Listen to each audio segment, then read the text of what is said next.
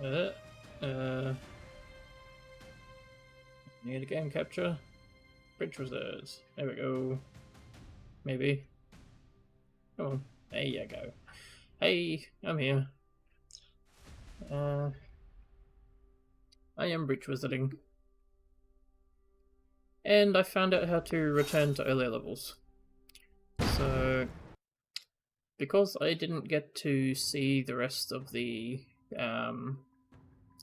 stuff that was in this mission, I'm gonna go here. And I'm going to just quickly run through the mission and listen to the tapes that I've missed.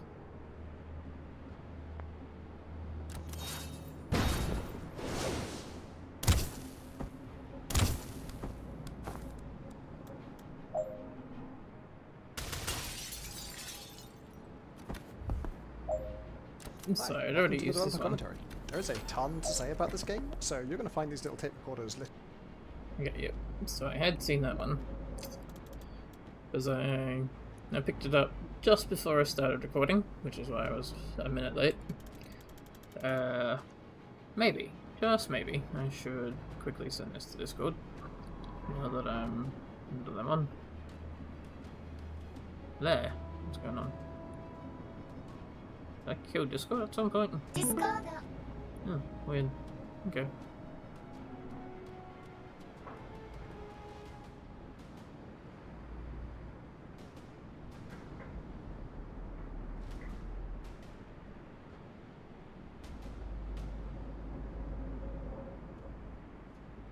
And maybe I should make that a 3, because this is video 3 now. Haha. There we go. Okay. Right, moving on. This is all the start stuff we've seen it all. Whoa.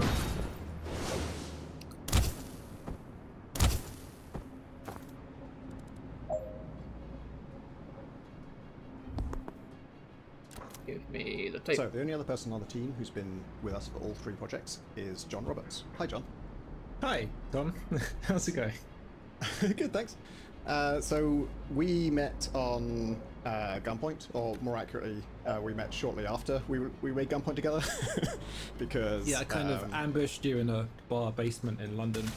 Yeah, I was showing Gunpoint off at an event called E2, which is sort of an E3 alternative. And somebody came up to me and said, "Are you Tom Francis, designer of Gunpoint?" And I said, "Yes." And they said, "I'm John Roberts, I'm the artist on Gunpoint." We had never met, never even spoken. It had been entirely by, I think, email back then, wasn't it? Yeah, like literally zipping up files and sending them to you for an entire project, which is wild. It was a different time. And then, yeah, I was a fool because I assumed when I started Heat Signature that, well, this is a totally different art style, it's not going to be pixel art again, so I should just throw out an open call, see who's the best out there for this particular project. And turned out it was you again. Your sample was by far the best. And so when it came to Wizards, I think the job was definitely yours if you wanted it. But even then, it sort of started a little bit. This is a fortune cookie box. Unusually, didn't it? Where I was just noodling on this project, and I made something, I think, and I pitched it maybe to you, and then you started sending me concept art for it. Yeah, there was like a slight point around Heat Signature where I was like, oh, maybe I will go off and, you know, do something on my own or try my hand at something else. And then when you were showing me the prototypes for Wizards and the name Wizards and all the jokes for Wizards, I was like, no, I'm just going to force my hand here and start sending you stuff. Yeah, it got to the point where I think I said, look, you seem to be making art for my game. Would you like to be paid to make art for my game? I was like, oh, that's a bonus, actually. I was going to do this anyway. Yeah, I mean, that's indie game development at its best, isn't it? It sort of feels like I would do this if I wasn't getting paid for it, if I had the time, and getting paid for it is just a nice cherry on top. Yeah, man. You better talk in a ghillie suit.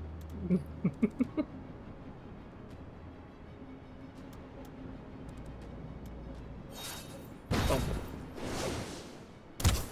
Oof.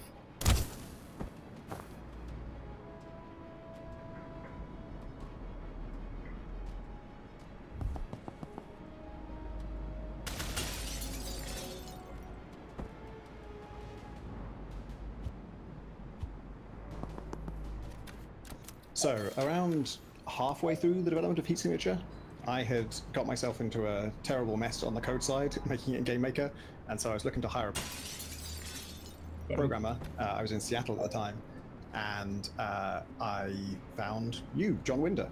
So you joined during Heat Signature, and you've stayed with us for Tactical Breach Wizards and very much taken the lead on the code side of things. What has been different about Breach Wizards versus Heat Signature from the code side? Well, the biggest difference is that I came into Breach Wizards at the very start instead of at the very end of a project. Yeah. So I've had a lot more work designing how we structure our code and how we get things done. This gun was floating for a minute there. Yeah, I think that's probably been to the project's long-term benefit.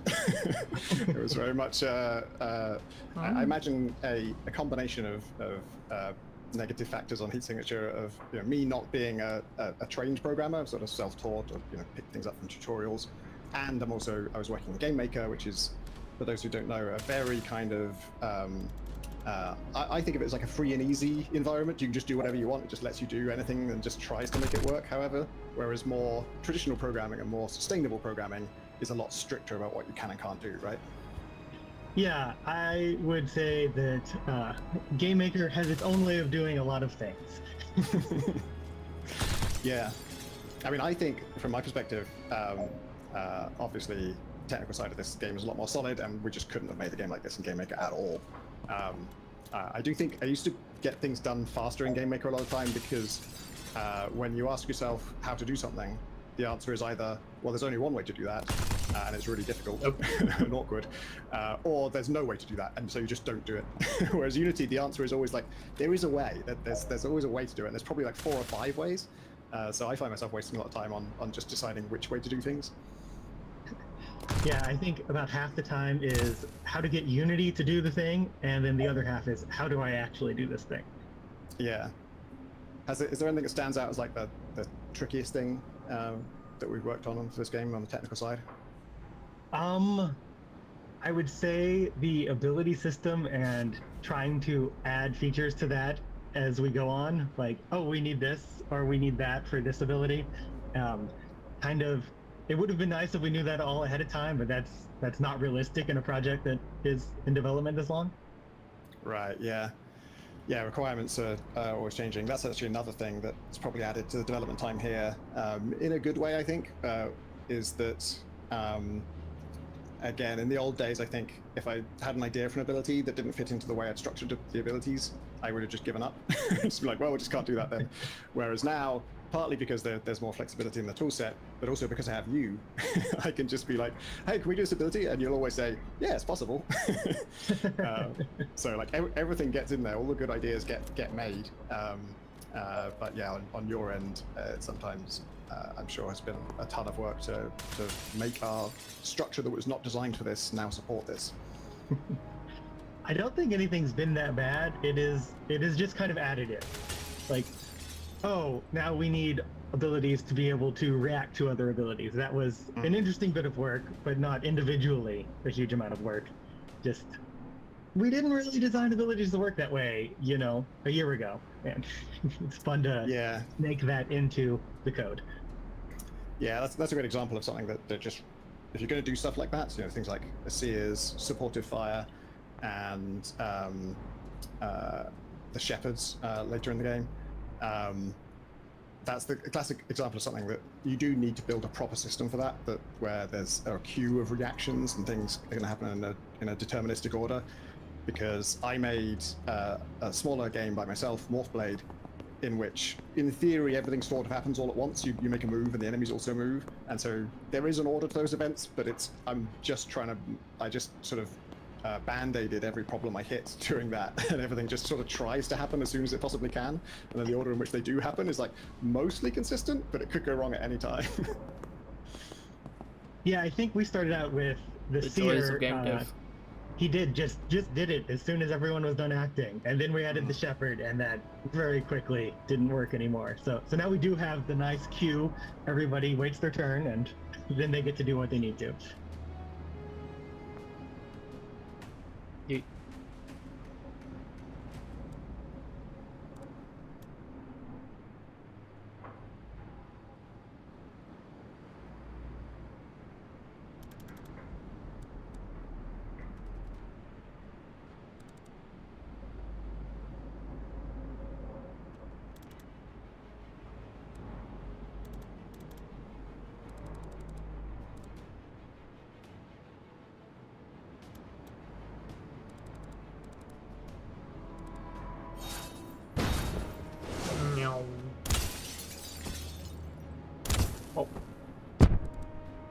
the Vic.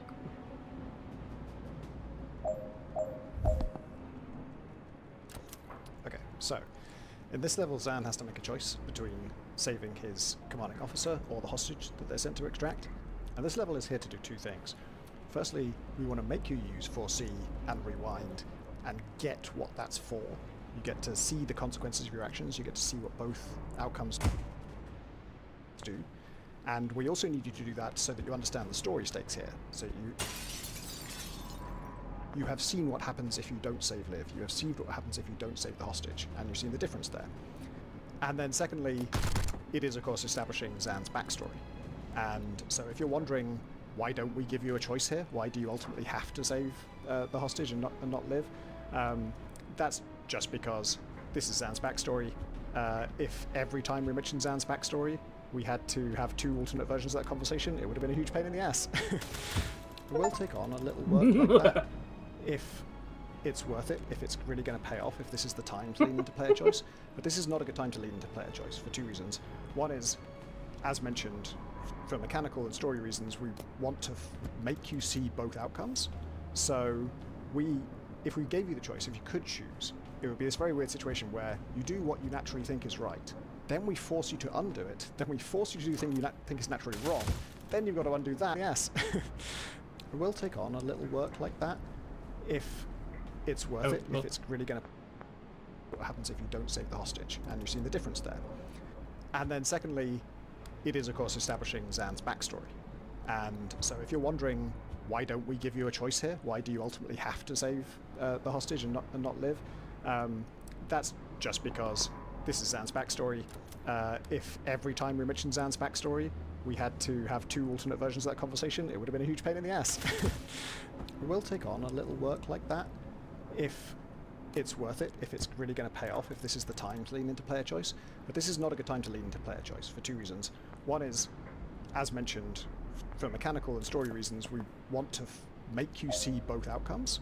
So if we gave you the choice, if you could choose, it would be this very weird situation where you do what you naturally think is right, then we force you to undo it, then we force you to do the thing you think is naturally wrong, then you've got to undo that and then redo the thing that you think is right. And so ultimately we do something a bit like that with the forced solution, but doing the extra work to make that a choice would not have really paid off, because you would still have that slightly frustrating experience of, oh, I have to do it both ways. And then the other reason that it's not worth leading to player choice here is how this works out in the story.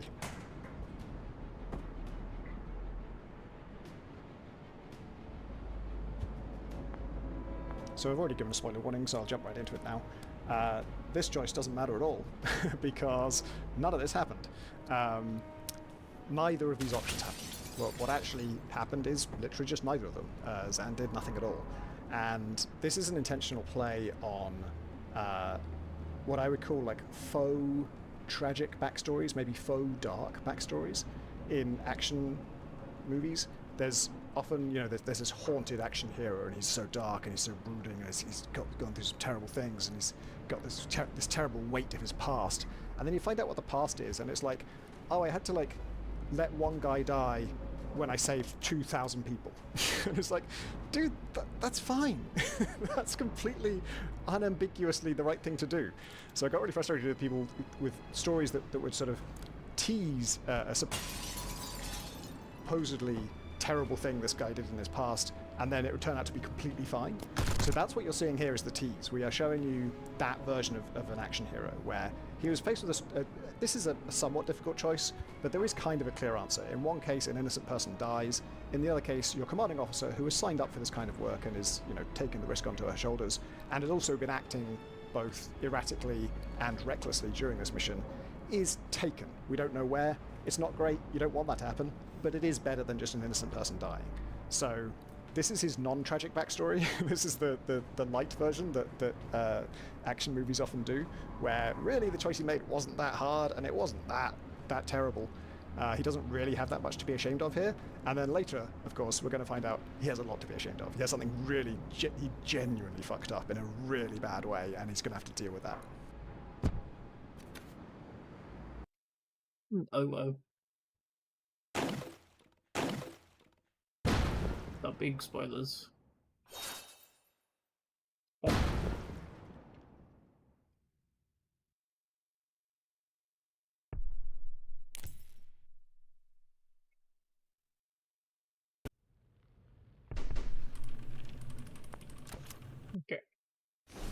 No, is there a...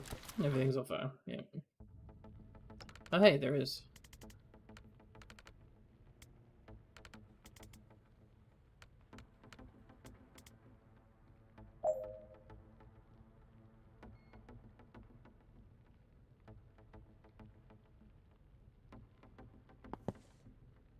So you've just met Jen Kellen, the freelance Storm Witch, and she was arguing with the police chief. That scene has kind of always been the start of her story, but there was a time when she was called the Witch Cop, and she The Witch was Cop. a cop who was just being fired in that last scene. We moved away from that for a few reasons. Mainly, her clash with the department was going to be about their use of excessive force, and no matter how we handled that, it was going to be a very brief and kind of surface level featuring of that topic, because that's not what the game is about. The game is going to immediately move on, go to a completely different country. Everything else in the game is going to be about something totally different, and we'll never return to that topic. And that was just such a big, heavy topic to take on and then deal with lightly or briefly or cursorily. So that just never felt right, no matter how we did it. But I still really loved Jen as a character, and I wanted her to be an investigator. I wanted her to be the brains of the operation. And I realized if she was a PI, then she still gets to do all that stuff. And it also still makes sense to start her story with an argument with the chief of police. Like, that's absolutely a thing a PI would be doing. And once we lent into that, and John Roberts redesigned her look to suit that, she just immediately felt more Jen. Like, this just feels more like the character. You know, she would be very self-styled. It doesn't make sense to have her wearing a uniform. And she's also an underdog. You know, she's someone without authority. She's someone. She's not even a full private investigator, canonically.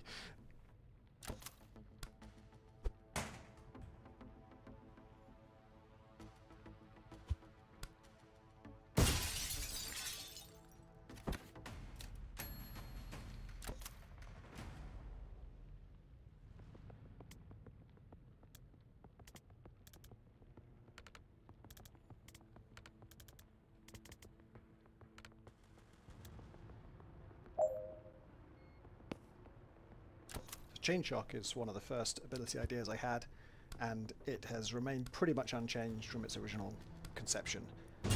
Obviously, Chain Lightning is an idea as old as the hills, but in a game about knockback, and a game specifically about knocking people into particular things or out of particular things, it felt like it would be really cool if the direction of the bolt coursing through people mattered, because then even with the same set of targets that you're going to hit, you could hit them in a different order to have different effects. The only slightly tricky thing, and this wasn't specific to Chain Shock, but one of the first challenges we had to figure out with this game is where on the spectrum are we going to fall between the sort of simulation-y end of the spectrum with XCOM, where everything is line of sight based and sort of looks like a real situation, it's a simulation, and Into the Breach on the other end of the scale, because although Into the Breach wasn't a thing at the time that I came up with the idea for this game, by the time we started working on it properly, I had played that game, loved it, definitely informed some of our thinking. But that is basically a board game. Like, it is, all the rules are abstracted. It's not a simulation at all. Everything can only happen in 4 directions. Everything can only deal 1 knockback. Everything can only operate in these very limited ways. And I didn't feel like that kind of level of abstraction would feel right for this kind of modern military vibe. But at the same time, I did want to break things down into very clean and clear grid squares and have the game logic be as chunky and clear and satisfying as possible. No sort of fiddly edge cases. And so the problem that creates is if you can target anybody, even if they're not in a 4-directional line with you, and your attacks can knock people back, how do we resolve someone getting knocked back at like an angle of 12 degrees? Because they have to land on a grid square, and grid squares are going to be, you know, one grid square will be 0 degrees, the other grid square will be 45 degrees or 90 degrees. So is that acceptable? You know, it's not hard to do the maths there, you just round it to the nearest tile, but is that going to feel weird? And the answer was basically, nah, it's fine. Yeah, it's fine. Yep, pretty much.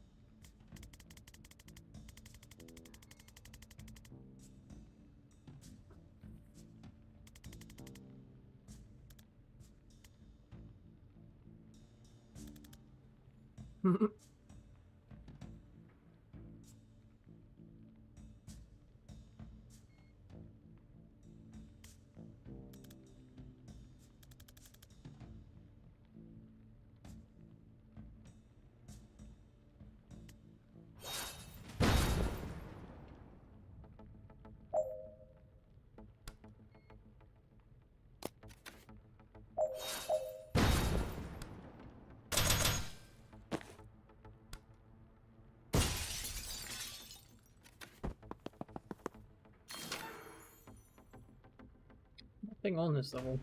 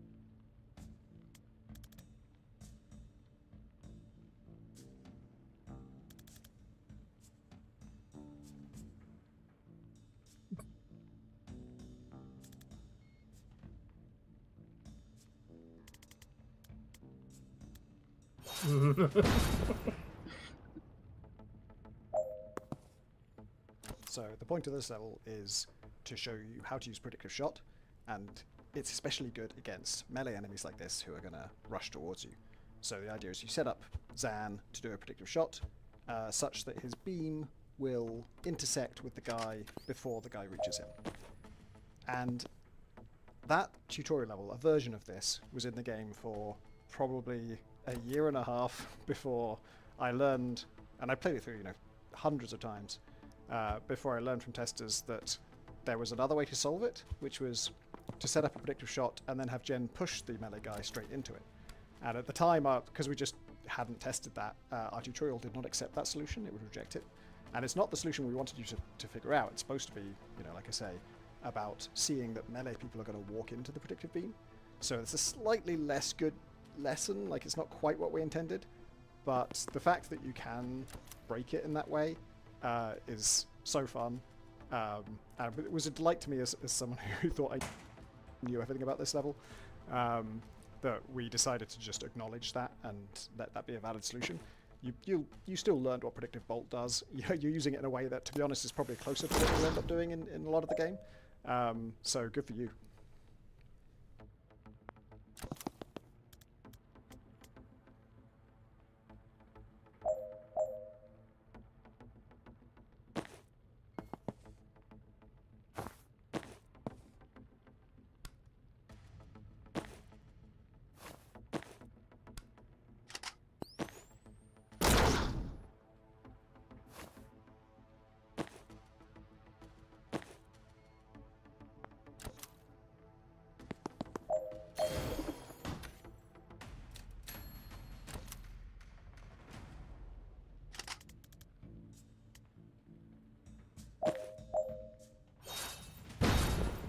And out.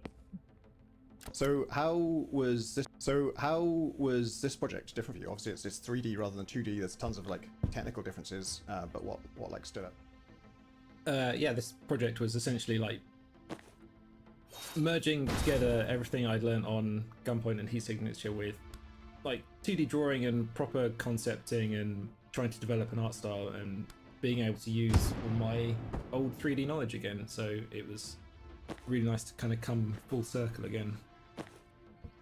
Yeah, I mean, that was extremely lucky for me too, because the chances that the artist you work with for the pixel art game and the artist you work with the 2D non-pixel art game also happens to be able to do all aspects of 3D art is pretty 1 in a million.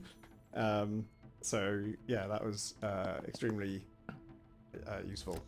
Well, the way I get through life is by being unexceptional at many things. I think I would strongly disagree with that. So what about the art style for this game? How did you kind of zero in on that? I knew I wanted to be 3D. We were looking at 3D engines like Unity from a very early stage, and I had two things in mind. One, I knew if it was just going to be me on the project, or principally me, we could not do a very high fidelity, realistic look. We didn't really have time for me to go off sculpting high-res things and baking and creating intense, lush environments and stuff. And I think the other thing was that I was kind of obsessed with the low poly movement.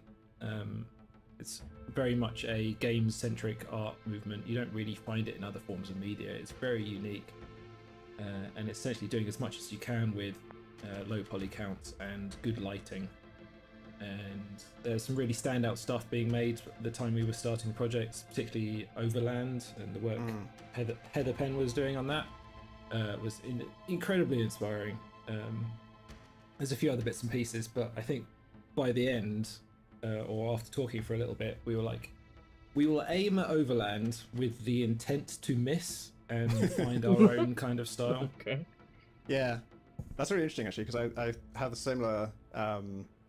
I've sort of learned to have a similar attitude with design, where like I made a side project called Morphblade, which is directly inspired by Michael Bro's Imbroglio, and I set out just to copy Imbroglio and fix one thing, and it was never going to be really a game that I would release or sell. But then along the way, I just naturally made it almost every decision differently. It was just like, oh, it shouldn't be like this, it should be like this. I'll do it like this. And so you don't really have to worry about it coming out distinct, because it just your style and your sensibilities will come through. Yes.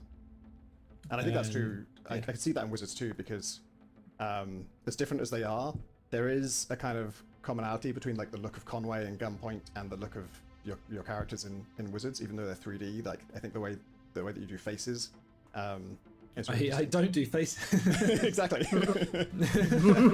But no, I really like that. It's because there is an art to drawing. To rendering less of a face and still having it feel like a face and not abstraction look wrong. Yeah.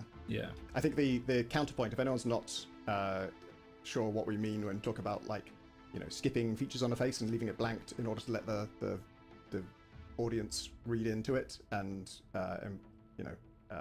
project the right expression or the right attitude. The counterexample is Max Payne, who is wearing the most specific, extremely detailed grimace at all times. Yeah, when we started, the camera was fairly well locked overhead. It was very XCOM camera all the time, and at the kind of zoom levels we were at, our characters were initially like much lower detail, and that included the face. And then over time, we started zooming the camera in for like dialogue scenes and little cutscenes and stuff. And so as I kind of iterated on the characters, I kept adding like a little bit more detail, a few more extra polys, so things weren't really kind of angular and janky. But for some reason, I just didn't want to add features, partially out of laziness. I didn't want to do face animation or anything like that, but partially because it didn't feel like they needed them, weirdly. Like you had a bit of face furniture like beers and glasses and stuff, and that Face furniture usually felt like enough. Yeah, absolutely.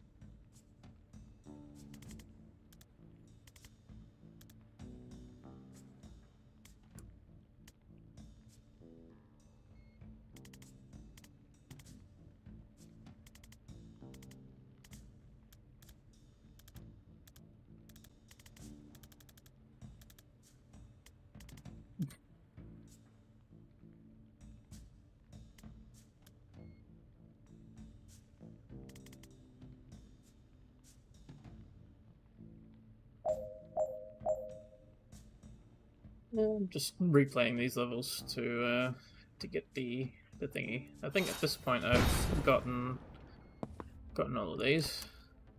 So, John, do you want to talk a bit about the look of? Yeah, I remember this one. Alright. So I can go back to my menu, and hopefully I can skip forward with the mission select back to where I was.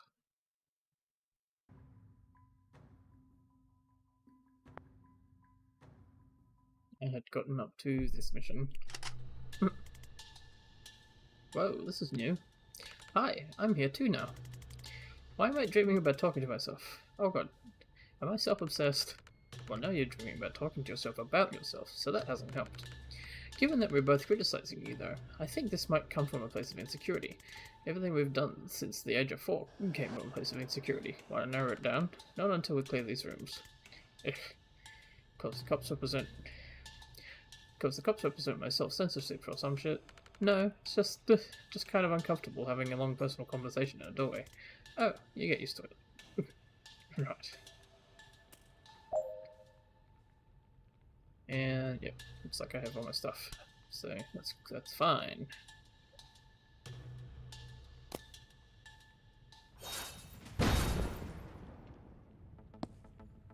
I don't So know like if this. at the time when we introduced the idea of dream missions in general, if you already knew or had the idea of the anxiety dream levels in the story as well. But to me, that forms a big part of the kind of character of this, where the story goes, and playing into the insecurities of the characters and all that kind of stuff. No, we didn't have that planned. It was very much dream training came first, and then I think in one of our meetings, several people have suggested, including some testers, the idea of like having some dreams that do have dialogue in them and do have some story relevance. And yeah, the idea of fighting alongside yourself was, something you obviously can't do in the real world, but it has unique tactical consequences. And so the idea of that, plus the idea of a dream with talking in it, had me thinking, well, this would be a very introspective dream. This is someone talking to themselves in their dreams. And it became the perfect place to get into the individual arcs of those characters. And in fact, it was a big debate point of like, we sort of put so much onto those that then they became kind of too good to be optional stuff. Not too good, but just too core to what the game is. We're thinking, all right, so they're tactically interesting because it's copies of the same character, and they're narratively interesting because they dig into the character's backstory in a way the rest of the game can't. So, like, what is it that's keeping them out of the main critical path? Like, why are these optional? Why would people not want them? And so we ended up putting them in the critical path. But it still remains a little bit of a question mark for me as to whether that was the right thing to do, because they are weird. They're like loyalty missions in Mass Effect, I think. Those are optional in Mass Effect. I think they're the best part of Mass Effect usually, so you do want to do them. But at the same time, for the narrative like momentum, they're always going to feel like a detour. So it's a tricky thing to solve. Oh, that's interesting to hear from you, because I've got to say, I think some of the dream missions in the campaign are some of my favorite levels in the game. I won't spoil them, but like, yeah, there's definitely some highlights in there where the kind of bonkersness of the dream stuff combining with the kind of character stuff is like peak Reach Resist to me. Particularly one, which I won't spoil. But can you say whose dream it is that you're talking about? Oh, it's Zan's. And right.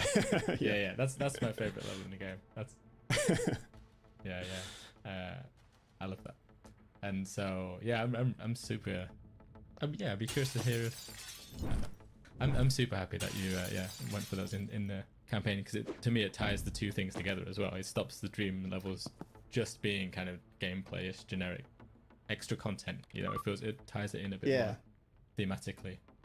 Yeah, it's a good point. It sort of slightly digs me out of the hole of like having declared all these things completely irrelevant story-wise, and then we get to say, actually, they're a little bit relevant. There is a connection.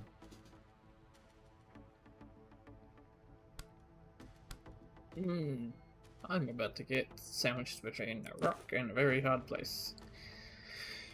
Can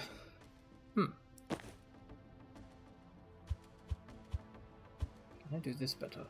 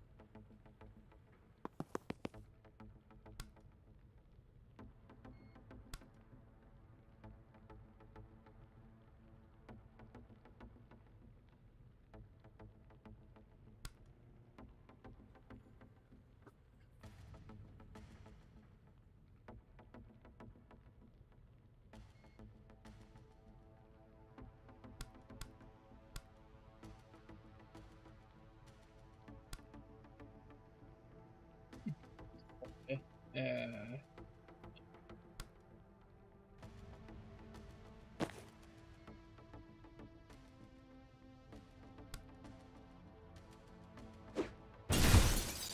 it definitely looks like the best shot there.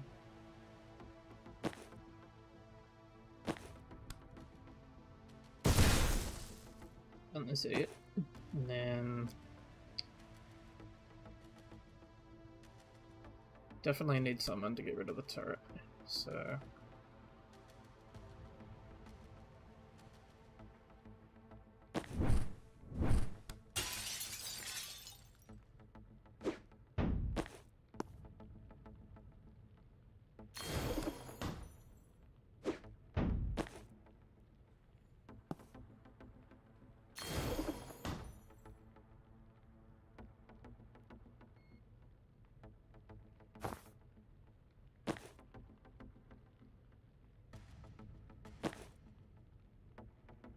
don't think I can get all the way to him if I do that.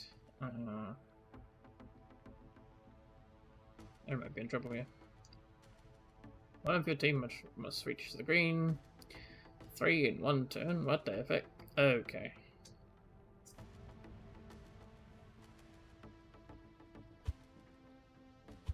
Defenestrate 3 in 1 turn. There's only 2 dudes. What are you smoking, game?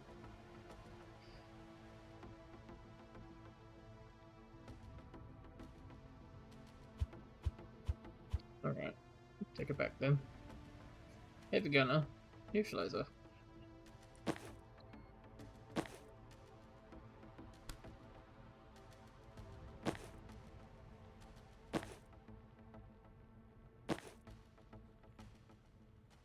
Can I... if I bring bridge... oh, right.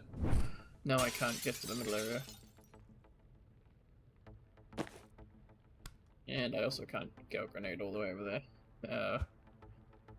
Take it back then.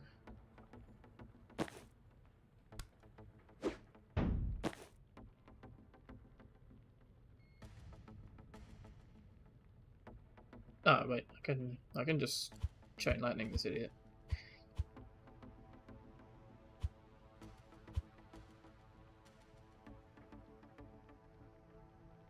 Still leaves the turret though, which is landlocked. So I can't knock this turret anywhere.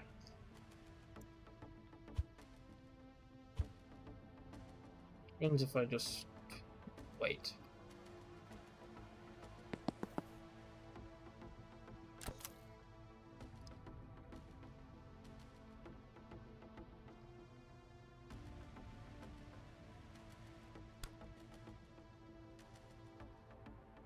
I like bully this turret.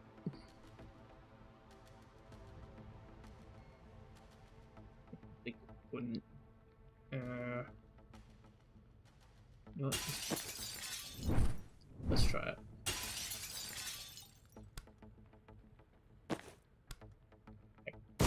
I hit the turret. It's just 1 damage. Yeah.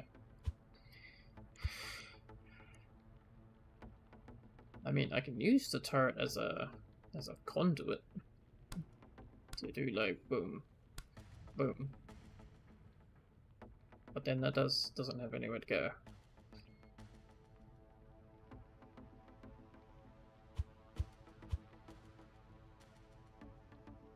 Okay, you know what? Let's just go here.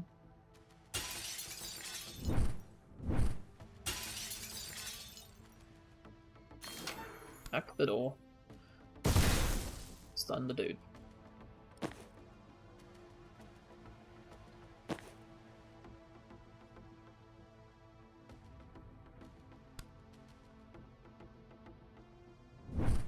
Oh. Right. I only have two broom breaches. Okay, that case. Do I have a line of sight here? No, I don't. If I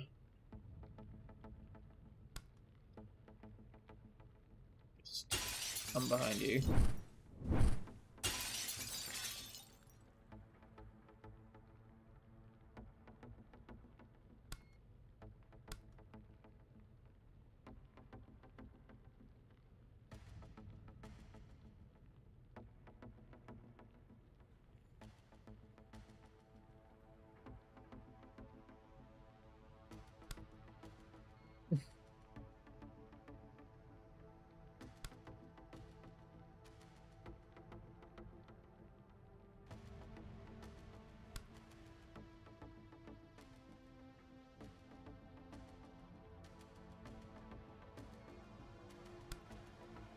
There is going to be 2 more dudes. So if I just delete this man right now. Something like so. 1 breach nade here, and 2 breach nades here. And then, oh, I'm going to need to burn one to get the extra movement. And hack, so that I don't get set up. Can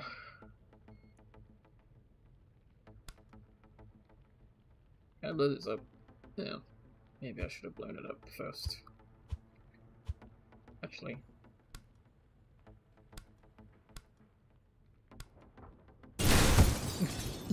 Dink dank donk. There we go.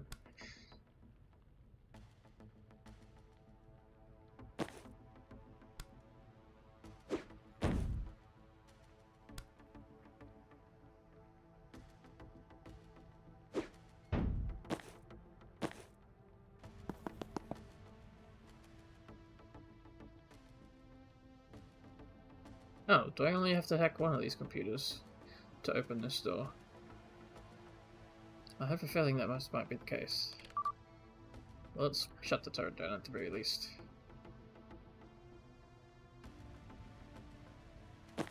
And then get into a position where I can send this man into the shadow room.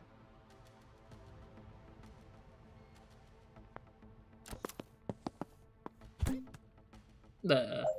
Okay.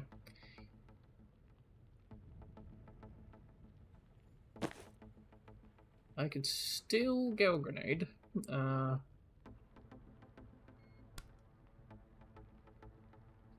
Do some funny business, like this, and like this, and then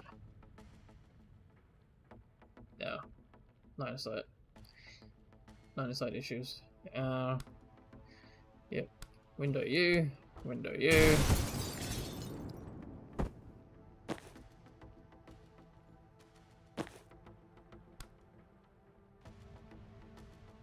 Okay, yeah, I can just window U.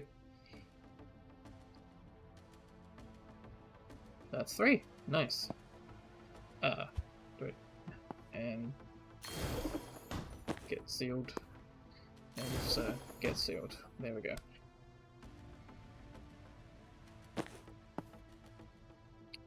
Oh yeah.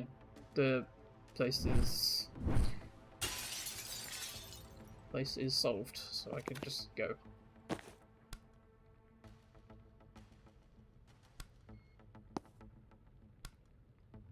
The place is secure, so we can just leave.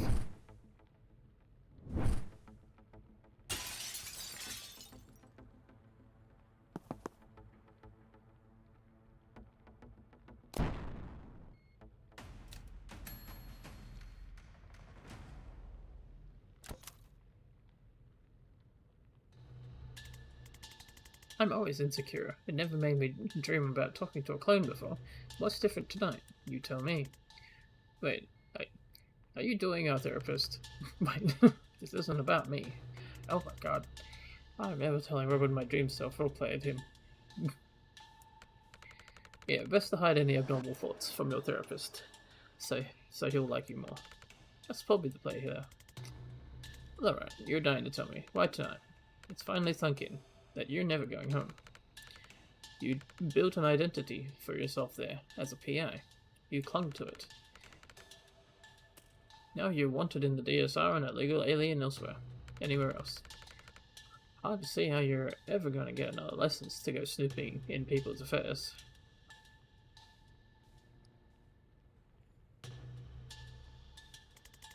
Could do it off book. How would people find you? Word of mouth. Whose mouths? There'd be mouths. I'd find mouths. I want to stop saying the word mouths. Maybe I could make cheese? Illegal cheese. Yes. That's your plan? Yes. Okay. I wouldn't say being a PI was my identity. Last time Daryl brought in a mouse, you opened a case file. You wear your license when you go for coffee. And Banks is the first person you've met in a year without telling them you're a PI, only because she was in the middle of murdering someone at the time. Even then, you gave her a business card on the ferry, I remember. Let's just get on with this. Oh.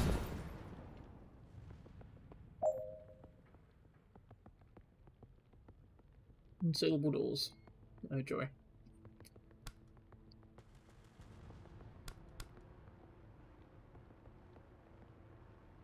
Okay, so this is just a kill old dudes and don't suck at the video game kind of moment.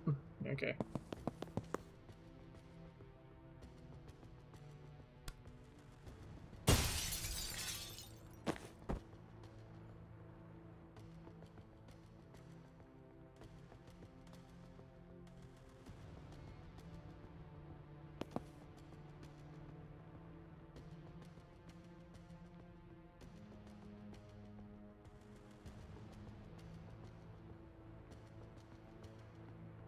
Illustrate at least 100% of the hostiles you take out.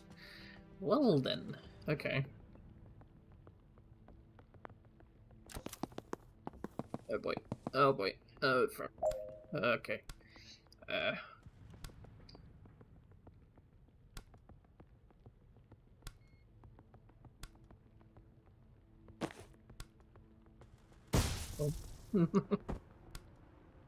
Let's just chill and wait for this guy. Boom.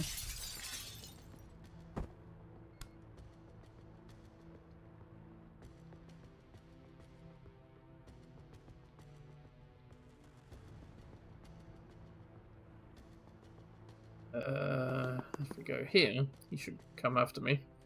And then I can bada dingus him. Oh no. Ooh, okay, he's smart. Damn. Actually, no, he's not. Go to space.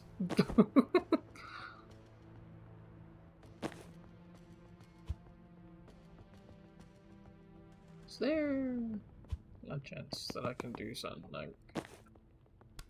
like a so? No, that'll just reflect. No, okay, no good.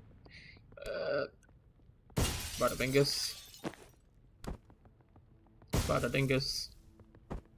Actually, I should take this back because I do want them to come around this corner so that they're closer to a window. Bada bingus.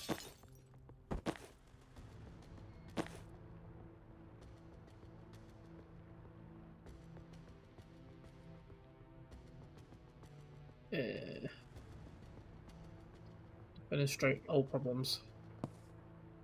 Okay, you can still hit me from there. This should do, hopefully.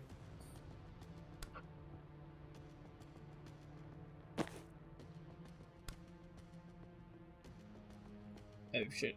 Okay, I'm getting a little bit cornered here. Yeah, I might have to go the other way. Bada bingus then.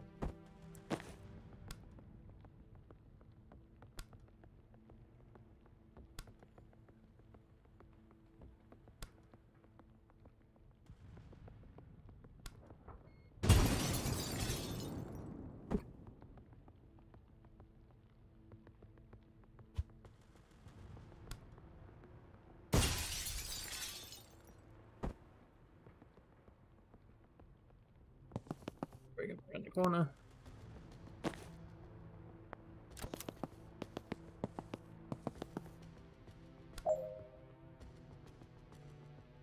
Send you into him. You're not gonna go all the way. Yeah.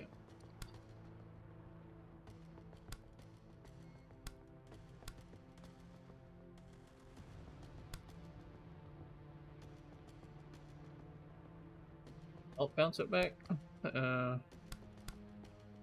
Beep up.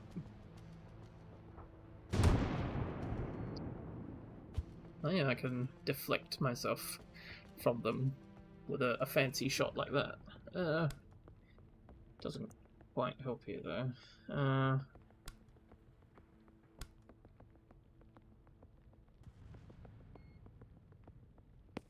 guess I can go around here.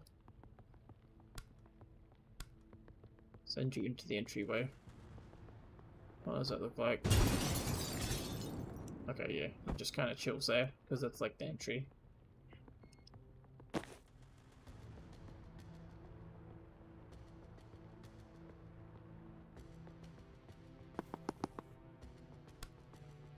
Boop. All the windows. All of them.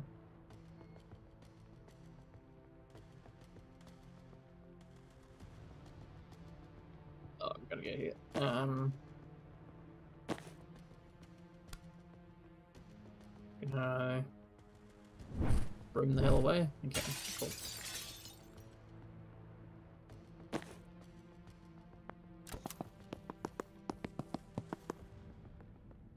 Yeah, frick. Okay,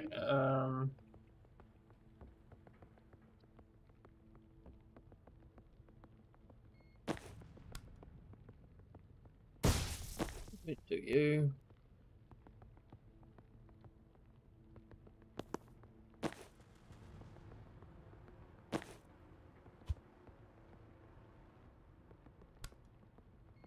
Don't have a chain lightning. Hmm.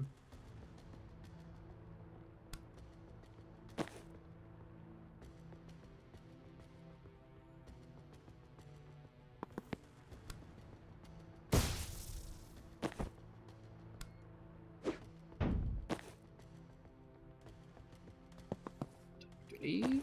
Okay, and then this might be another room breach myself away moment if I can.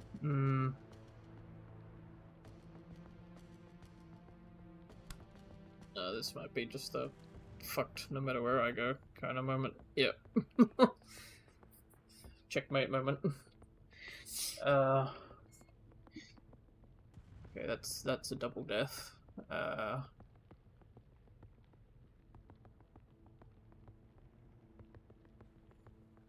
He's really set me up good, doesn't he?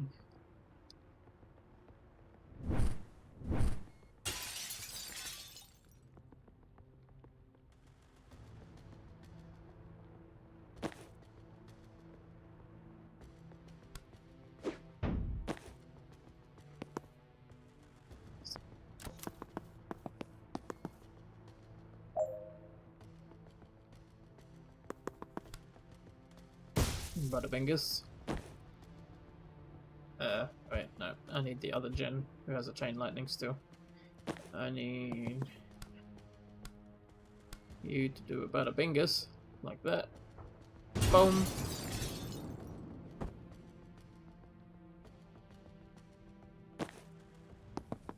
You. Kaboom.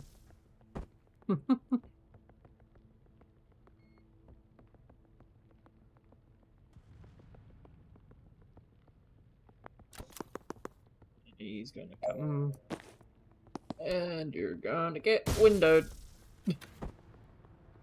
100% Windows winning.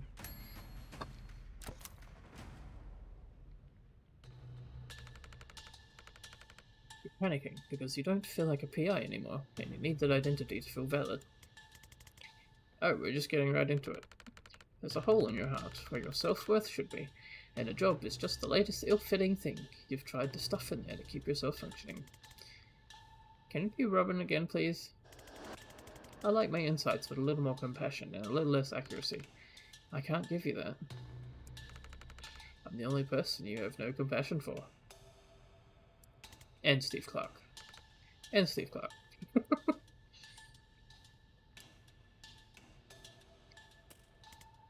Come on, I'm asking for your compassion right now. And I don't know how to give it. All I can do is fixate on all the ways you're lacking. Pretty fucked up. Hey, imagine if you treated anyone else this way, except Steve Clark. No, yeah, I got the lesson. I'm just taking my time failing to internalize it. Can we do something less stressful, like beat an angry stranger, to stop them sounding a nameless alarm in my mind? Sure, don't see any unhealthy symbolism in that. What the f... Oh, the alarm dudes? Wait, what?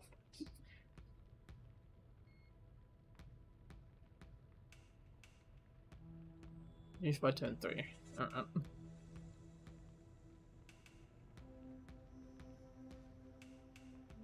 That's a lot of mana.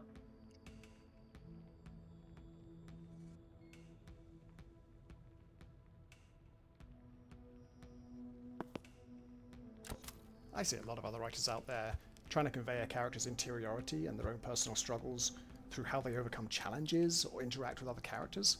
And I just wonder, have they considered having them all just have a magic dream about themselves? Because it does save a lot of time. This is a, military action game with a fairly intricate plot that we need to get through, and 4 to 5 different characters with their own little emotional journeys they're going to go on.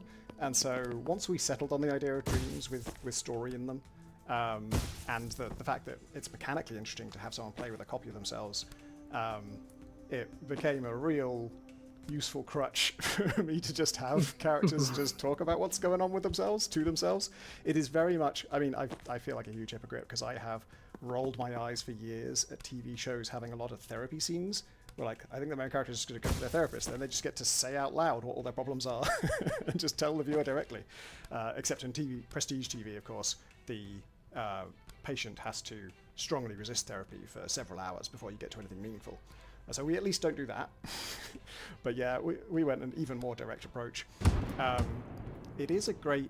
You know what, like, a more positive inspiration for this was there's a bit in Firefly where the whole crew get arrested and sort of taken aboard some spaceship, and all of them get interrogated separately. And so it cuts between all the different interrogations, and it becomes this brilliant character showcase. Like, all of these characters are very different in how they handle situations like this. And so you cut between, one of them being extremely surly, one of them like absolutely talking his mouth off, and that there's a few other things in media that sort of led me to coin the term character showcase. I say coin privately. Start using the term character showcase. Something where you get to just take each of your characters and put a spotlight on them and show how they would each handle the same thing. There's also a brilliant movie called Coherence that. I don't want to spoil it, so I won't say how it relates to this, but the notion of, like, how somebody's personality can be magnified in certain situations is very relevant there, and it really does a good job of showing how that changes a character. So those are 2 positive inspirations for the writing of Anxiety Dreams. I was excited about it because I did have a lot of interior stuff I wanted to get through that I was already wondering how the hell are we going to squeeze this in terms of in the middle of, like, urgently needing to stop a war. And also I just like the idea that this would be so different for each one of them. Like, Jen has a rough time with herself. She's just spiraling. Her other self is not a comfort. She's sort of freewheeling. Other characters in this story have very different attitudes to themselves, and you'll see that as you reach their anxiety dreams. Each one kind of has its own spin on it, both narratively and mechanically. The mechanical spin kind of comes for free from the fact that you're cooperating with yourself, but for some of them we did also go the extra mile and give them a mechanical twist that you don't have elsewhere in the game. And then, the story twist each time is meant to be not just a mirror to their personality, but a magnifying glass. It's whatever their idiosyncrasies are, they are going to be magnified by the fact that the only other person they can talk to is themselves here.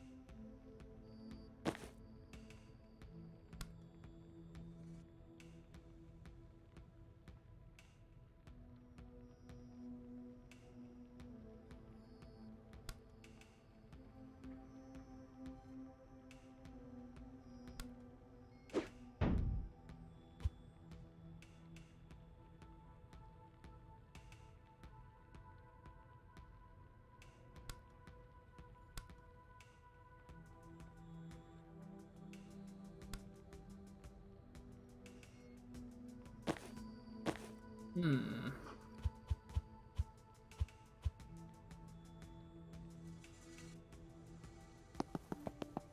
Going here gets me shot. Yep. Okay. I don't have a spare breach grenade. I mean, a gel grenade on here. Frick. I guess this gen should do it.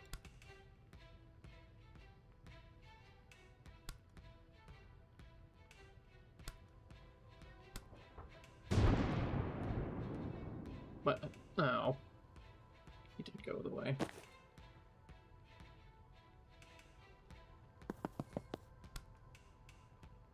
Damn it.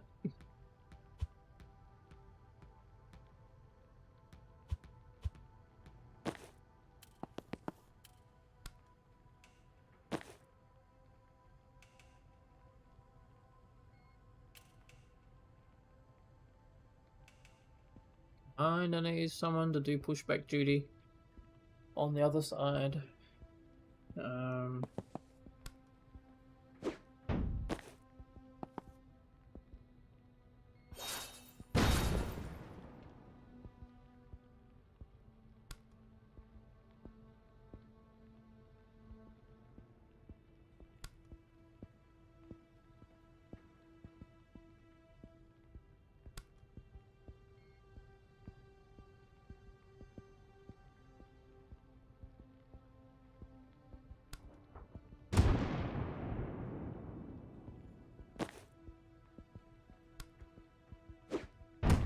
Fuck. Fuck.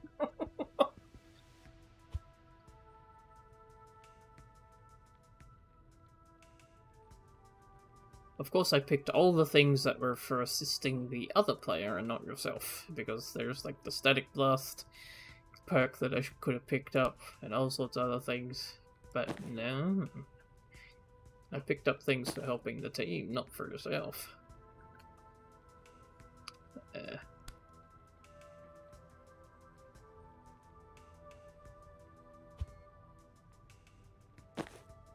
Okay, I don't have him in here, so I can...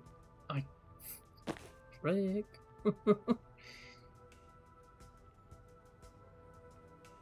Freak. Okay, yeah.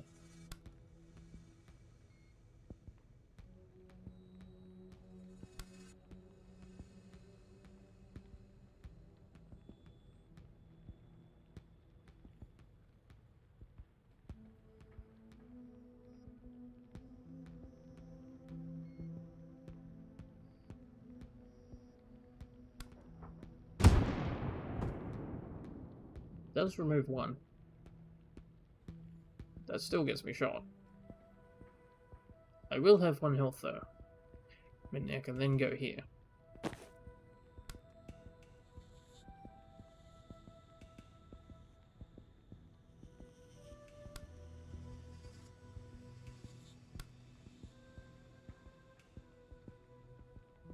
Can I just... There we go.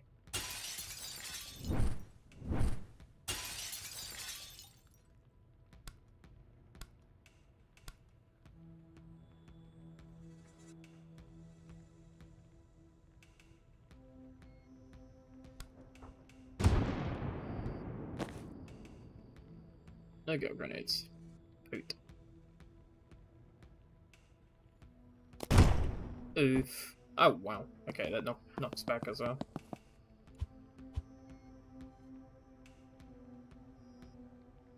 Yeah, I totally didn't see that. Okay, right, I'll just let the shot go through, I suppose.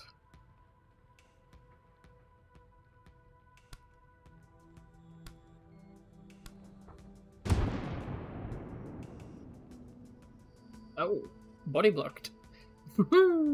Okay. Nice.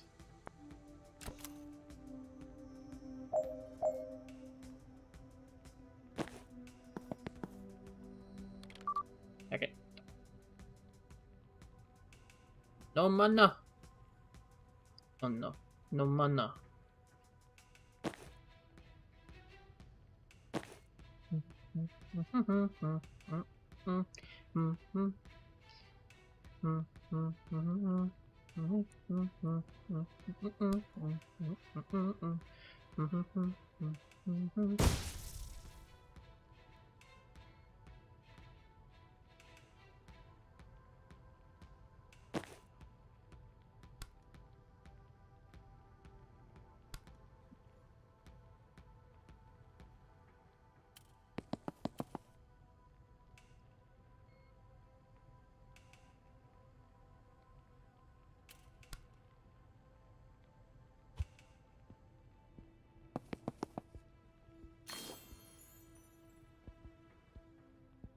This mana.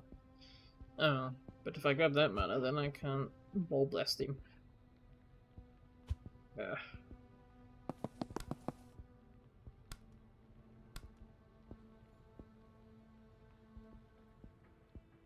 That's that guy fixed.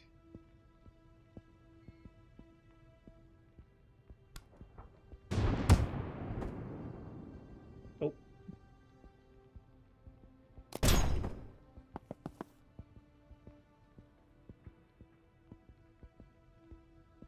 It's turn 3. Oh no! Fuck!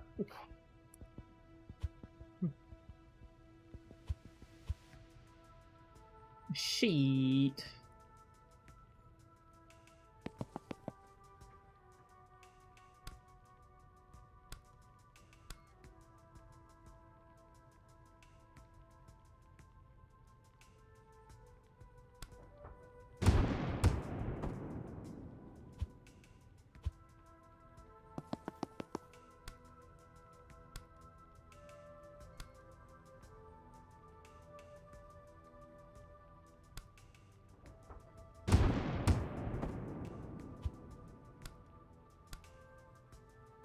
Damn it, the angle's off.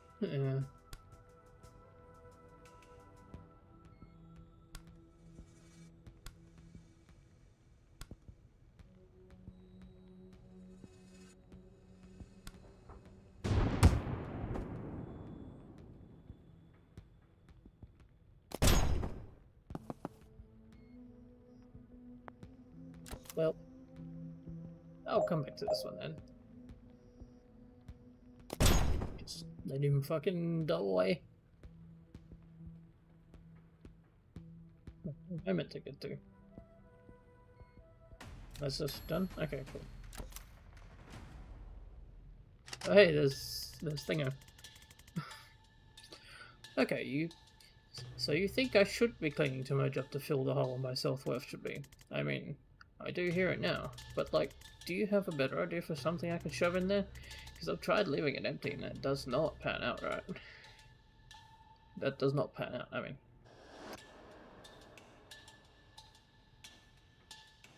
Does it count for anything that you're a fucking storm witch? Not really. I don't exactly feel special on a team like this. For what it's worth, and early beta, 87% of testers said you were their favorite wizard to play as. Are the fucking stage directors talking now? We've buffed the others since then, but you're also their favorite character as a person. Oh, that sounds like it would be validating if I could process it, but I'm not in the best place to shatter my concept of reality right now. Thanks, though. Don't you think that everyone deserves to feel loved, valued, and worthwhile? Except Steve Clark. Oh, absolutely. Except Steve Clark. So you should too, right? Sure, I'd like to. But it's like telling me, don't you deserve to make 80k a year? Maybe, but for some reason I don't help him. You're a nice person. You try to help people. I do. That doesn't make you feel worthwhile? It actually kinda does. For like 20 to 40 minutes, it's a nice feeling. But there's some kind of leak in my ego, and the validation drains out faster than like a Cranmorian. Alright, that's all I had. What? Those are all the reasons I could think of that you might be worthwhile. You shot them down really well.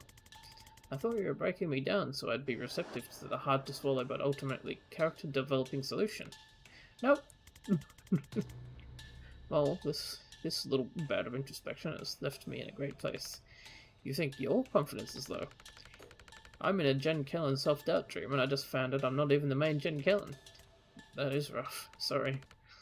Look, this might sound radical, but it might be you can't entirely solve your lifelong emotional damage by talking to yourself in a fucked up combat dream. Ugh. We could do some fucked up dream combat though, right? We absolutely could. Hey, look who it is. It's Steve Clark.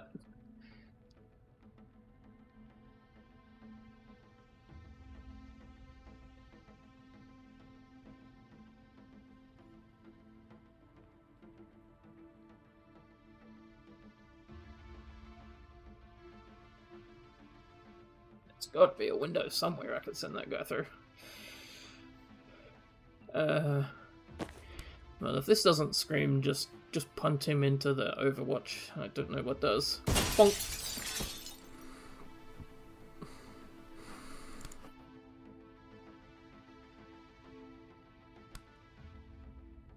So nowhere I can go gets me not dead by the traffic warlock.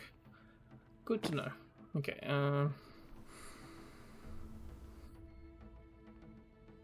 shower.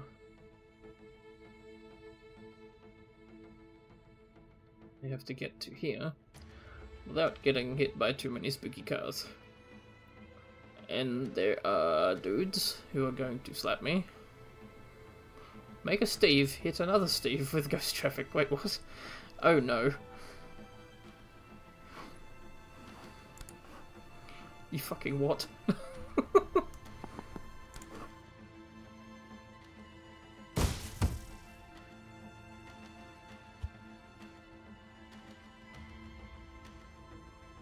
Well, that helps. None at all.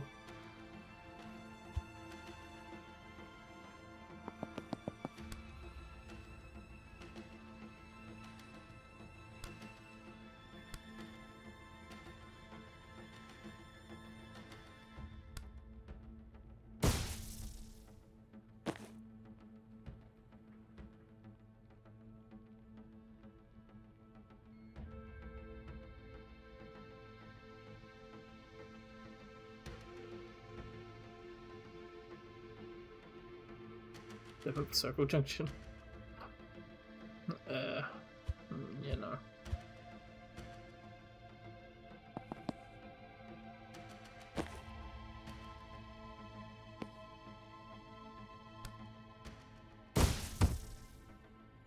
Ah.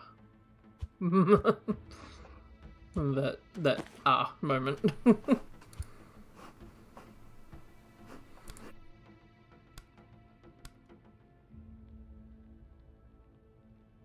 Where does this go? This goes nowhere. Will he still shoot, regardless?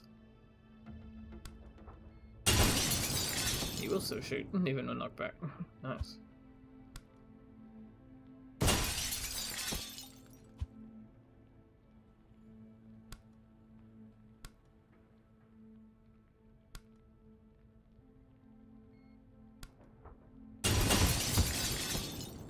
That's a lot of knockback.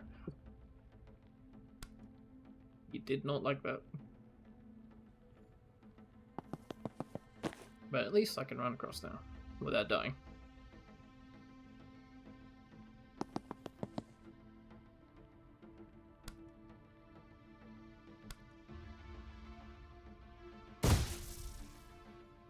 Yeah. Non-useful.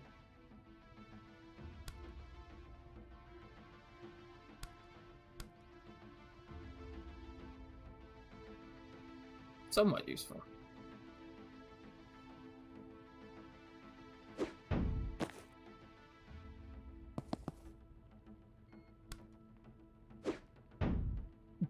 Got him.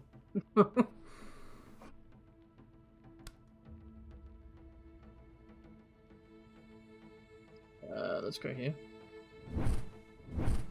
The two Steves are looking at each other when they come out.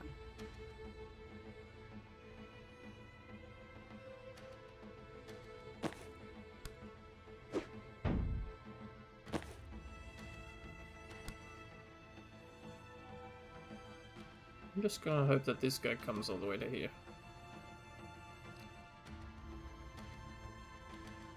Maybe I'll just line up with this and I'll just send it to him.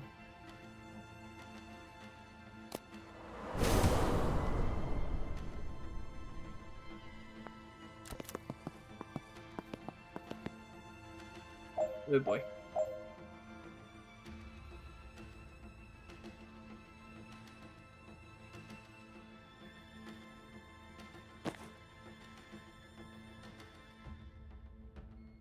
You are here. If I go 1, 2, you will still not hit the other guy. Great.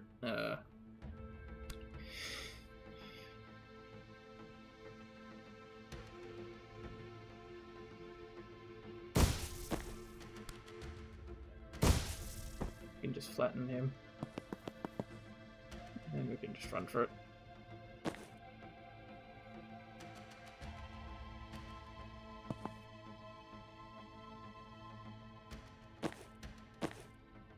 We probably don't want that many of him here. Oh, but I have no grenades. Joyous time. Absolutely joyous time. Frick.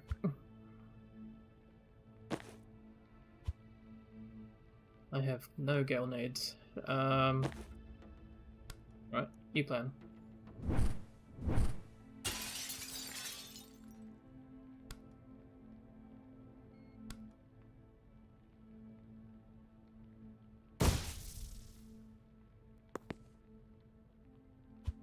Sorry. Oh.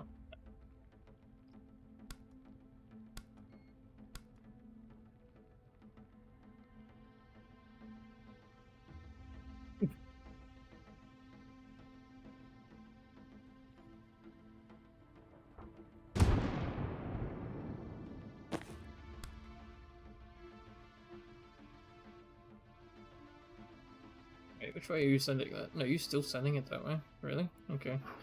There you go. Hit your friend. Okay, and then...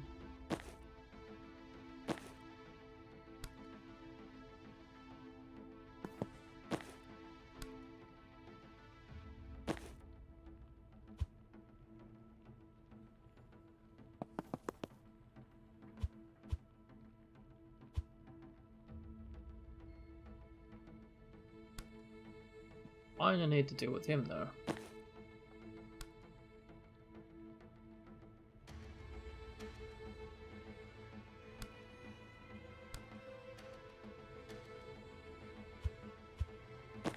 Can I do something like so?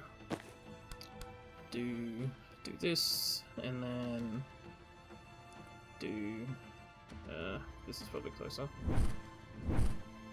Do this.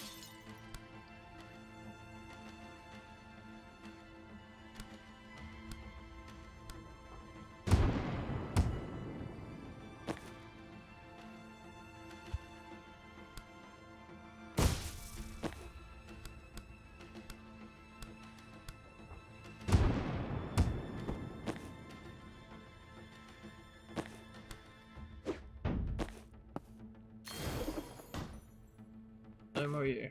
Okay, and right. I think this is acceptable.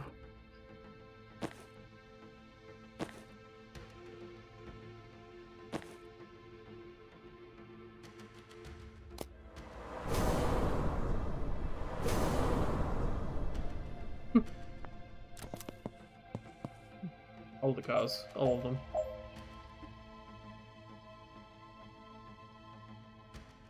He's really just throwing it into empty space, isn't he?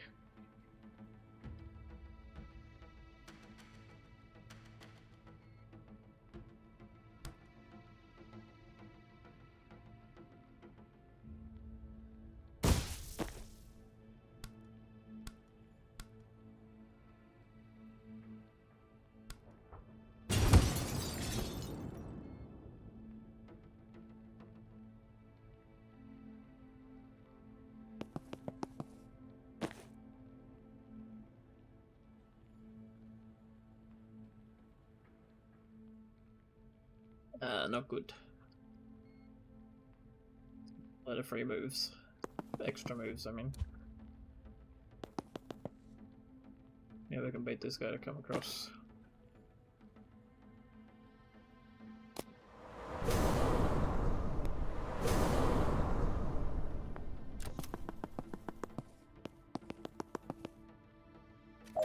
Okay, buddy.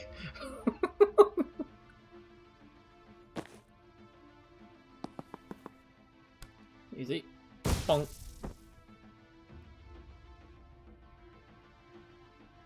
Why are you sending that? Here you go. Have fun. Oh, fuck.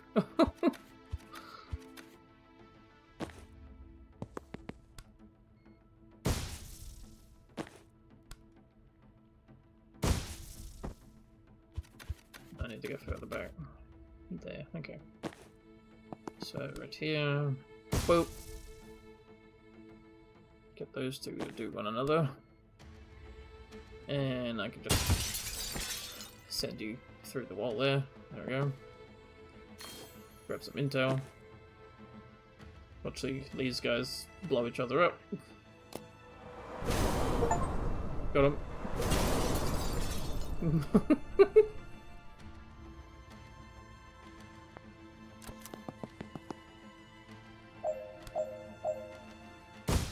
And then we just bully you. And run away.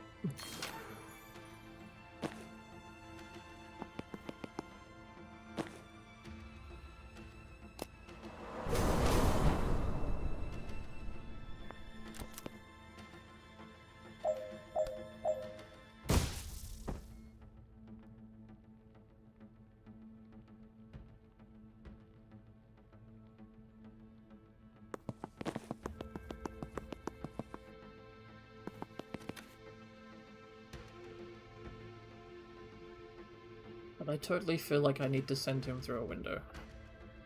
Oh well. Winning. Who needs therapy? Jen still.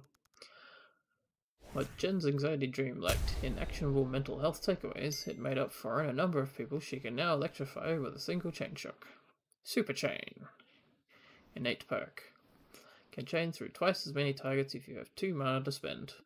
Damn. Okay. Unique perk get.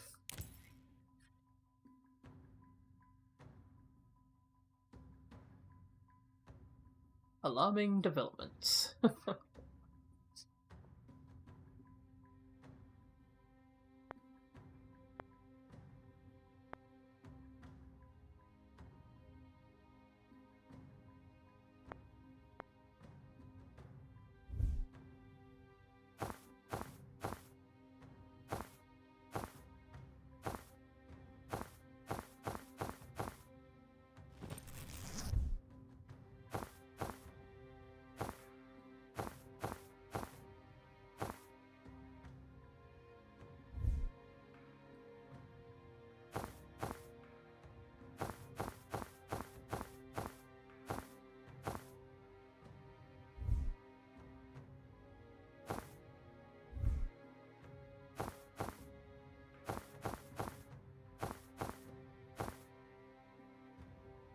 So, gotta get that. But for now, keep that. Dream time. Panic rooms.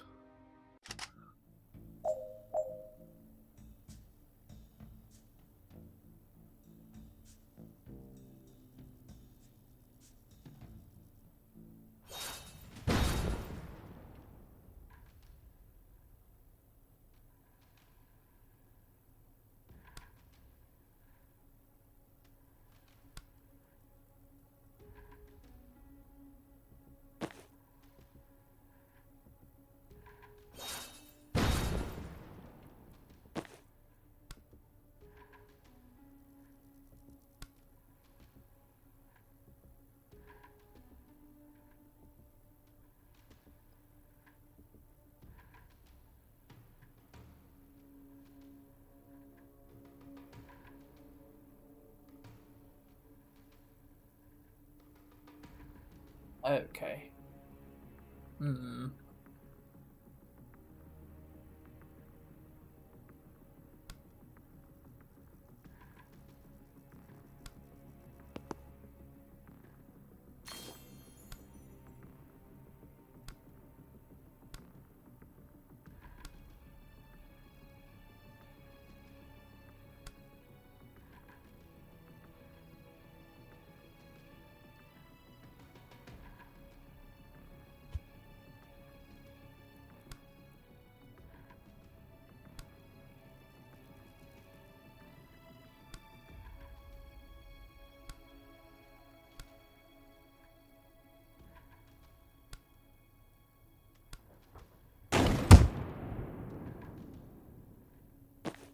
Well, dude. And then this guy's gonna die from the breach for good. And then...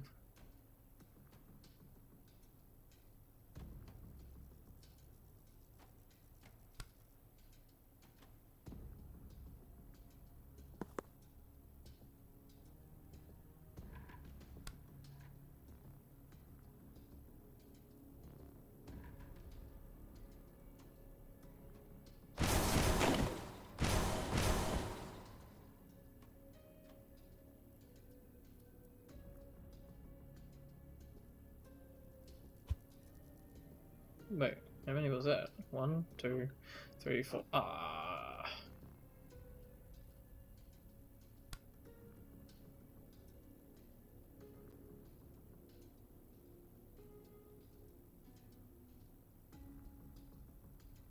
Okay, hang on. Hang on. We can finagle this. Come on.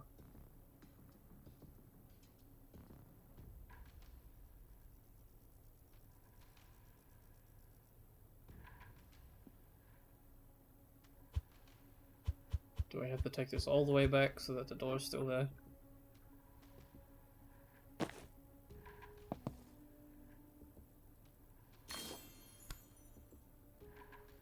So bonk, bonk, bonk, bonk, bonk, bonk.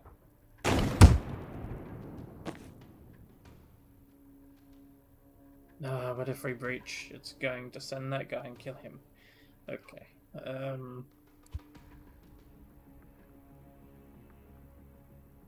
We send him first. There we go. Yeah, bonk, bonk, bonk, bonk, bonk, bonk. Okay, he's just dead. Okay. Can we then...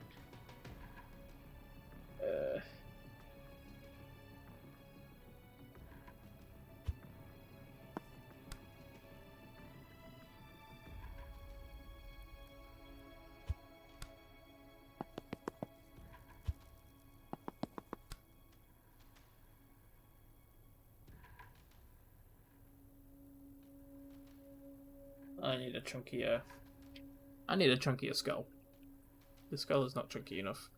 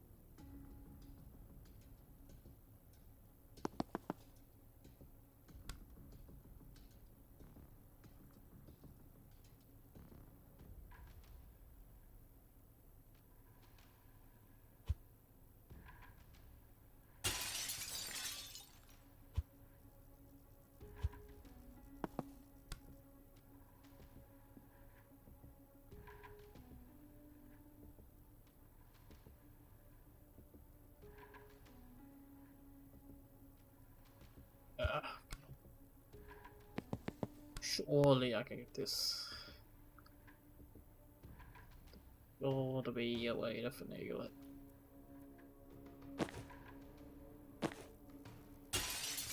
Oop. Keep accidentally poisoning myself.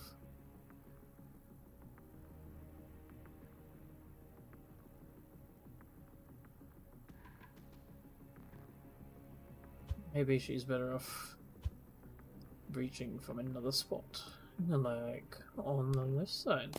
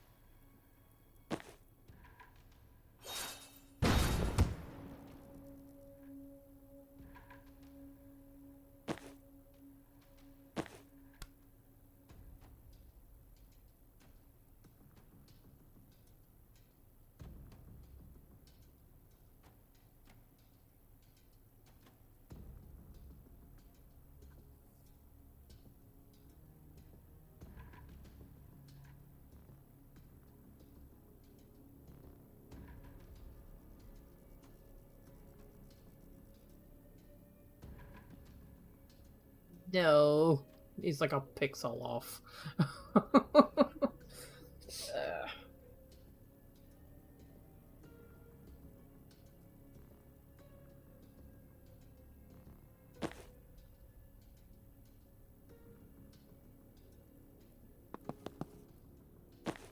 Where does this end up?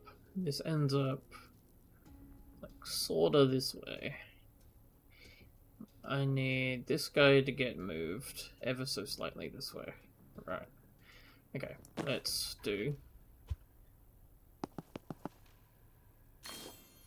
you.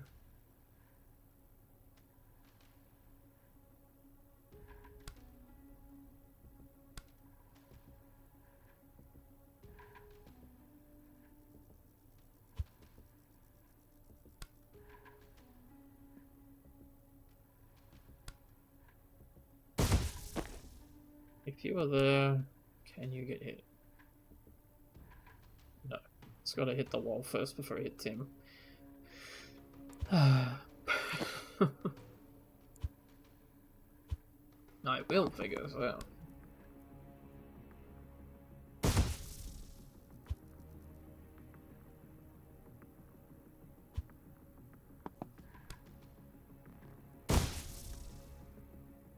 You went nowhere, Joy.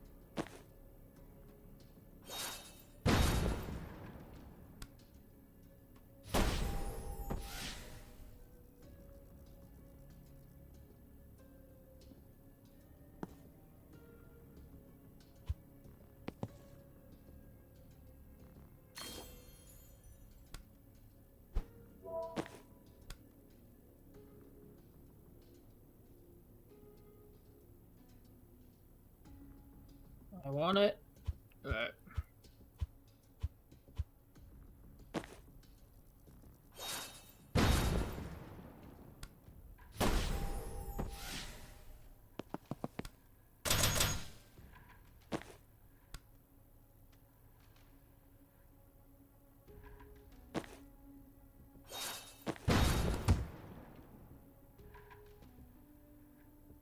Yes. Kablam!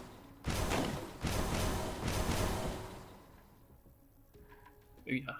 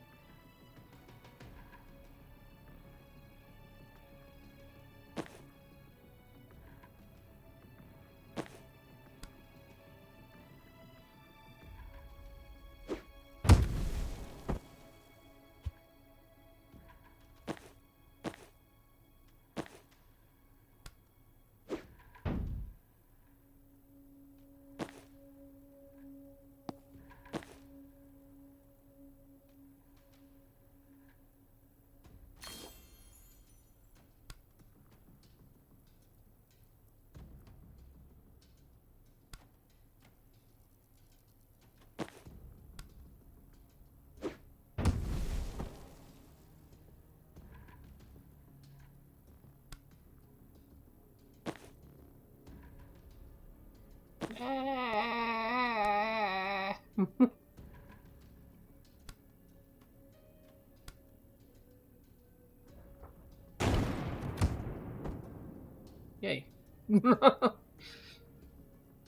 Double knockback because I chained it to Banks who had transference.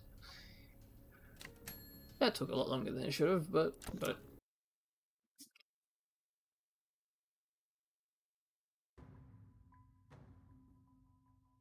A race.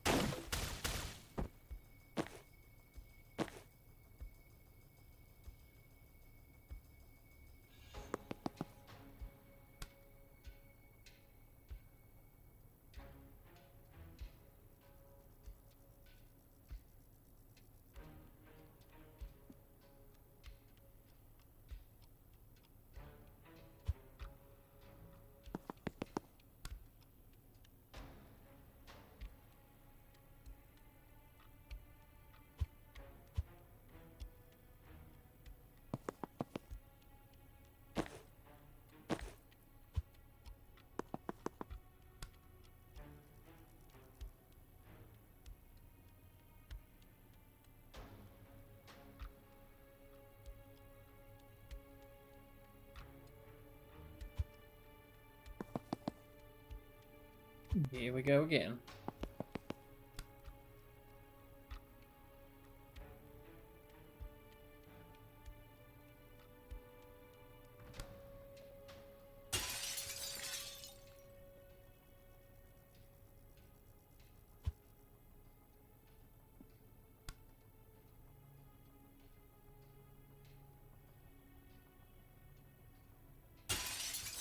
Oop. Oh, right.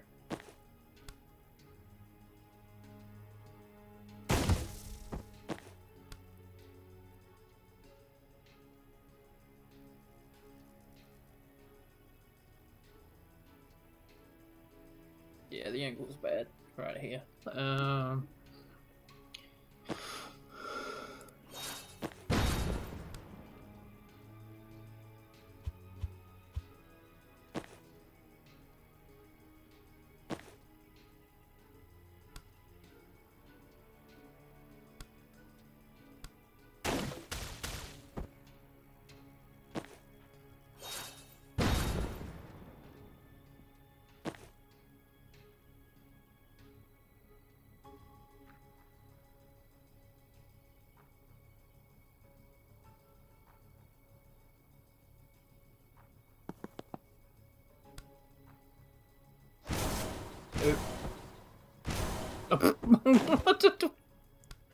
Not what I meant to do. Okay, get drugged.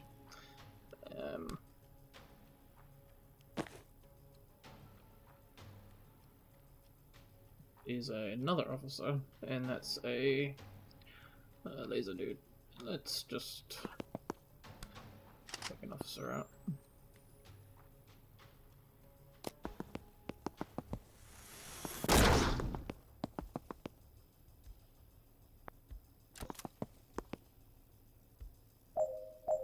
There's my 3 right there.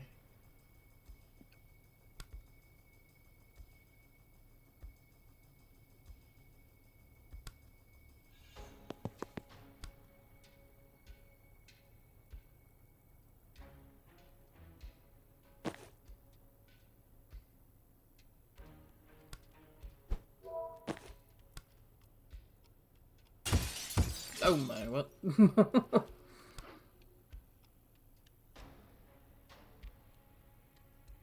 Yeah, we'll take that. Got him.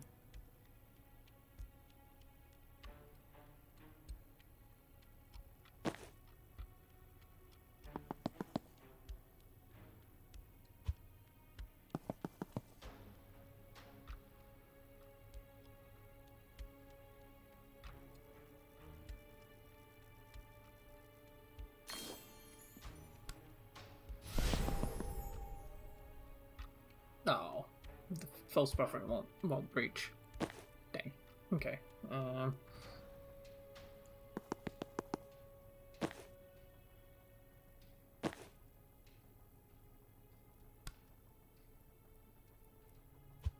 In that case, no, can't get that far. Okay, right. Fine, take your inter. Get go grenaded. Breach.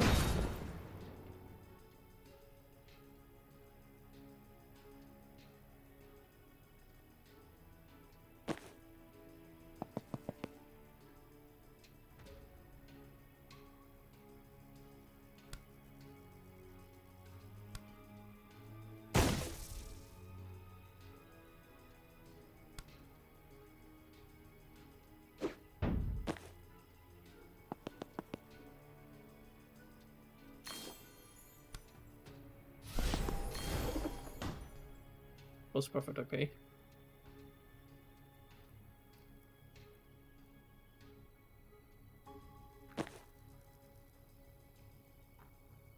Now I did have windows, but I did not consider them in time. That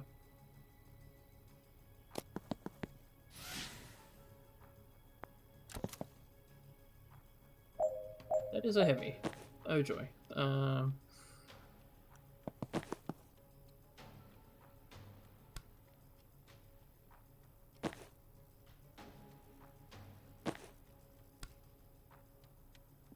Oh wow, I can hit that with drugs. Dang.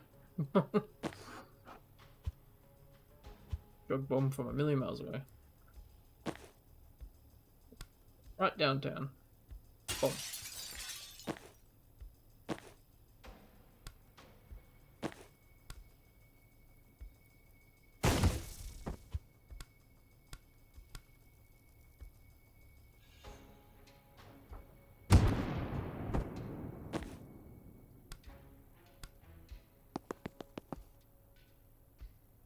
And that should be turn 3 win.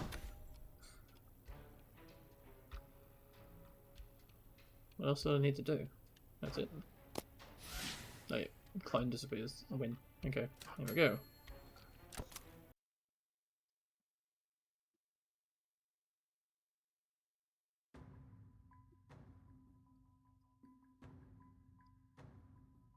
The fire closet. Oh, hello. What? All team members conscious. Deal with all enemies by the end of turn 1. Resurrect an unconscious hostile. Okay.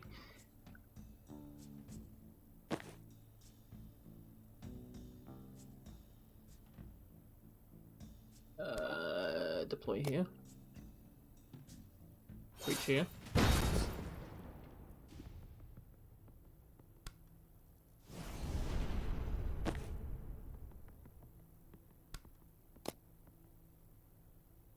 Less lethal pyromancer.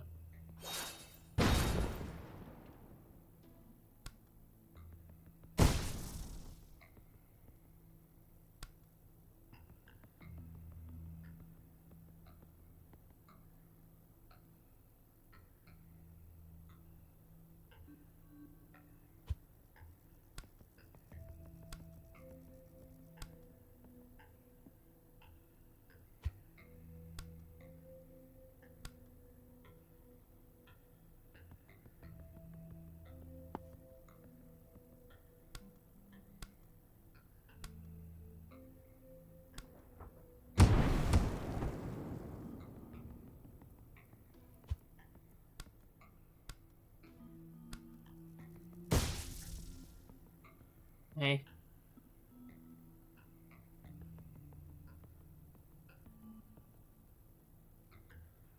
Are you not stunnable?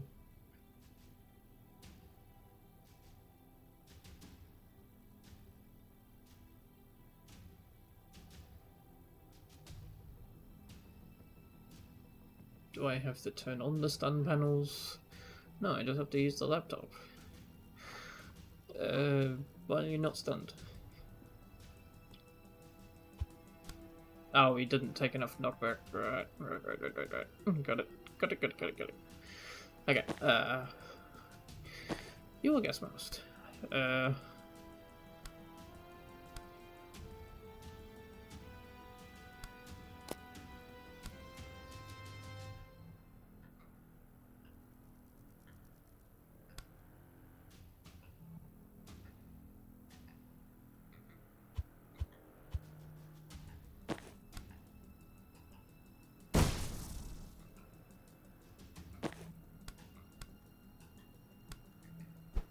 Another one.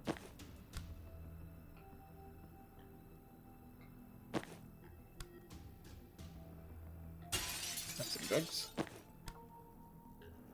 Get sent. Go to the shadow room.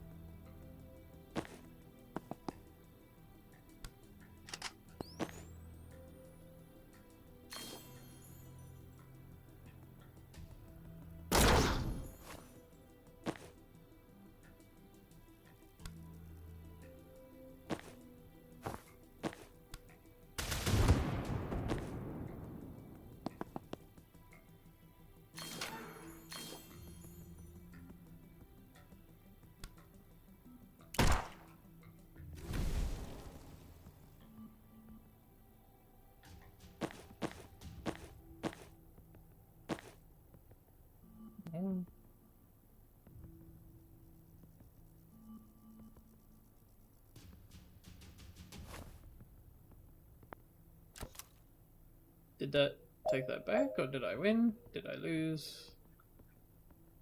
Okay, yeah, it dealt with them, but then it undealt with them. But he's still lost his mask, so...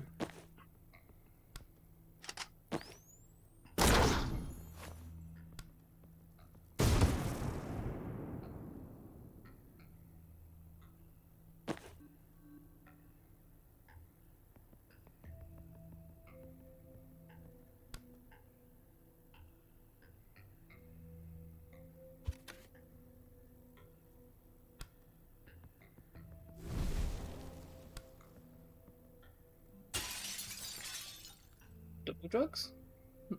No, double drugs. It didn't work. What? I thought that would send like the effect and everything. Sag. Sad. No double drugs. Pain.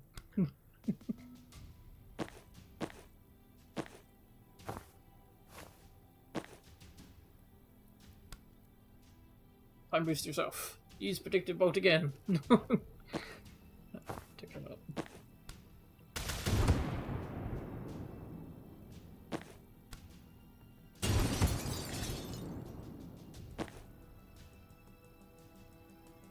If our team member's conscious, this is fine. He's just gonna fall over again. And then I win.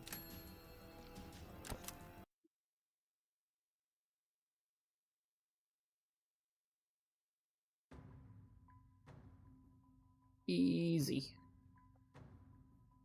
And this has all been gotten. Moving on.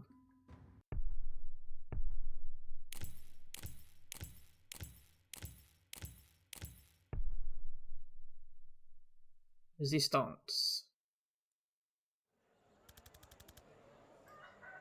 Apple still runs supply trains from Liberty into Kalan. The leave from this cargo depot outside of Alno.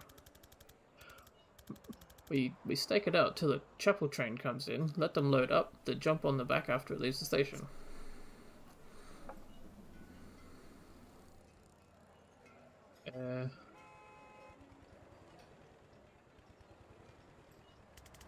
They just find us and stop the train. Right. We need control of the train before we go, lad. Jen, the cab at the front should be breachable, but not from the ground. Can you draw a breach cliff on a flyby? It's never come up, but I'm excited to be living the kind of life where I can find out. I'm chalking that up to an extremely stressful unknown, but it's still our best bet. Once you get in, you'll politely eject the driver, disable the emergency stop system, and we'll work our way towards you from the back. Want to be moving kind of fast? Nah, freight trains take a minute to even reach walking speed. Are you a train nerd? I was Navy SEAL. This isn't my first train host. But yes, of course I'm a train nerd. Aw. I didn't buy this needlessly accurate miniature freight train because I thought you guys would need a visual aid. Okay, good, because that did seem patronizing. What if we have to wait a boringly long time? That's the human cost of this operation. I've got a good audiobook on the role of Mulasan anti-tank monks in World War IV if you want to borrow. Is it about the human stories in the cultural context, or more, it's entirely about the craft dynamics of armor penetration?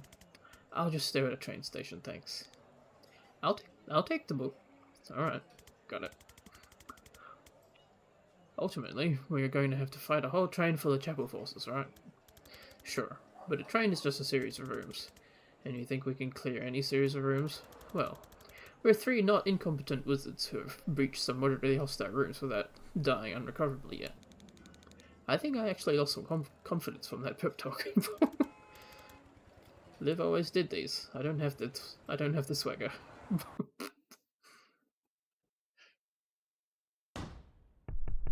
Wait, train to Kalan. No stops, no refreshments, no tickets. Train is slowly moving.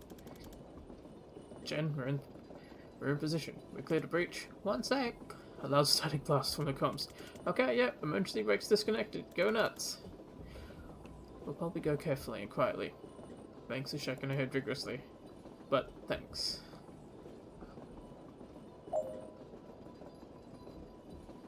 Right level.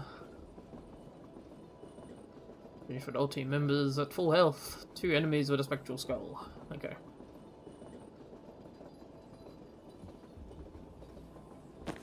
In that case, deploy here, breach. Tracker Vietzen. Target's hostile. They have line of sight. Yep, he's just a tracker. Okay. So get the spectral skull.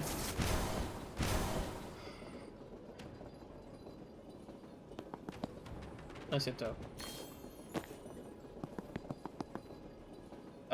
Unbreachable dude. Okay, fine. He's just a tracker. This is fine. So good shot. Winning.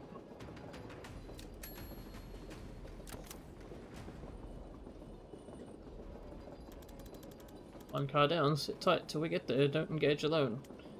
Right, yeah, that would have made a lot more sense. Okay. And what are you? Prophecy. Launch cleansing vessel. Oh dear. What is this?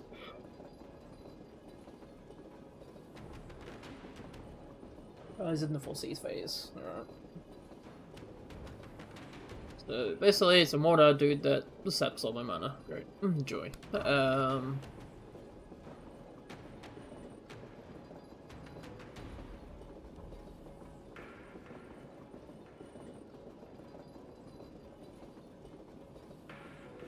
Well, you know how it goes. Jen with her sending people through windows thing.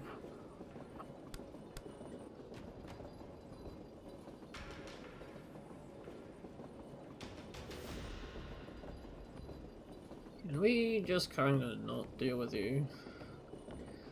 That would be fun.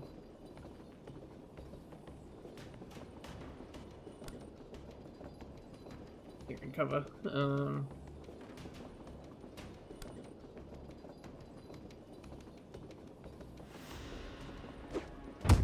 if you get knocked back into a can, yeah, you just knock back the can for no apparent reason. Oh, this guy's standing up now. Great. Boom. Boom. And boom.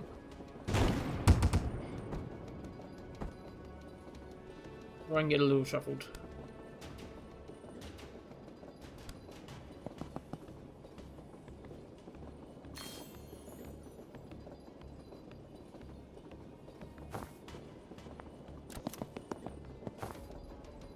And he's grenading again.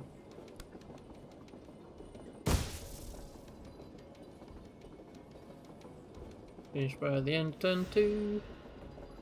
Oh, okay, just reach the green zone. Oh yeah, so I don't have to blast all these guys. Let's just immediately go for it then. Goodbye.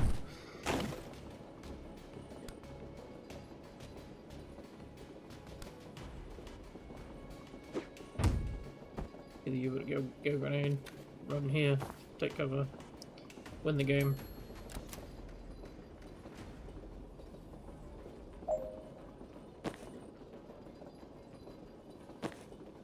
So you're about to fight a shepherd, and they are an enemy who's going to shoot you anytime they see you attack one of their team. Which is another way that we try and push back at you, make you think about what you do during a turn, not just avoiding damage at the end of your turn. And there's a few interesting kind of wrinkles with the logic. The idea really is that you need to think about where you stand relative to them, what they can see, and what you can see. Or deal with them as fast as possible, which is equally valid. But we always want to have another way of dealing with something other than just like take it out quickly. Because ultimately, if you have a lot of different types of enemies that you all just want to take them all out quickly, it can be interesting to decide which kind of hassle you most want to get rid of. But it's better if there's alternate solutions too. There was a fun thing with the shepherds where at one point, I don't think this is true in the final game, I think we fixed it. If you had 3 shepherds and you were able to get one of them to attack one of the other ones, then you could create a kind of infinite loop where shepherd A sees shepherd B shoots shepherd C and therefore shoots them. Now shepherd C sees shepherd A shooting shepherd B, and even though it was in retaliation for the damage he just took, he would still take that personally and shoot the other one, and you could have this like triangle of them all shooting each other forever. I think they may have even, at that point, I think they might have like done 1 damage and have 1 armor, and therefore that couldn't actually take each other out, so it could literally go on forever. That's not a core strategy for dealing with them. They are part of the chapel's suite of enemies, all of which kind of combine to create counters to strategies that might be becoming, boringly effective at this point. So shepherds make you think more carefully about who you're going to damage and when. Cleansers can fire over cover, so you've got to think more about where you're standing with them. And then riot priests have protection against sedative, so you can't just stack up sedative and then knock them flying. Later on, you're also going to meet protectors who can make someone invulnerable. So there's lots of little just hard no's to specific strategies that you need to think around and change things up. In general, I'm pretty happy with how that works, but it is probably, it's emblematic of the reason the game took so long. Because the main thing I underestimated, you sort of tend to, or I tend to think of making games as like, first you design the systems, you test them, you prototype them, you whittle them down, iterate on them, and then you make the content to fill in. And for Gunpoint that worked. Gunpoint's 3 hours long, and so pretty much was just make some systems, then make some levels for those systems. And along the way, add a couple of new security devices, but that was it. With Breach Wizards, because it's a much longer campaign, you can't just build one set of systems and then just add content for those systems, for the length of, it ended up being 15 hours long. It's just going to get boring. So each new chunk of content kind of had to be its own little game, in the sense of like we had to come up with new concepts for enemies. Then we had to prototype those concepts, get them working in some sense internally, test them internally, iterate on them internally, then test them externally, see how players find them, iterate on that, and then at the end of all of that, you've got sort of like 2 hours of gameplay, and then you're back to the start of that cycle for the next act. So that was the sort of factor that I didn't think about enough, or I didn't foresee how time-consuming that would be. I didn't foresee the need to create essentially new game design with each new chunk of content. But I am pretty happy with how it worked out.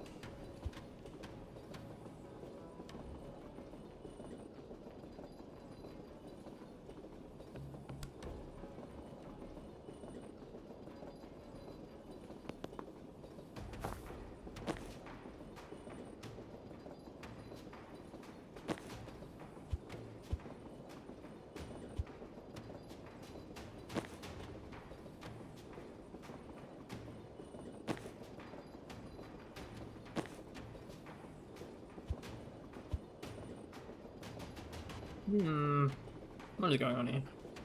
I should probably just get a time boost. And just start throwing. Ow.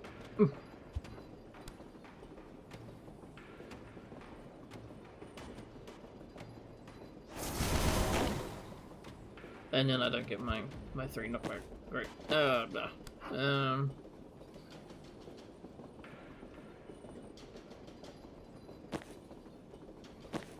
Wish I could throw from cover. That'd be a thing. I really just got to blast you, don't I? Yep. Get out of here.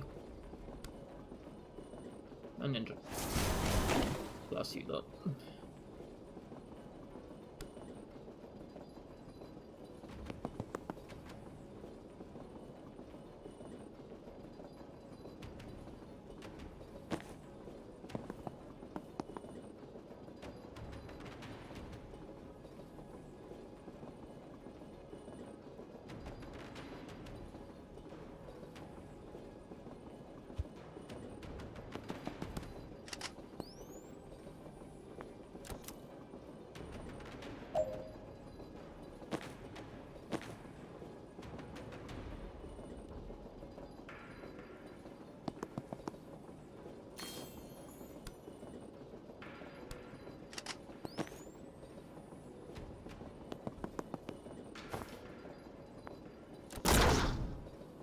Eat.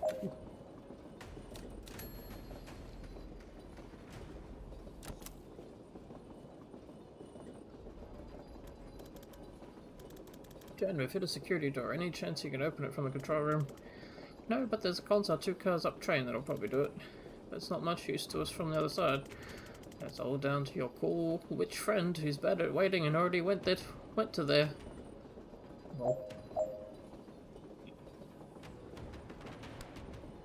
Well, that seems pretty obvious. Just hit that.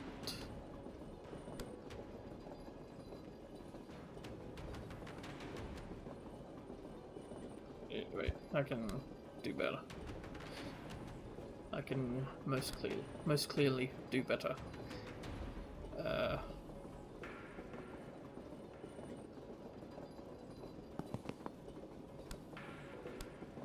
And send. And send. Well, okay. You're all fucked.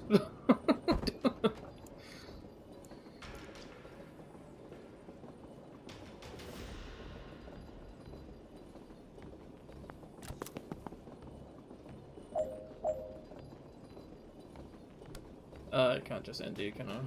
Alright. And that barrel is not in vision. Oh, that top's my fruit. Actually, no, that's mana? Okay, yep.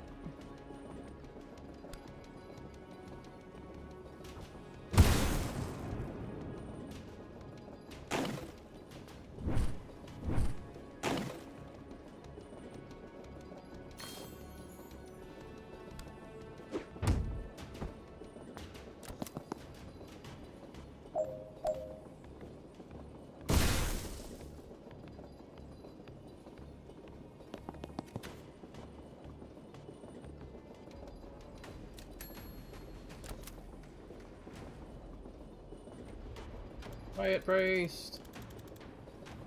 If you're in the next car anyway, Jen, we could actually use a hand in here. Ignore him, we're fine. Then in a sec, save me a time boost.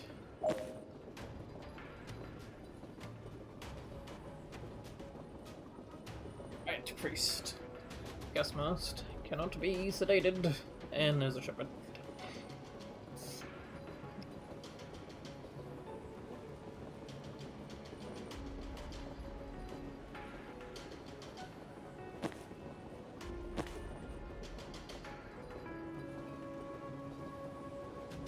Night door. This is where Jen is going to appear. All team members conscious. Defenestrate 2. Death's door to eliminate 1. Okay.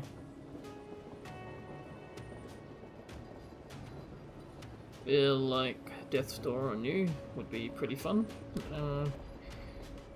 Can't stick that there. That's already a window.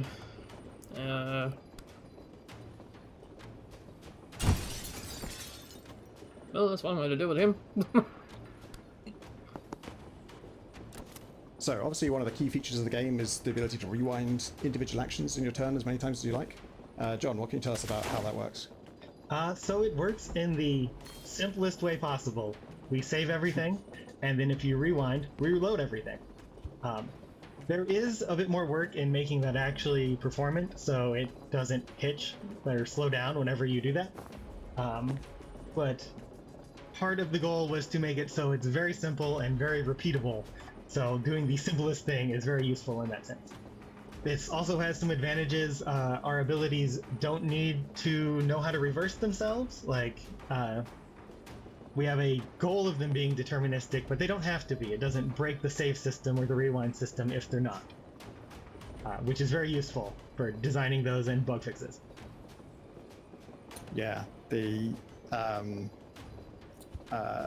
some ways that's a lot of the work of the rewind system seems to be not just going back in time, but then making sure that if you do the same thing again, that it does work out the same way. Like you say, determinism isn't necessary for a rewind system, but if things aren't deterministic, then you hit awkward situations where the player is incentivized to rewind and then do the same thing again to see if it works out, which obviously we wanted to avoid. Yeah, and the rewind system handles the first part. If you rewind, you're at the same spot every time. Like, we fully load the level, so you can't have random differences after rewinding. The abilities themselves handle you don't have random differences after using them again. Yeah. It's funny because really under the hood it's doing the same thing that we did with our first game, Gunpoint, which just auto-saved every 3 or 5 seconds. I can't remember what the figure ended up being, but that came from a similar place of wanting to avoid frustration. And back then, GameMaker just had a built-in save and load function, and there were such small levels and such a simple game that running the save and running the load functions were basically instant anyway. And so although this is rewind, it is functionally like a save load system, right? Yes. We write our own data, so we cherry pick what is useful in an object before saving it rather than letting Unity decide what it thinks is useful to save or not. We also do a few things to speed it up. We look for existing objects and, where possible, update them instead of creating new ones. We track what is permanent and what isn't. So like walls and floors, they don't change every time you need to load a save. So don't load them, just ignore them for the purposes of rewinding. And the last thing is we have a nice little screen effect that blurs everything whenever it loads. So if it is a little slower than the other gameplay speed, it's not that noticeable. Yeah. In some ways, it's almost nice to have like a little bit of a hitch, or at least you want an effect, right? If it was completely seamless and if things just went back to exactly where they were, you almost missed that it happened and it might not feel like it's working. Right, and the characters will technically just teleport to wherever they were before, which could be jarring without some kind of effect. Yeah. It's funny when you're designing stuff around this, my first instinct is often like, oh, we need to save this thing, otherwise it will be lost on rewind. And actually, if you want something to just be unaffected by rewind, then you don't need to save it. Like these developer commentary audio panels, we don't want those to disappear when you rewind. I'm gonna have to run that one back. Oh, crap.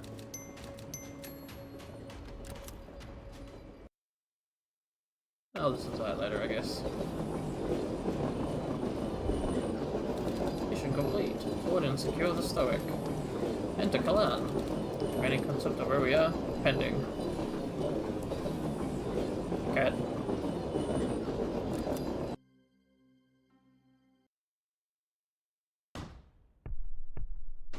Mandana Kalan. More central than we expected. We focused a lot on how to get on that train. Maybe not enough on where we'd get off. I was kind of banking on an out-of-town supply depot. Let's focus on achieving the out-of-town part fairly immediately.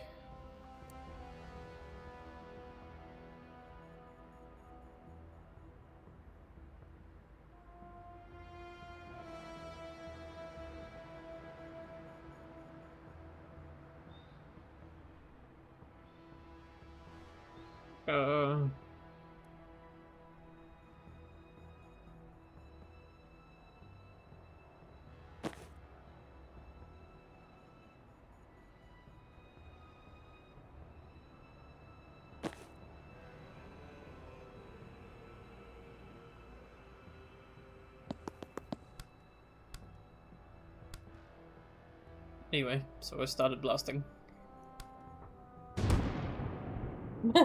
In the hole.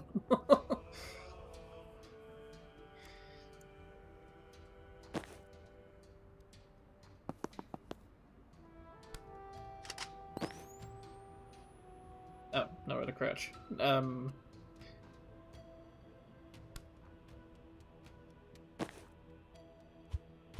of banking on that being a thing.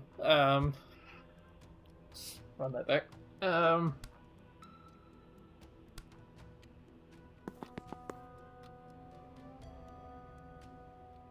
Are you with a spectral skull?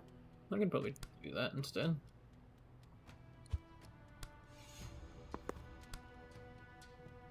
If I can get an angle.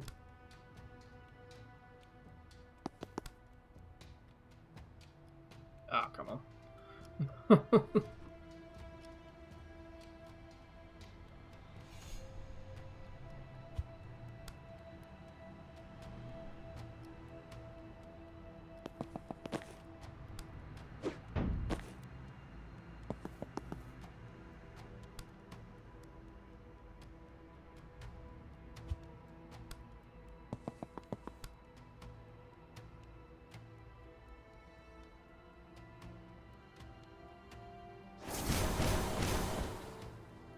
Got him.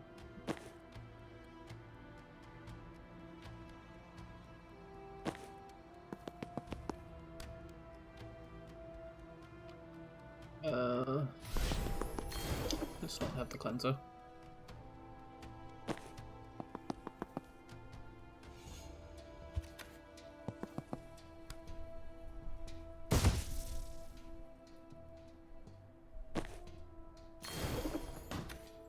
Yeet.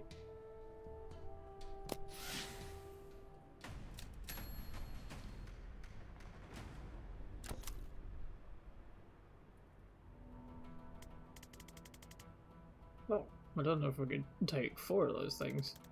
I had no idea Chapel's street presence was this heavy. Feels like we walked into the tail end of a clash.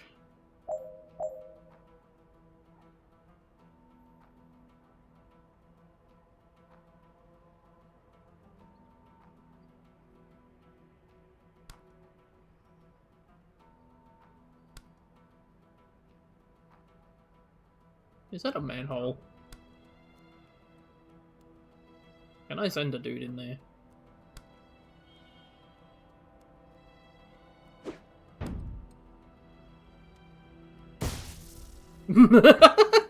Okay, yeah, I can. Nice. Amazing.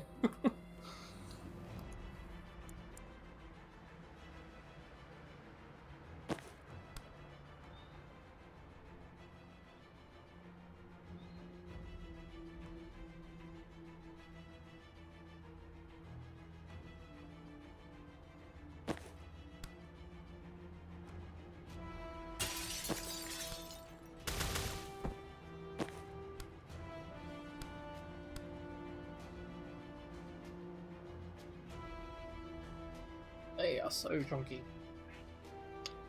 So very, very drunky. And their gas mask.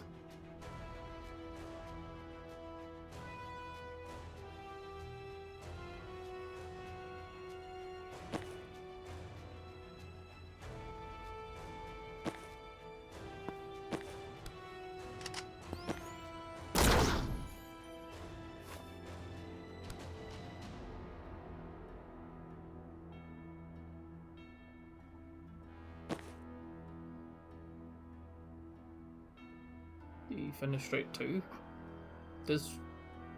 Wait, there's no windows. Huh? Question mark? I mean, I guess there's holes in the ground.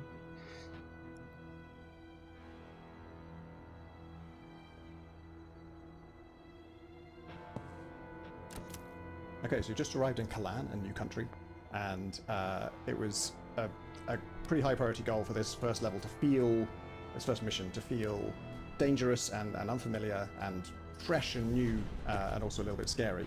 And so it's the first and I think only time, not the only time you're outside, but the only time you're sort of in a street. And obviously that brings with it a bunch of visual challenges and opportunities. Do you want to talk about those, John? It was. We weren't even sure if this would work within our level generation stuff.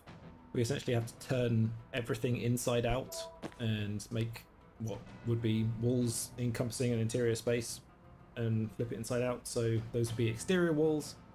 Wanted to make it kind of tall and oppressive architecture. I want you to feel like kind of trapped in a box with this, and then take a kind of recognizable city setting and then layer over this kind of oppressive black architecture of the chapel. Yeah, now that you mention it, actually, that sort of reminds me a bit of Half-Life 2 Citadel. You know, the Yes. Combine influence is kind of taking over the city there.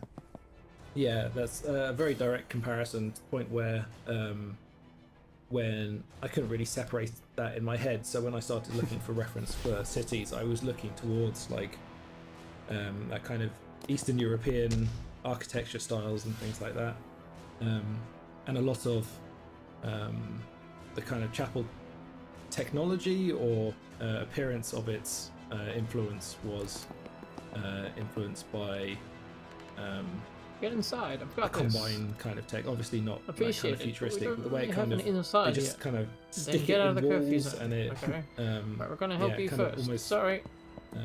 smashes through what's there. Yeah, it kind of grows over the top. It's really cool. Yeah. What I like about this city is something that it doesn't share with Half-Life 2, which is it's so bright and clean, and it's you know, it feels real. It doesn't feel artificial, like a sort of idealized utopia or anything. But this is going to be quite a dark place. There's a lot of darkness in Kalan.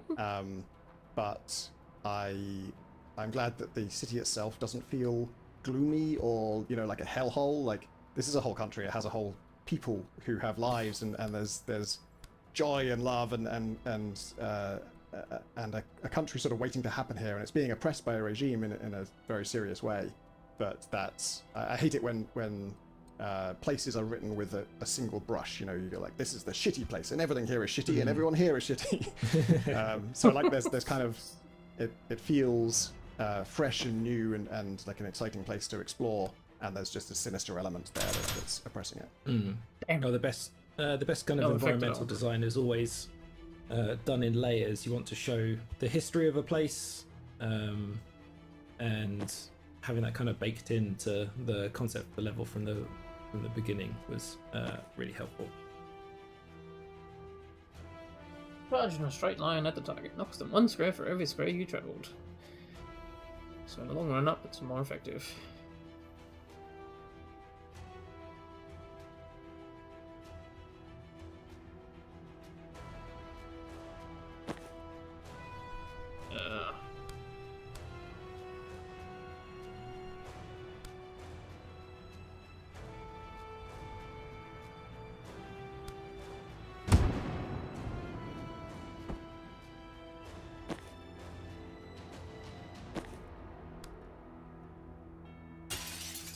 No effect.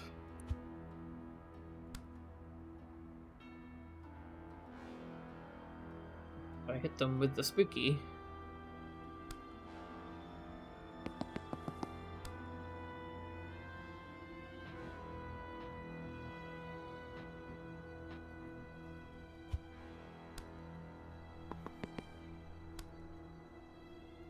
Hit them with the spooky.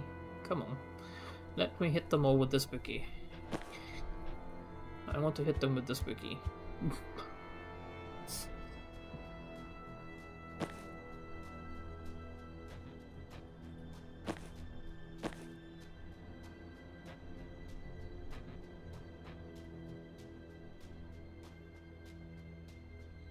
Throw out of a window. There is no window.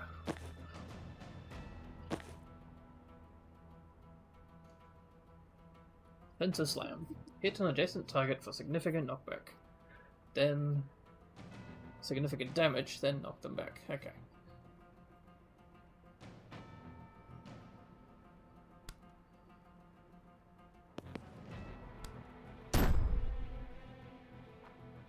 Nani? They are so stable. Oh, it's only one knockback. Okay. Riot block.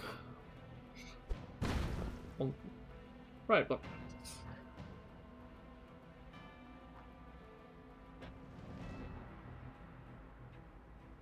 Anything knocked into this takes 1 extra damage. Ooh. That seems spicy.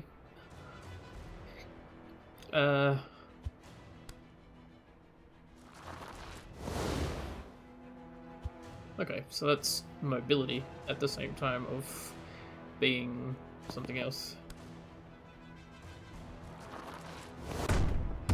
Ooh, schmack.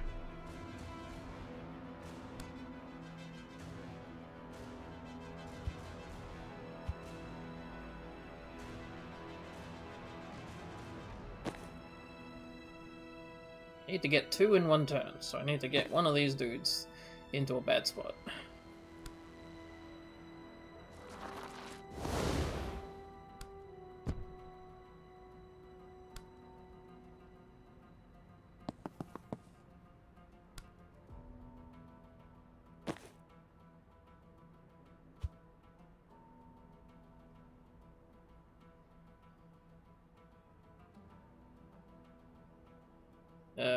Wait, who's my dude? Oh, you're here, okay. So we'll just come to here.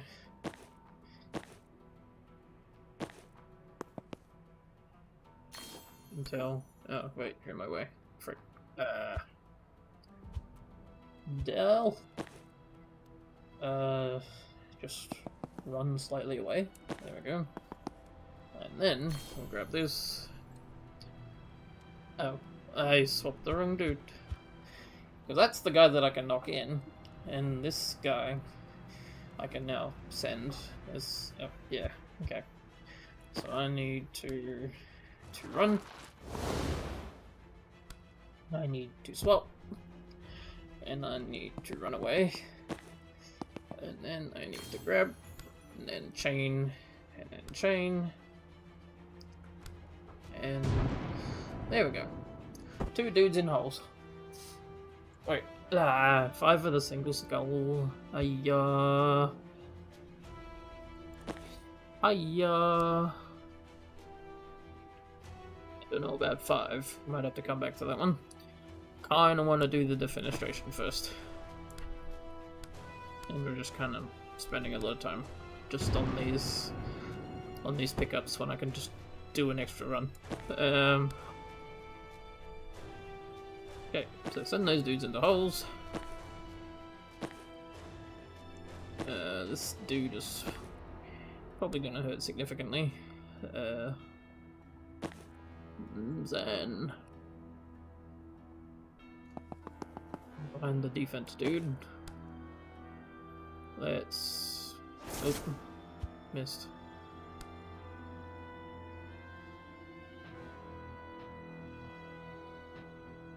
To soften you up somehow.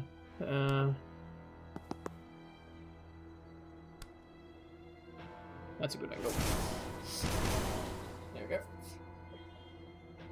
Masks have been removed.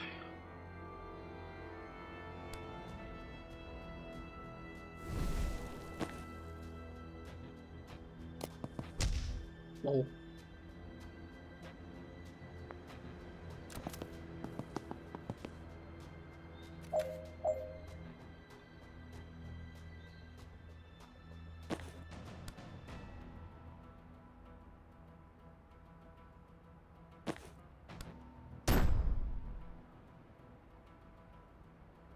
Deals a bit of damage, but yeah, so tanky. Even though it's just 1 armor. You know what? Get in the hole. Yeet! Just sent. Okay, and now... railway.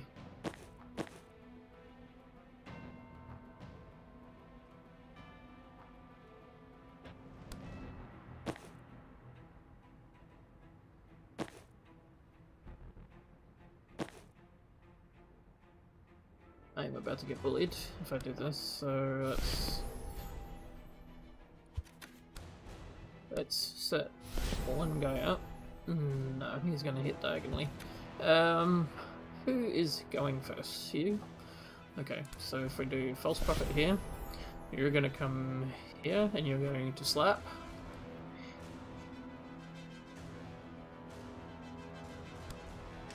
We shall also set you up a predicted bolt. Just give you a good smack.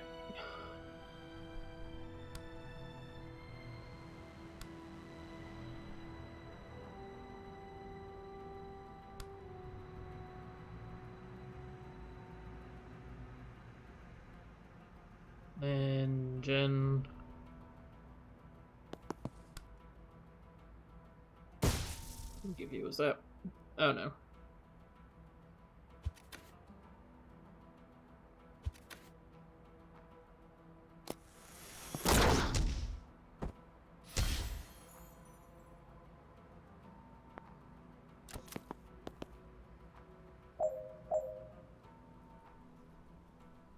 This is getting a bit spicy. Smart.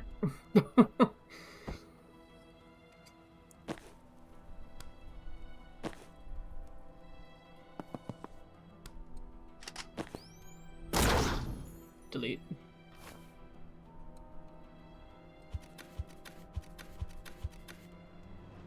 Yeah, they all came forward, didn't they? Wait, I can hit them with the drugs now. Run away. And drugs.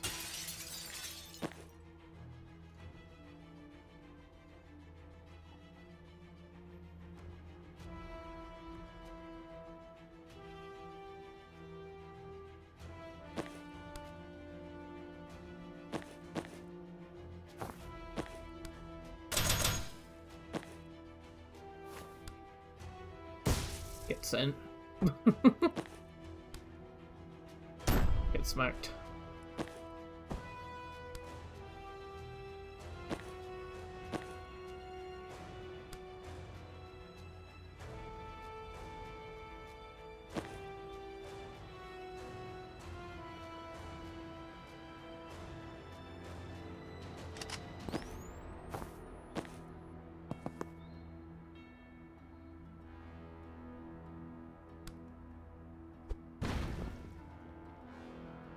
You're just not doing anything. Okay, great.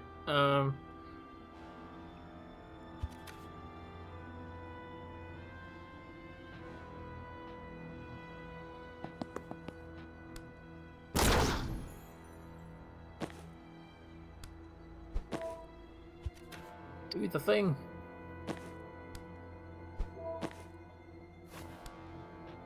Boop.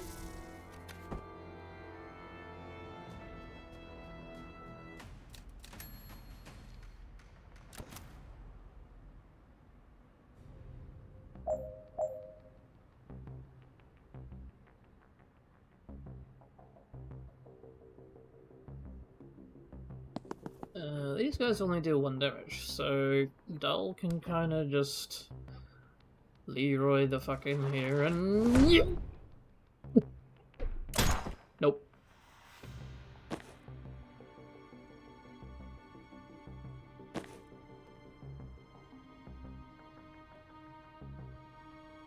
Five slam damage with 1 charge. Oh, slam is like hitting them into a wall, I guess. Okay.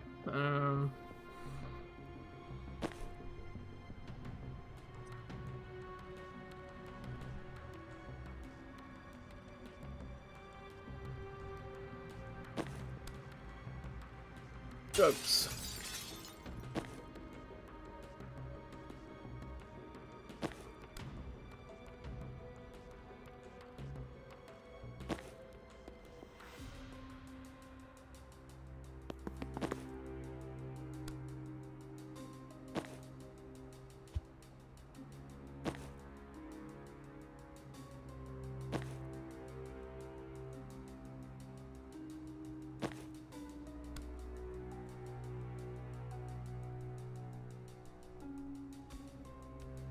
That's alright, dude. All the way over there. Damn.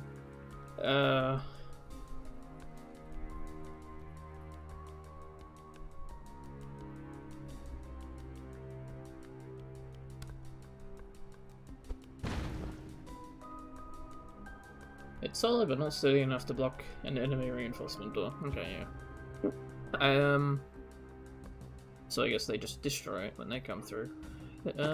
Yes. Very well.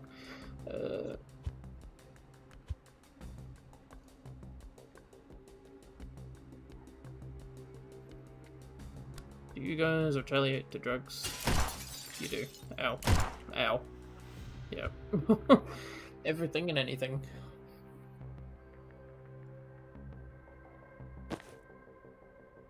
Alright. Can I throw drugs from behind? Yep, yep. Nice, nice. And then...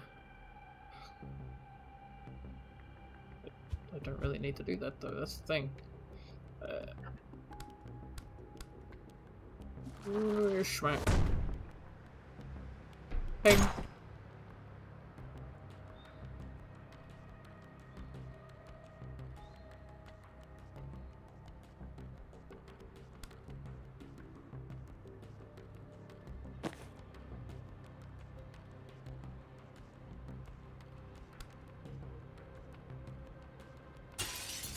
Wrong button.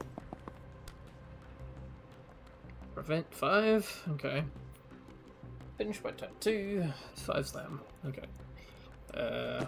In that case...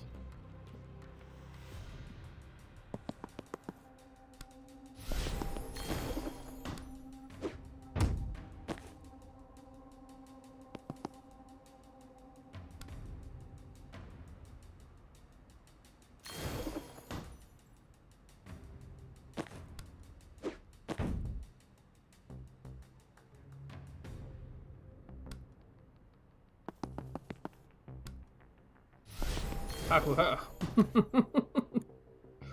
Got him.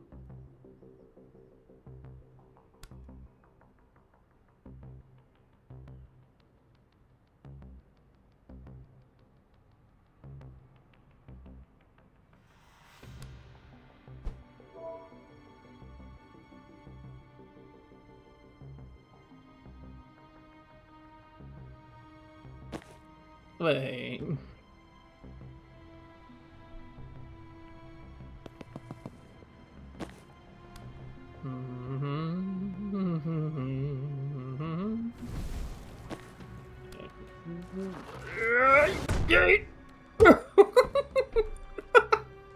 Oh, there was only 4? Come on.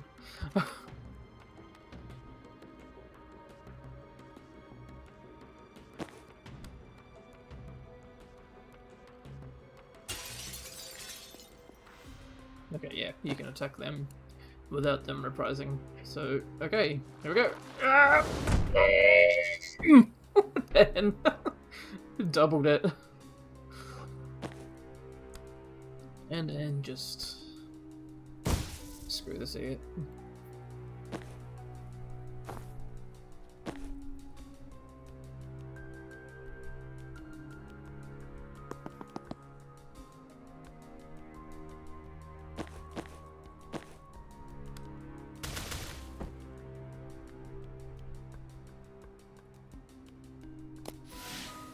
Ning.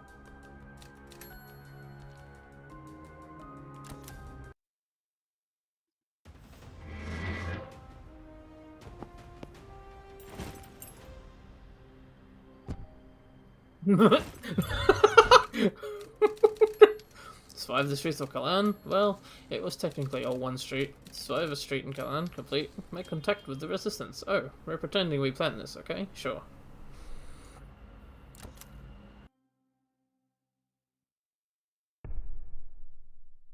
"30 meters below."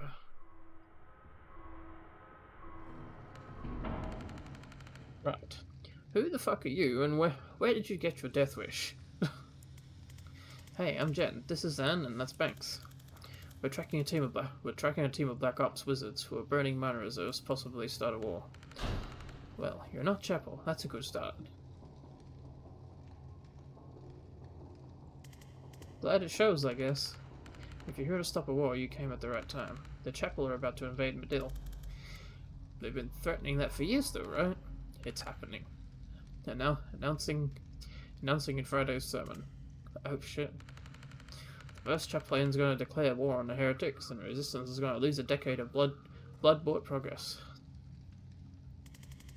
How does it hurt the resistance? Kalani solidarity. That's why they're doing it. We're finally starting to expose them, and this is their nuclear-scale distraction.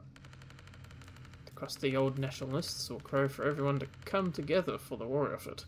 The moderates will say it's not the time to focus on our differences, and every twisted bone we've exposed of the chapel's true nature will slide back under the comfortable fat of national unity. Graphic. I've had to explain it a lot. Look, I don't know if your war is the same as ours yet, or if they're even connected. But if you've got a plan to stop it, you're one up on us. Okay. I have 25 years of Special Force experience. Jen's the best investigator I know, and Banks can raise the dead. How can we help? Glad you asked.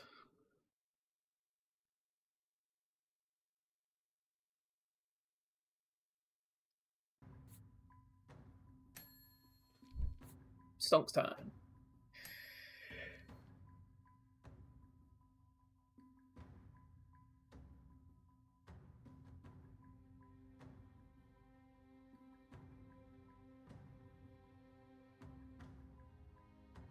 I feel like having this would be funny. But at the same time, I want to get this so I can use this to make it shoot people. Because you can supporting fire yourself, I think it was.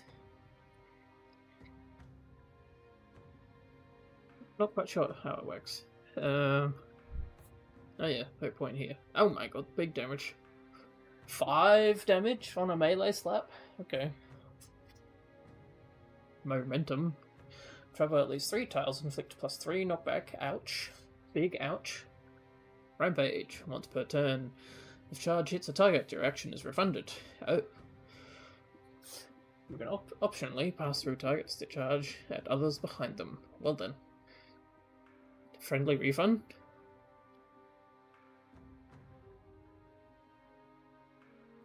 Used on a teammate, the mana cost is refunded, does not apply to other allies. So in other words, other team kind of people. If enemies are targeting you when you swap, they'll shoot the person you swap with immediately. Oh, well then. So a friendly fire kind of thing. Swap with objects. You can also swap with any immovable object such as barrels or your riot block. Recall. Once per turn, your riot block returns to you when it's destroyed. Oh. You can remotely target the cover to be tall enough to block direct attacks when passing over it. Oh. There's a lot of good stuff here, but I only get one? God damn.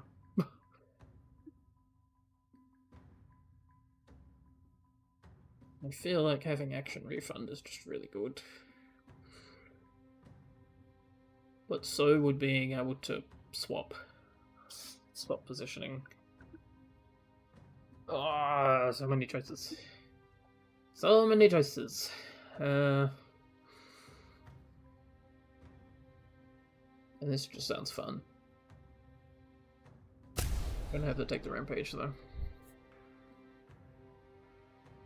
As for here, I will take dice before it disappears. Mana is refunded. Okay. Wait, I can kill it myself, right?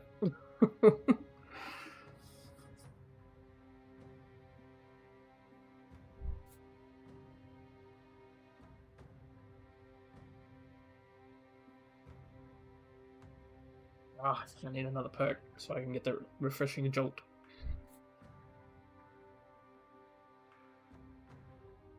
Boost all targets in a 1 tile radius of the impact, except for Zan. So, If everyone's together, I can boost everyone together. Ah, so many good choices. 1 damage. This thing already does the most damage in the game. Other than sending enemies into walls and making them just blow up.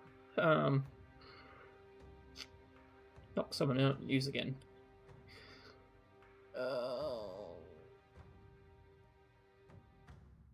I need to test this, if it works like that, what I'm thinking. Uses a standard attack. Take a free shot at that target. Alright. No limit on how many times supportive fire can trigger. Dang.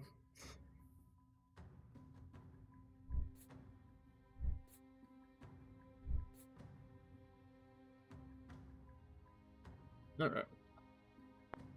Lock it in. Let's do a quick test then, using this level.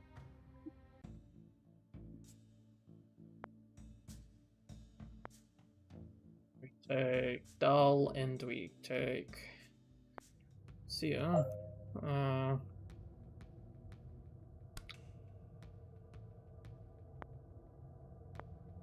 I send the Prophet, and then this is gonna flat out kill the dude. Let's take that back. Yeah. Just so I don't one-shot this guy, so I can see if it works that way. So if I shoot... No, he does not follow up.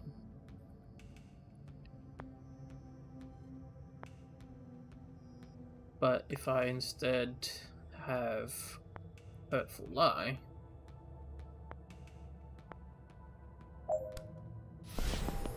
Send, he will shoot.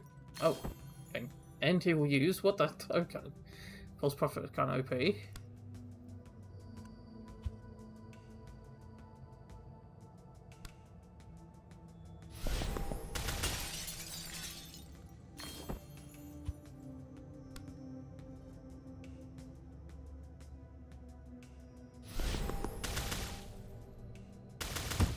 Oh, yep, there it is. Right, so False Prophet can shoot, and then Zan will shoot again. So that's the combo, right?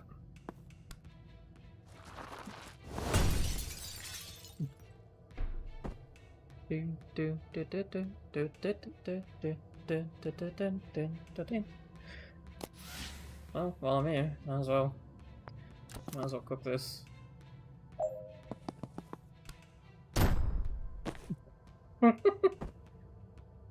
God, the slowdown on that, and the just given it that oomph. Well, let's test this. If I throw that there, okay, yeah, they just push it away. Okay, I see.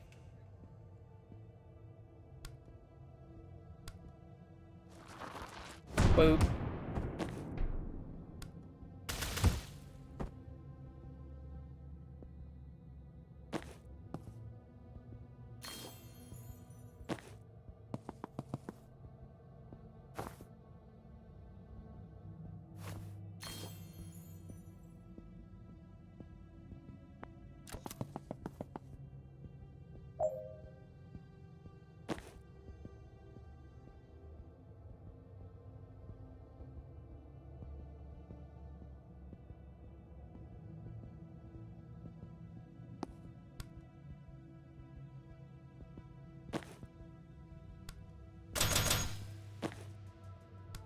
How you doing?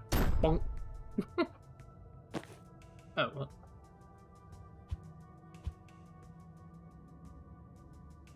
Do I not have... Oh, okay, yeah. I reconfigured so my damage isn't what it should be.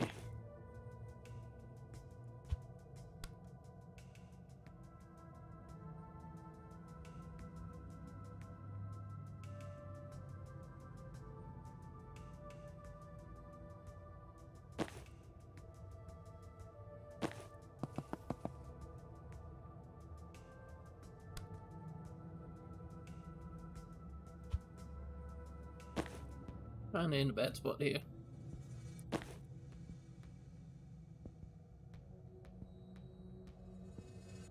Kinda need to go get my cube so I can throw it somewhere else. Let's just smack.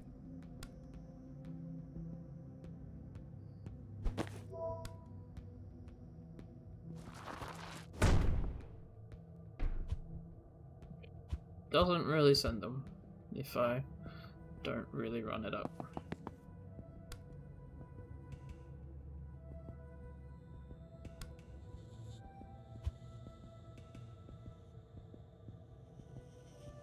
What am I doing? I can just fucking fucking yeet.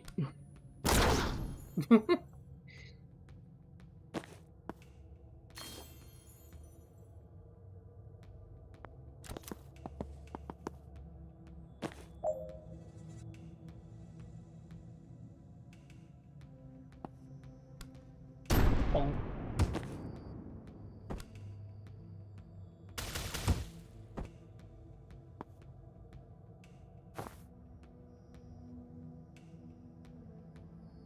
Wait, you deal 2 damage? Okay.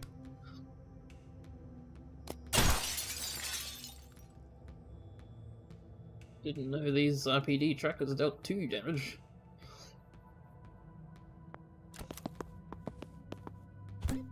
Whatever.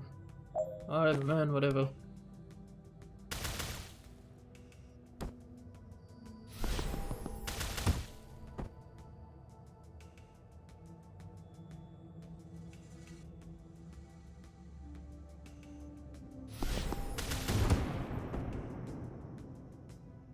No, that was the wrong move. Okay. Predictive fear, so when he shoots that, he dies. Smack you.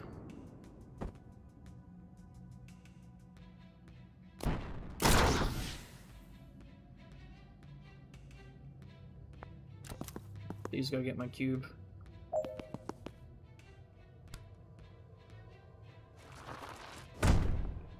Here we go. I take my cube.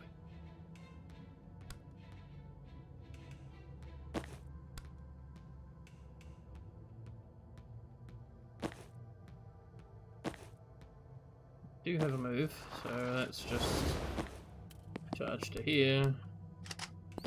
Predictive to there. Oh, you can't take cover because you are the cover? Is that what's going on here?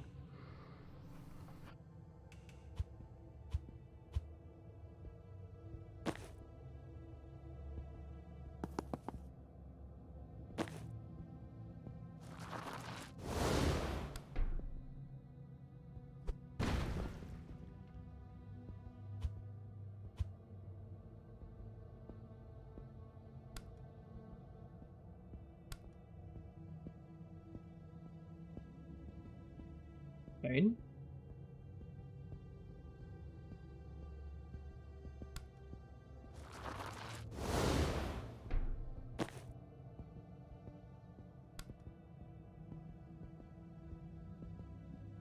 Yeah, these guys are just gonna chip me away. I'm just gonna send him. There you go. Got that intel, so I have some more swaps.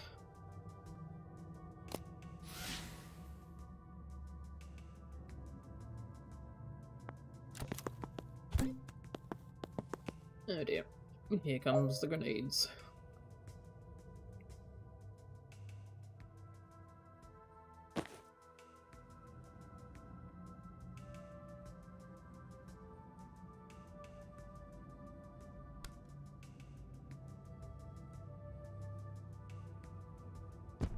Pop you into your own grenade. Come out here. Give you a good smack.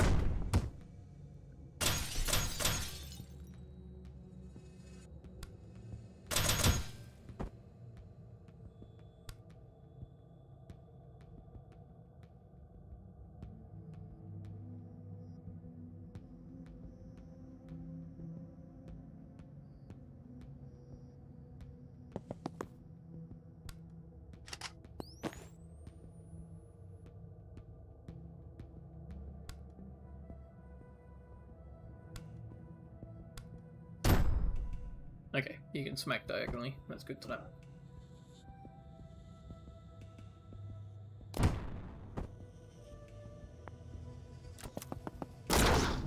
Lol.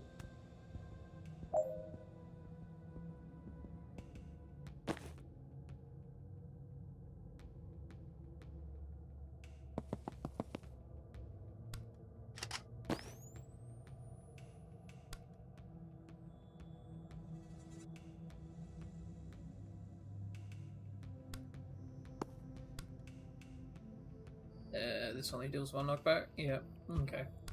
Need at least 2. Let's get a real good run up then.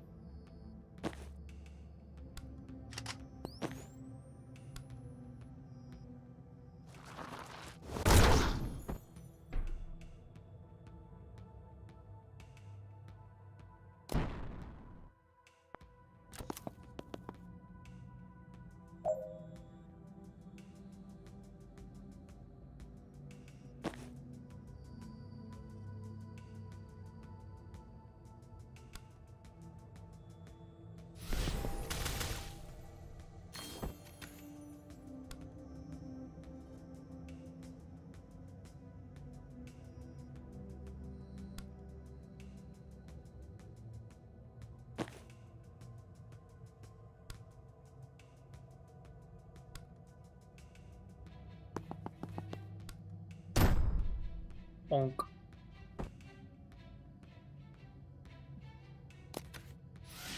Oof.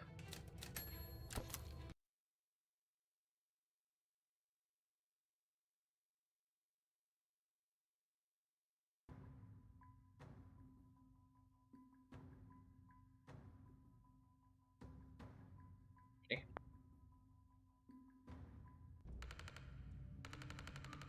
Do I have a plan? One shot to throw a wrench in the war machine before it rolls out, and we need all the meat on the streets we can get.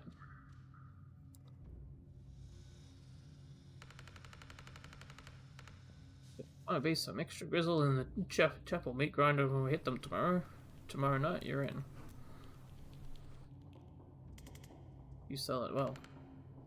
I'm not a recruiter. I'm a symbol of vengeance and 100 pounds of Missedonite armor.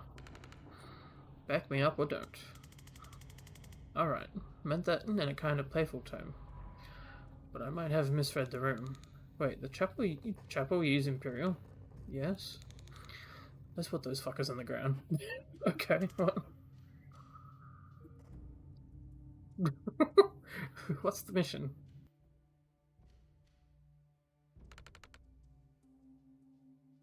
Chapel of the Closed Fist.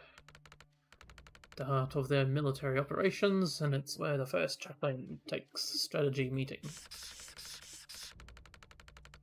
The agent we had on their janitorial staff was blown last week, but we believe the last recording he made is still at his dead drop inside. This close to the announce, there's every chance he caught the first chaplain discussing the real reasons for invading Medill. That's the one thing that might be explosive enough to derail the invasion, so we get that recording at all costs. Game plan? The Closed Fist is a fortress. We throw everything we've got. I'll lead the brute force contingent to raise hell at the front gate, and once they move their defenses to deal with us, Group 2 storms the side entrance and shoots their way through to the dead drop. What's this building here? Nothing. That's just a church. And these are all windows? Yeah, why? Can I make a suggestion? Wish you would. Don't waste your distraction at the front gate. They're already strong there. They won't need to divert much. Even your distraction should make them sweat. They won't sweat this church. There's nothing there. Not the church. The side entrance. Send everyone there, but don't go in. You don't need to. With that many people at a weak point, the threat is enough. They'll have to defend it. Dell's eyebrows are trying to decide if Zan is stupid. You do understand that we need to get inside the building to get the recording, right? That's us. We breach that church, get to the second floor, then Jen can cross the facility straight through these windows, grab the recording and get out. No one even touches the rest of the facility. Not impossible, but I can't let you take the recording. Too important to trust to a stranger. Well, you've got craft out in the streets. We saw you teleport. How does that work? What's the limit? Line of sight. Need a target to swap with. Range, maybe 200 feet. Then you come with us. You get to the window, you swap in and get the recording yourself. You're overqualified as a distraction anyway. Might be the sleep deprivation, but this isn't sounding crazy yet. Nice. I want it by command, but they won't love who it came from. If there's something we don't know about the situation, set us straight. But if it's a question of operational expertise, Zan's been doing this for 25 years. I generally don't know if anyone clocking that much Spec Ops experience without dying on a Spec Ops. I'll relay it. Not gonna do that little sales pitch though. That shit won't fly with the sell. Your choice.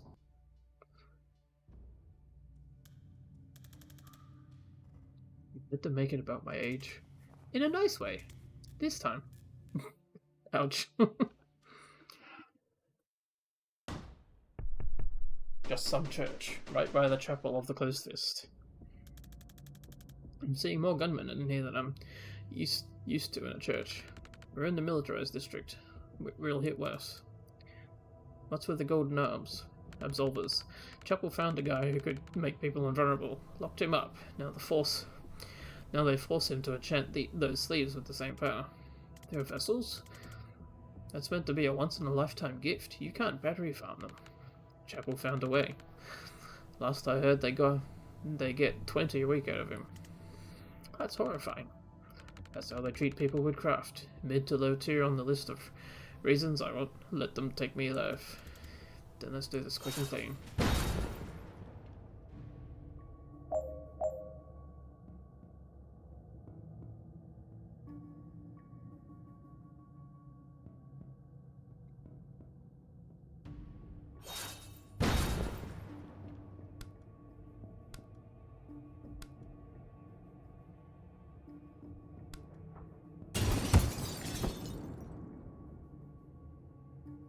Weapons cache. Destroying these awakens the Chapel Stranglehold on Kalan, and it's, in more practical terms, explodes with some force. Nice. Well, let's bonk this full.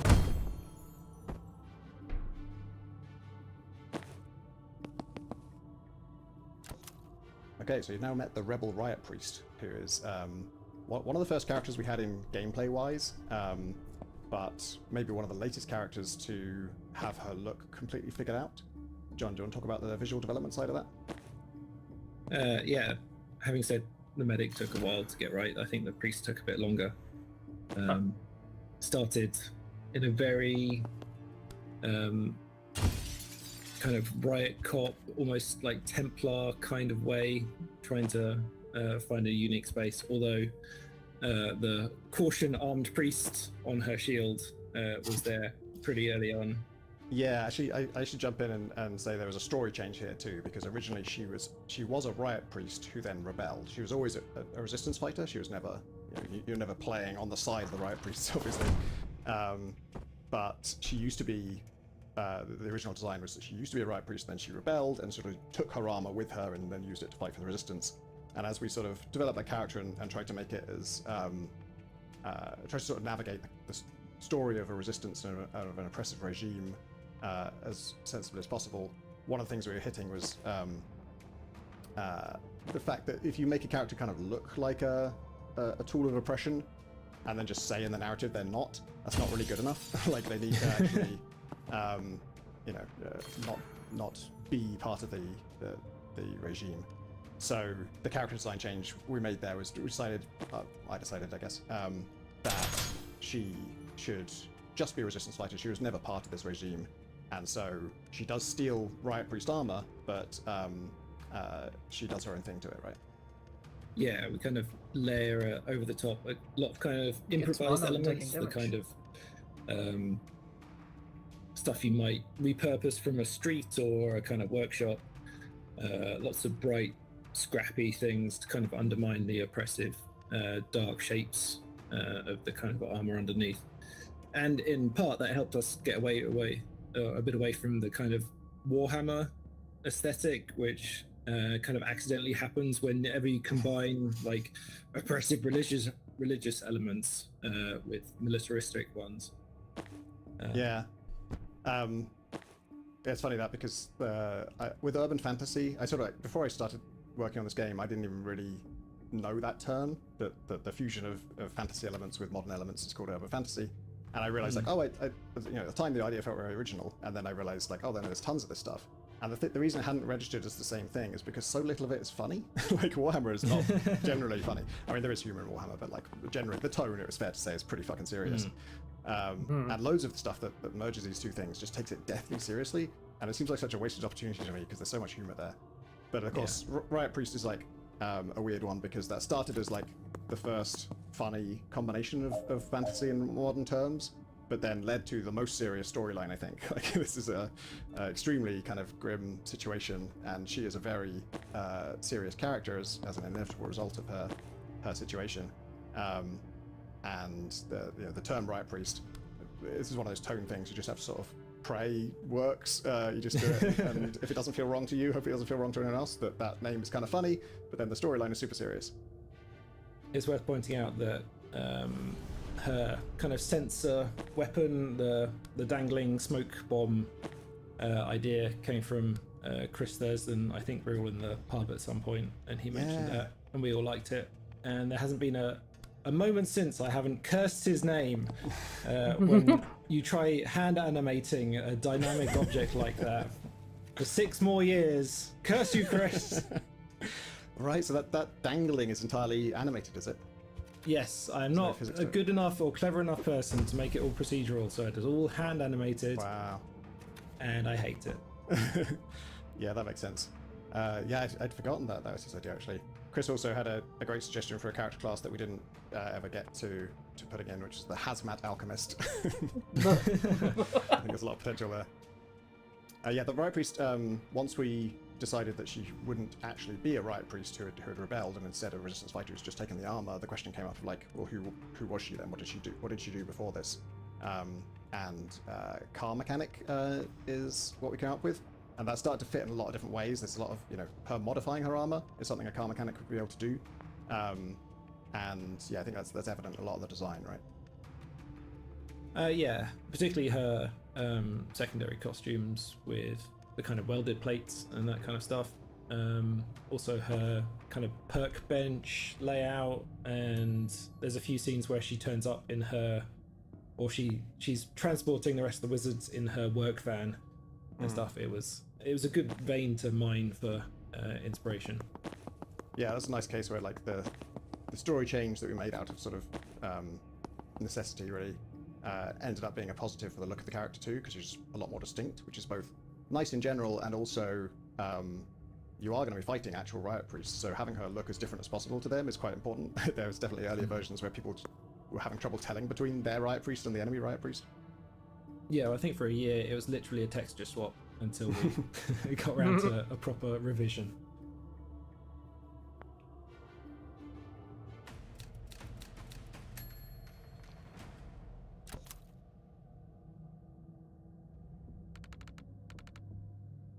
Only up on the windows, but the route's crowded. Want to raise some hill to draw them over there? Happy to. We're outside a big fire pit. Is that important? The hallowed hearth? Yeah, safe to say they'll send some folks to protect that. Then we'll hold it till they run out. Appreciate it.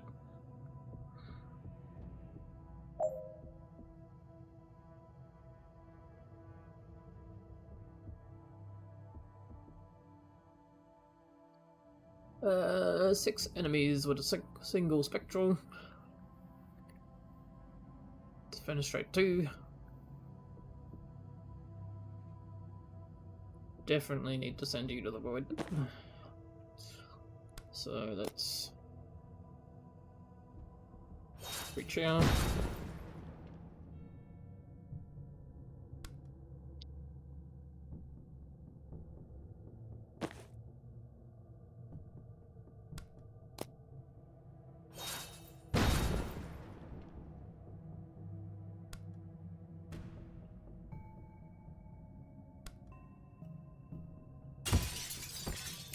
Oh dear.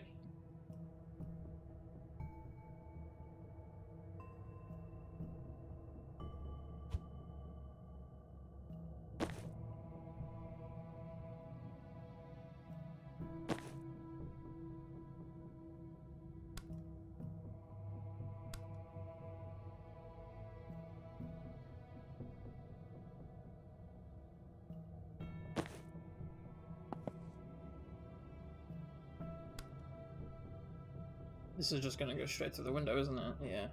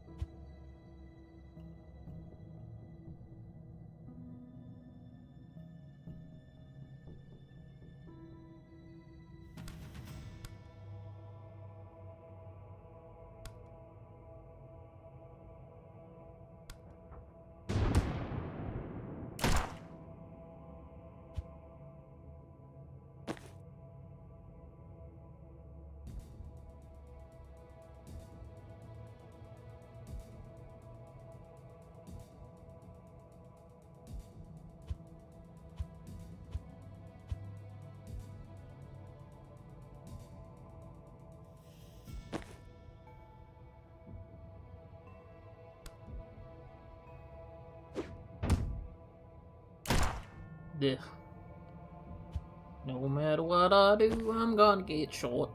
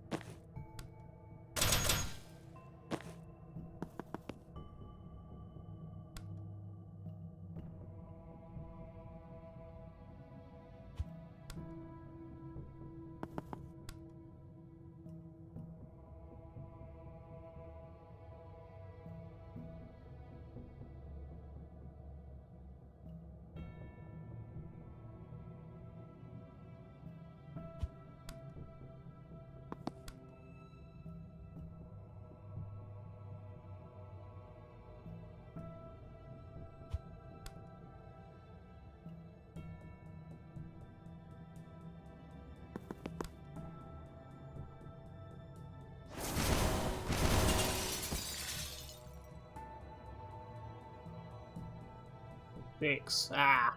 I can only hit 5. Great. 1, 2, 3, 4, 5, 6. There's 7 dudes here.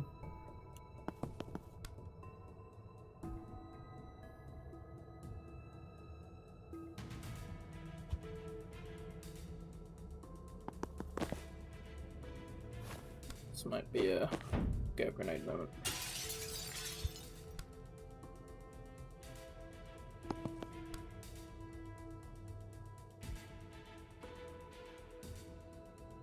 I need like an extra bounce or something.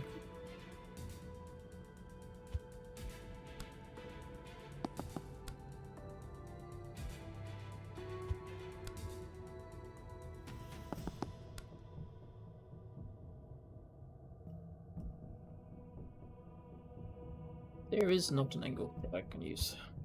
I don't think.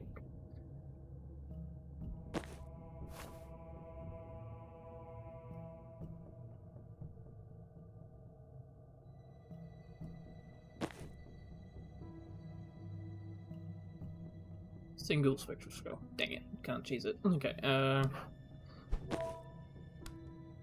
right, you, get out the window. Also out the window.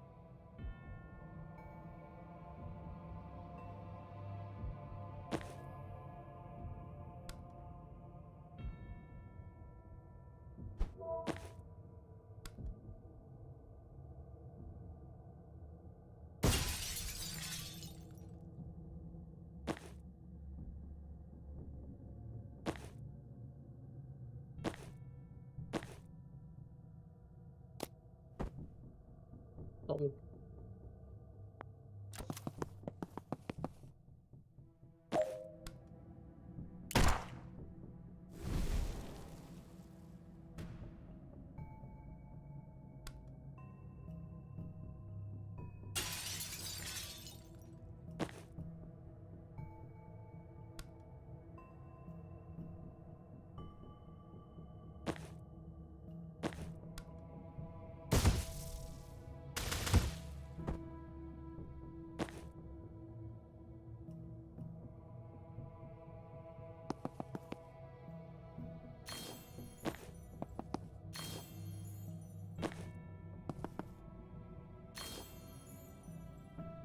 Everybody gets some mana.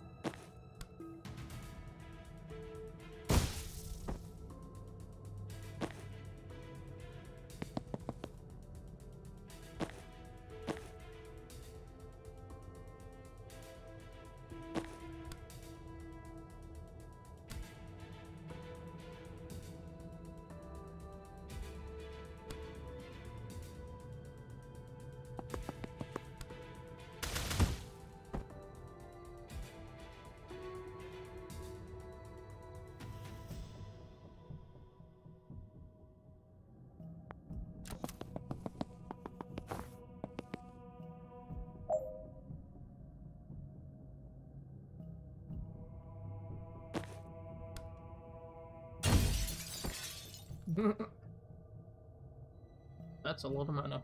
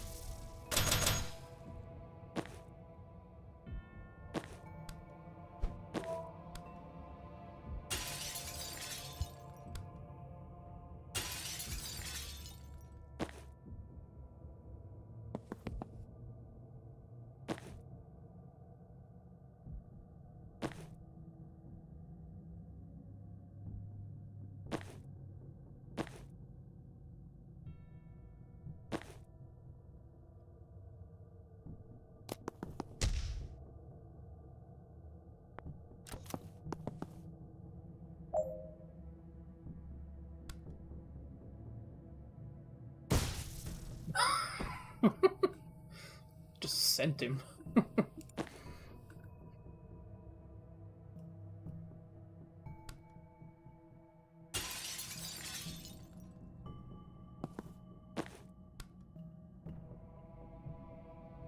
Let them fight each other. Re-delete this guy. Wait. Wait. I can set some shit up here.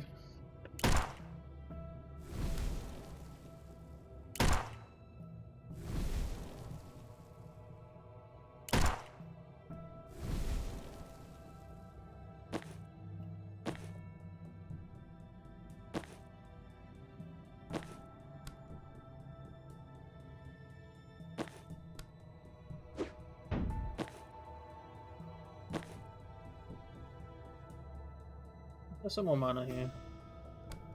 There is, technically.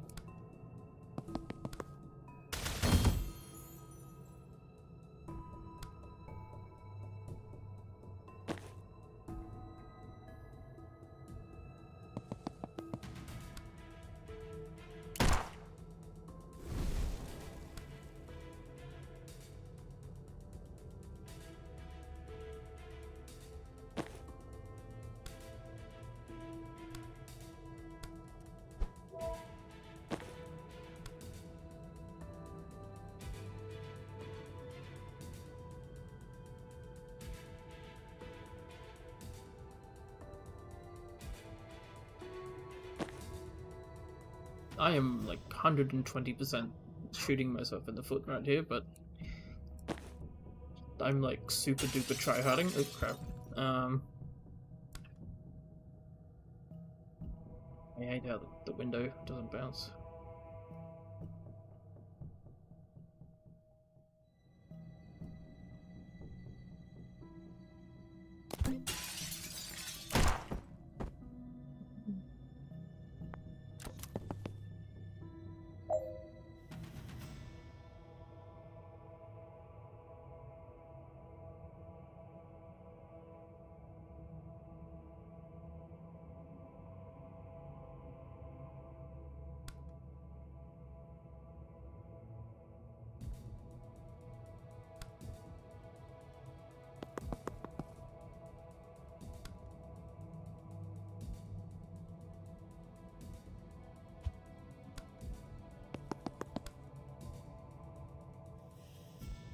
Yeah, I definitely need to use the wider skull upgrade. Let's just not do this right now. Send them all back to the void.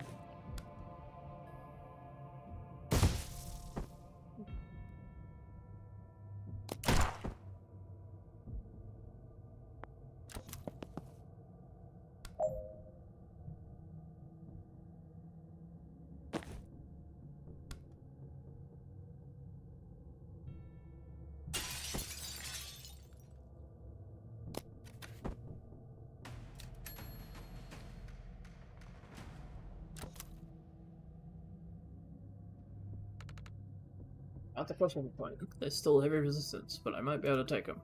Don't engage, we've got this building. You just need to get across as soon as you can. Doesn't sound like my style. Leave them in the dust. Huh, fundamentally the same thing, but now I kinda like it.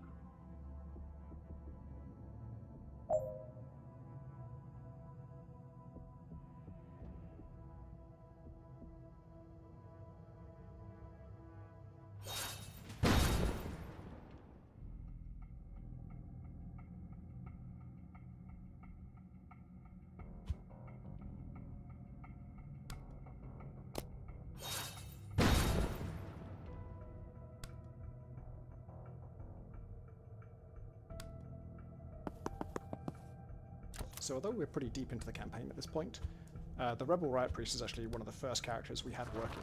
It was Jen and her Chain Shock, and then the Rebel Riot Priest and her Charge were the two like key abilities that we got working to have a combat prototype of this game.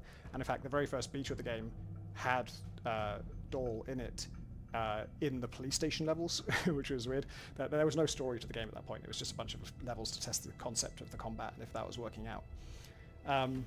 She's got a very unusual combination of abilities, because I think a more traditional, conception of a character like this is like, okay, she charges, she's got a shield, she charges, that's all fairly ordinary.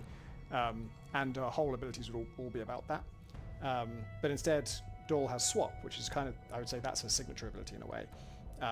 That's kind of the most interesting and most out there part of her ability set. And in fact, that's the part of her ability set that is a spell. The rest of it is just she's really strong. So they combine in she was a natural fit for that ability. Swap is, I have this sort of running theory that the Swap is always going to be one of the best abilities in the game, in whatever game you put it in. I think I first discovered how brilliant Swap is in Dawn of War 2 Retribution, which is an expansion, actually a standalone expansion pack for Dawn of War 2, in which you could have your sort of very fragile long-range orc swap with your extremely strong melee orc and turn a bad situation into a great one. I really loved it in Druidstone, which is a game a little bit like Breach Wizard, I think, a turn-based tactics game, but fantasy-themed. And one of the characters in that has a swap that I think they can use it like once per turn, or it's in some way very cheap. And just having that ability to keep using it repeatedly really showcases what a good ability swap is. I love Swap for emergent gameplay because it does two things.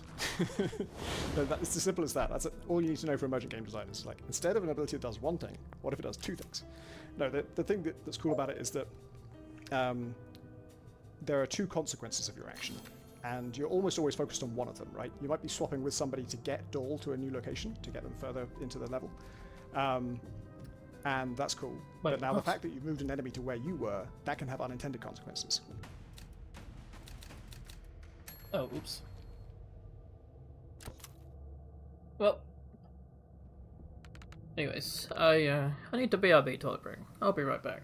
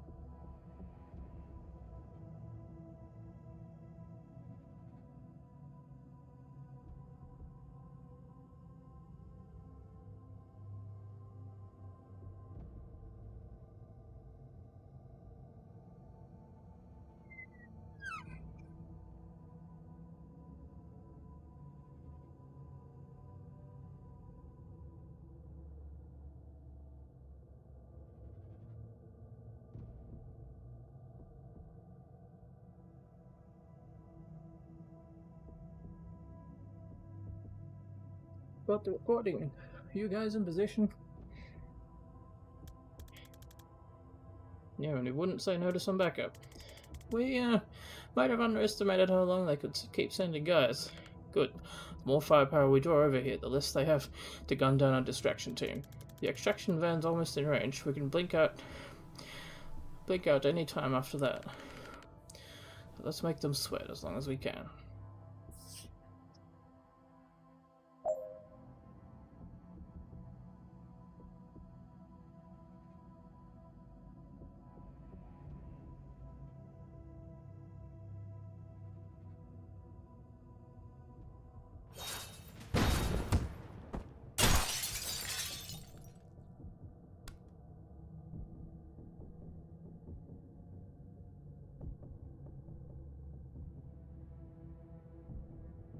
Seven turns, okay.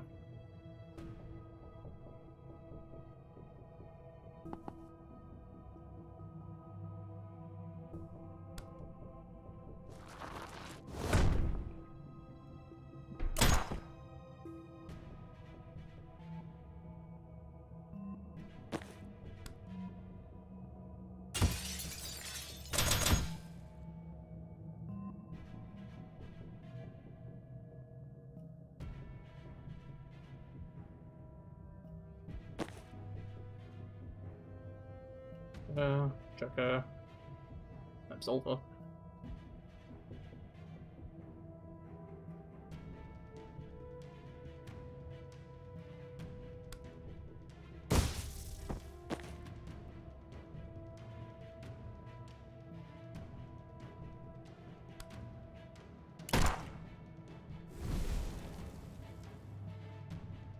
Who do you shoot if you're on my team? If you're confused, I mean. Do you shoot anyone who shoots anyone?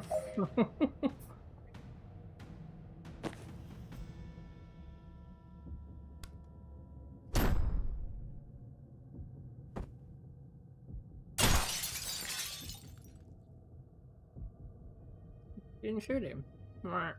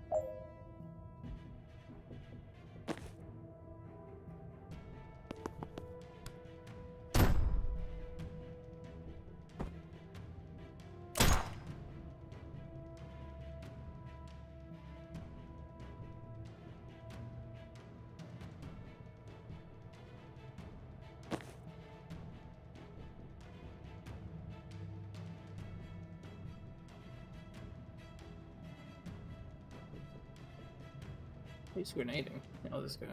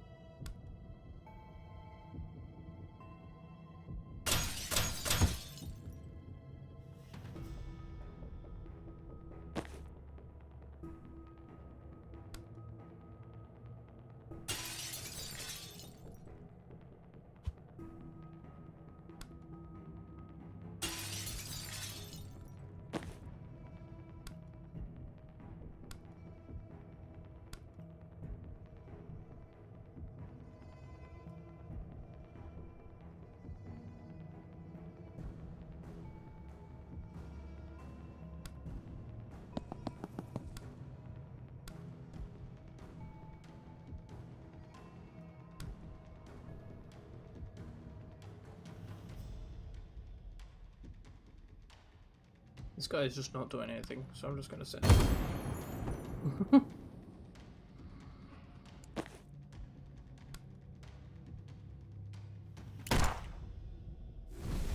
This guy randomly bombs enemies. This will be good now.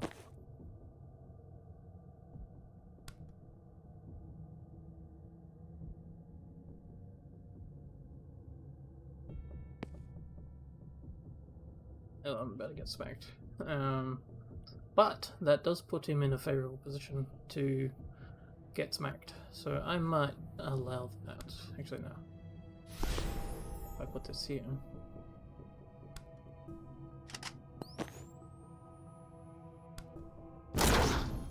Delete.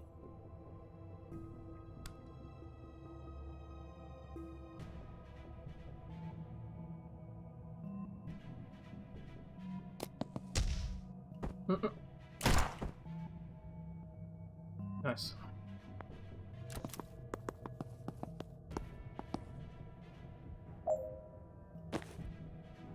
There's a bit of a clusterfuck going on here.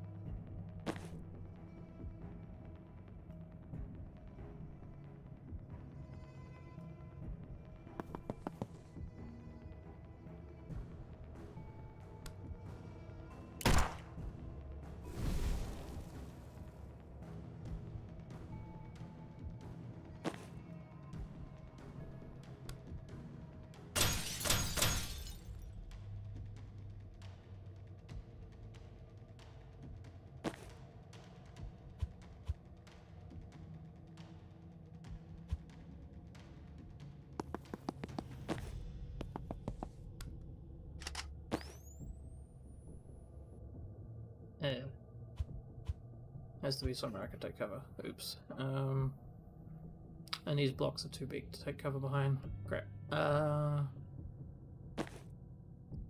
don't want to throw the block, otherwise I can't get it back.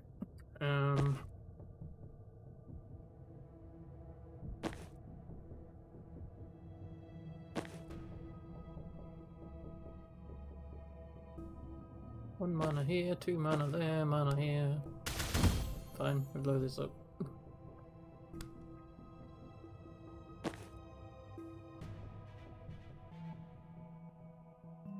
No action cost. Needs mana though. Okay. Can't throw the cube. Oh no.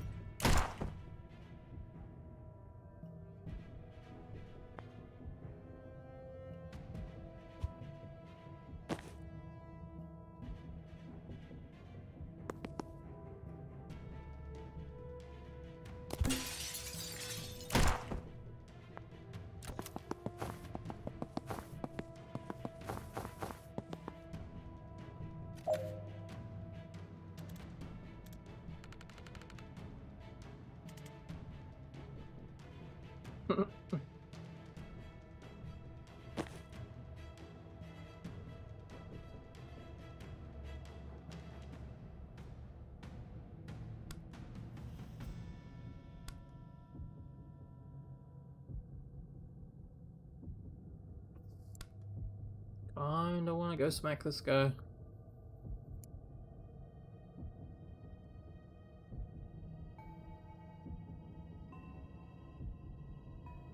These mortar dudes are kind of pain.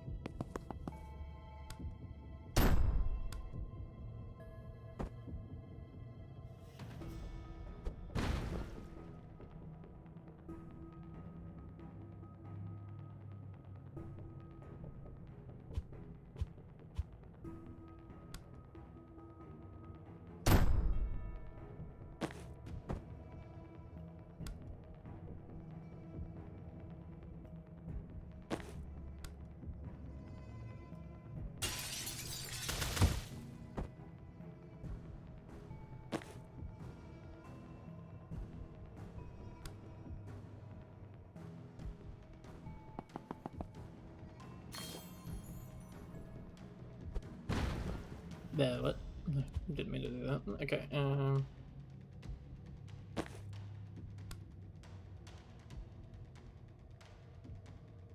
okay, yeah, he's coming from that direction. You are bombing you, and you are shooting you, so I will just...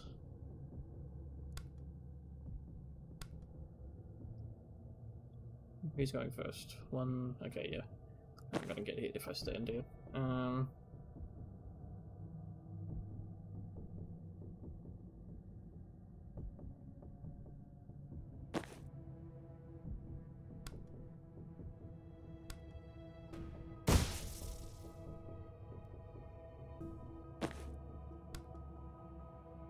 Oh, once per turn. Also, line of sight issues.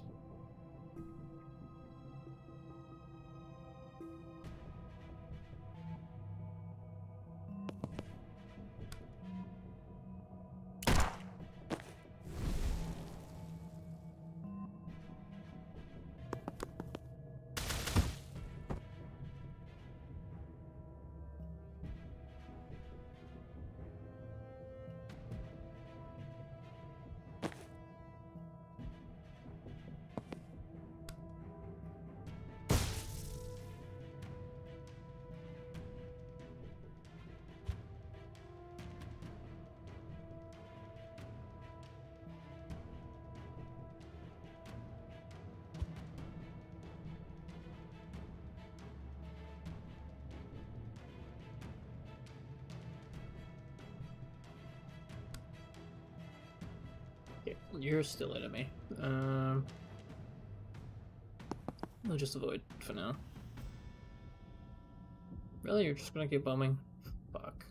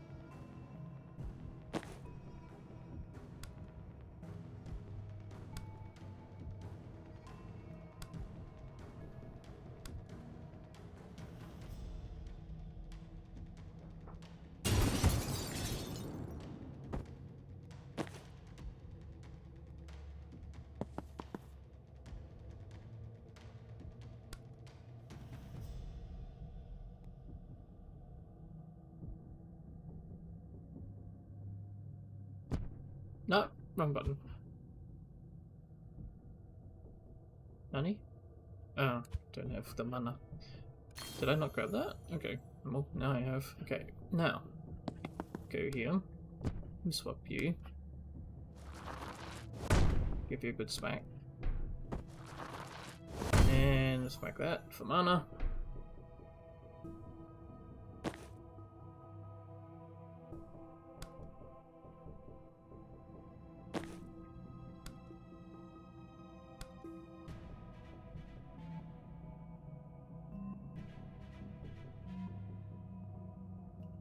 you are shooting first, so he's going to die before he gets to shoot. And you are still enemy. Lol. Oh, that was the follow-up. Right, okay. And Mortar Man is shooting.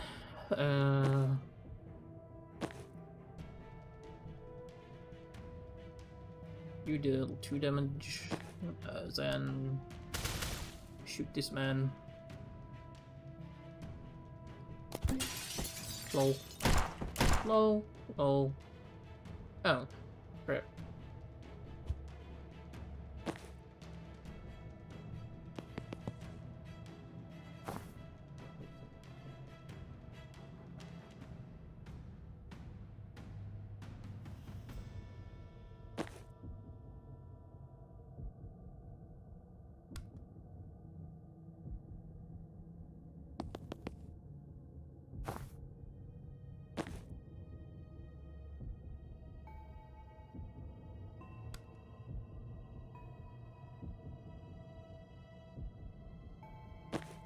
Still gonna take 1 damage.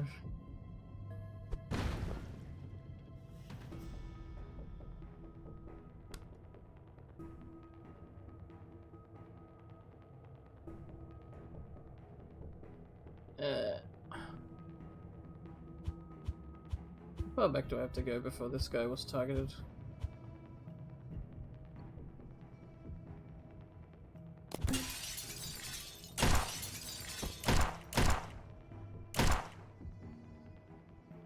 Okay. So I need to not touch this guy. Crap.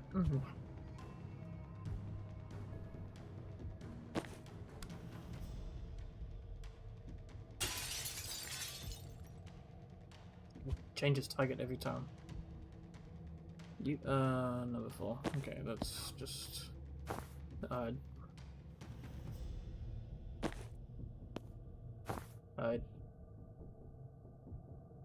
now bomb, shoot, out. No.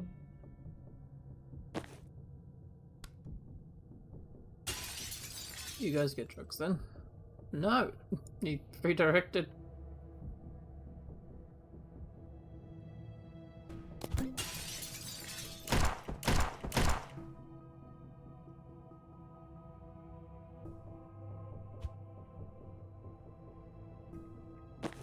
This is quite the flustercluck that I've found myself in.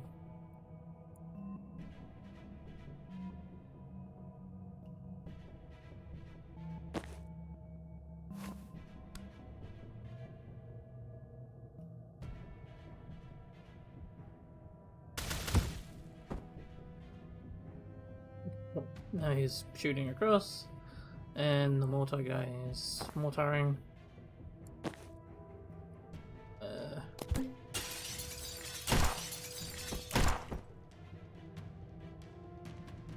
Nice. These confused guys are so confused. Oh hey. You're just gonna randomly stick the shepherd in front of the death door. See ya!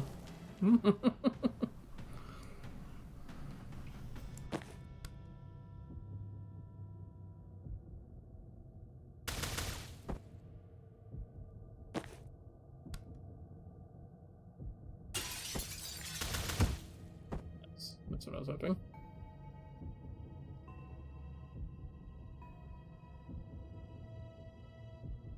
What?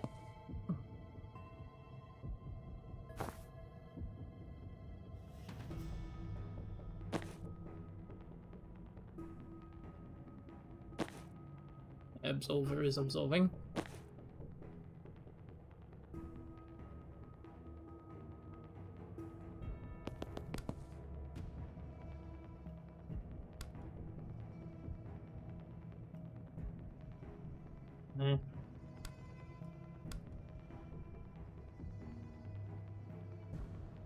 Why can I not bonk?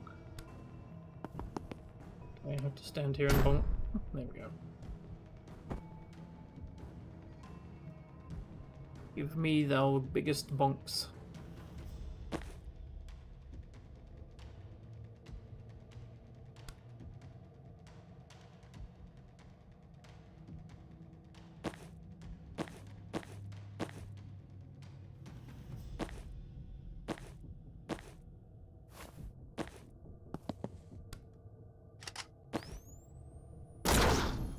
I just have to send that guy to the void now.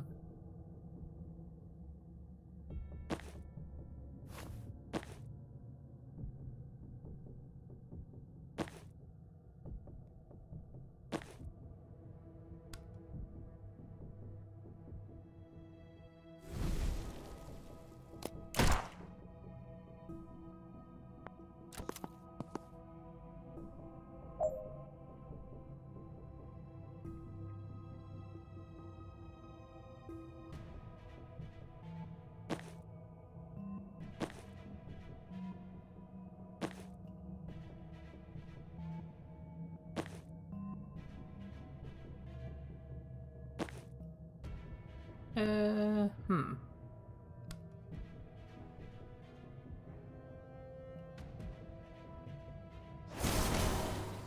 That is a double hit. Very good. Okay.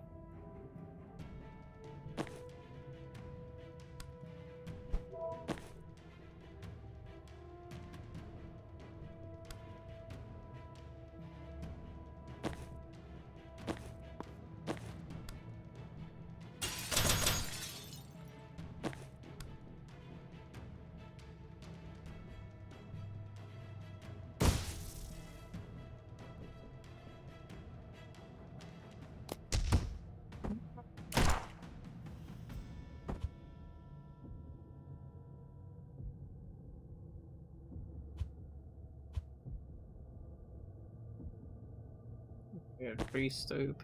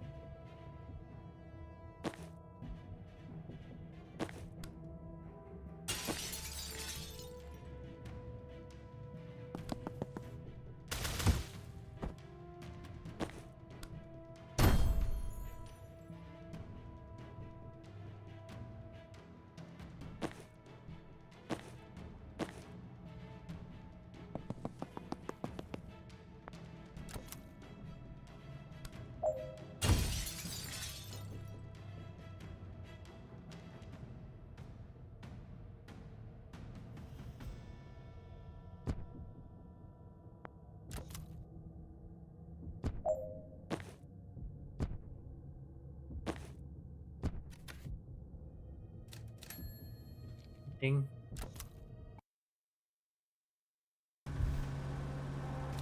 Mission complete. Infiltrate the church. Complete. Get Dull to the Chapel of the Closed Fist. Complete. Retrieve the recording. Complete. Leave the militarized zone discreetly.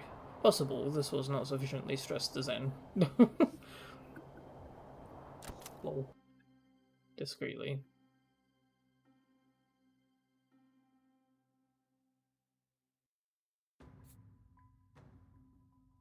Ding! Alright, give me that refreshing jolt. Wait, what the fuck is that?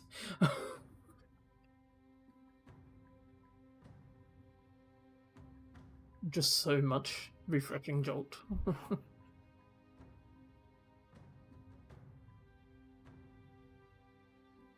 All the death doors, all of them?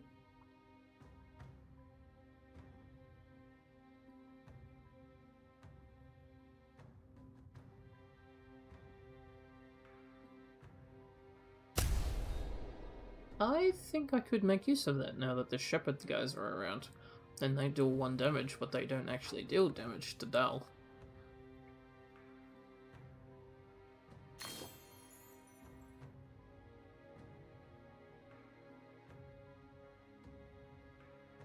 At the same time, this seems fun too.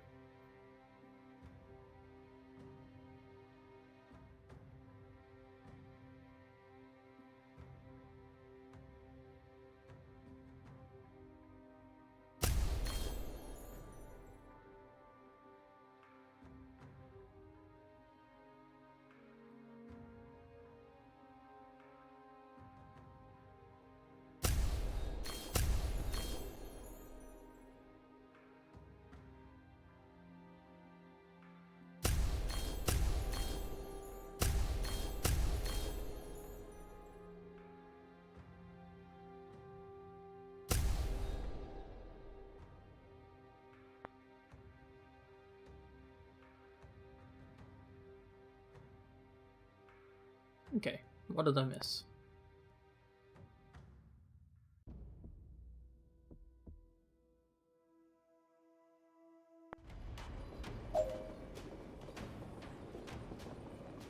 I need to get 2 defenestrations.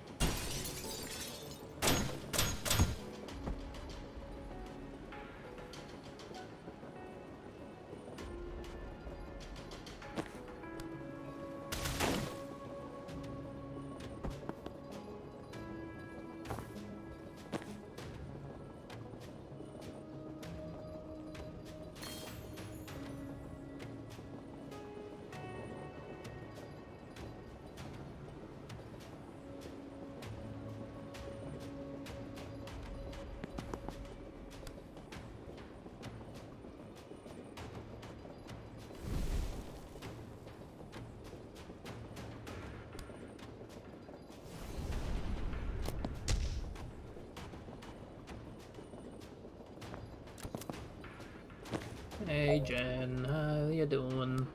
Send this guy to the void, send them all to the void.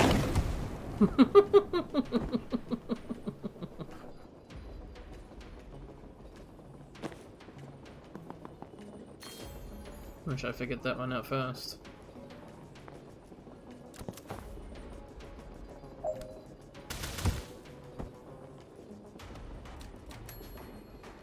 Nice.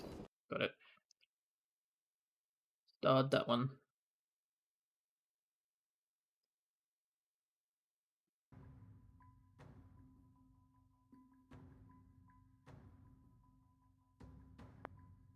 Let me see.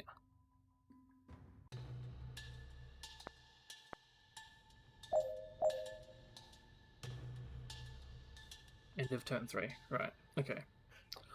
Well now, I have Refreshing Jolt.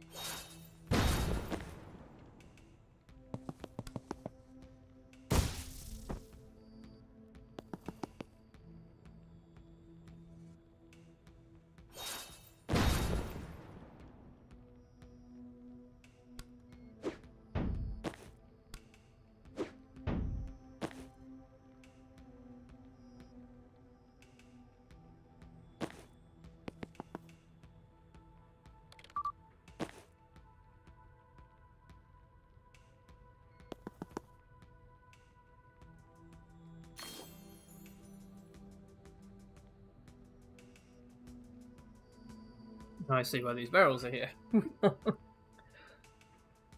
Refreshing jolt is kind of a big thing, I guess.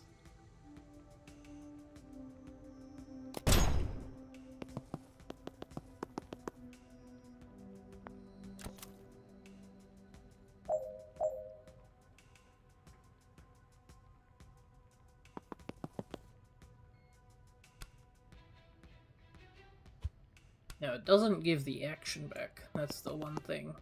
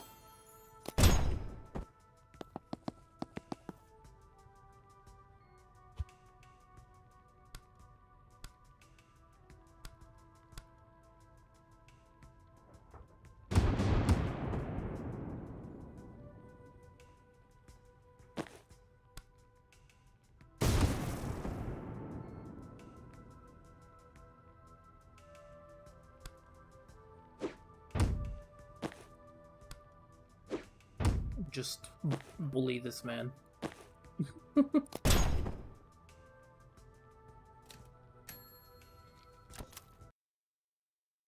Just utterly bully this man.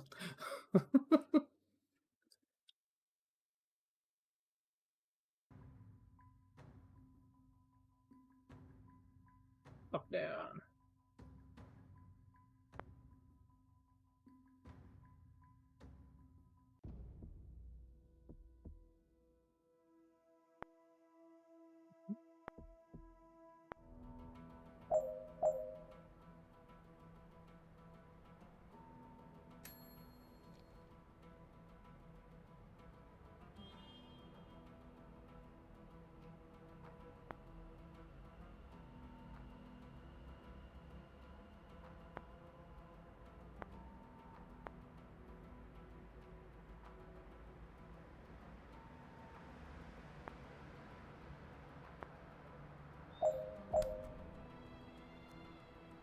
Yeah, that's huge.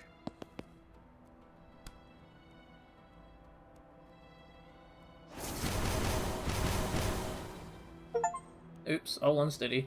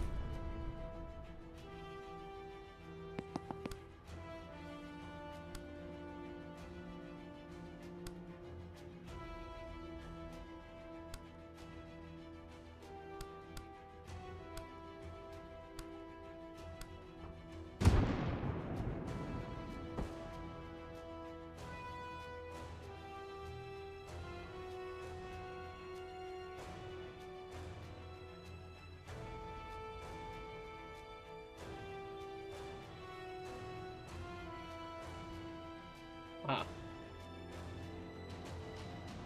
They didn't get made unsteady. because they weren't low enough at the time. Bugger.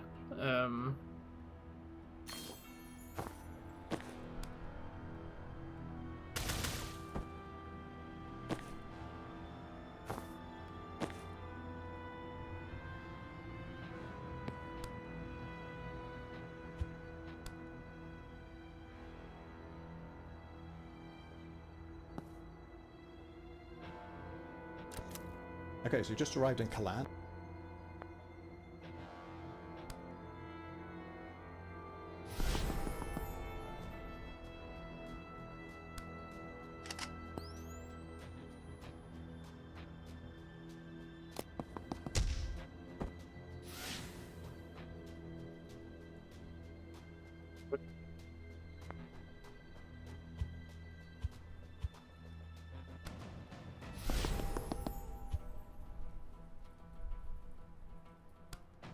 Just burn that time boost. Get one of these guys out nice and quick.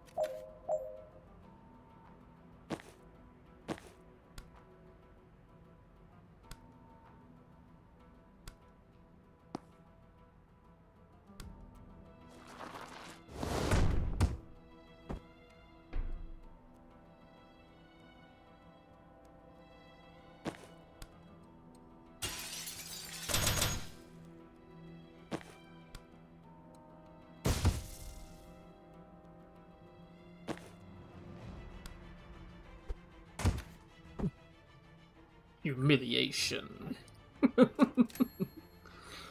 Type player humiliation.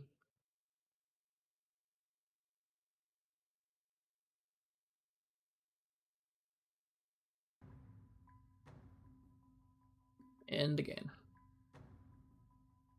Dead drop.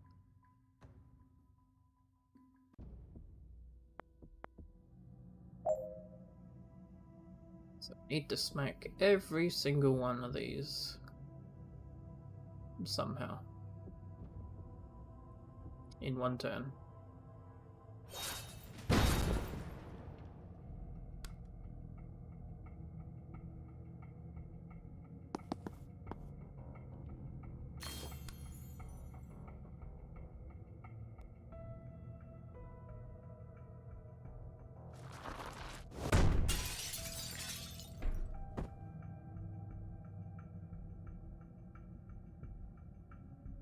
Don't think it's possible, but I have.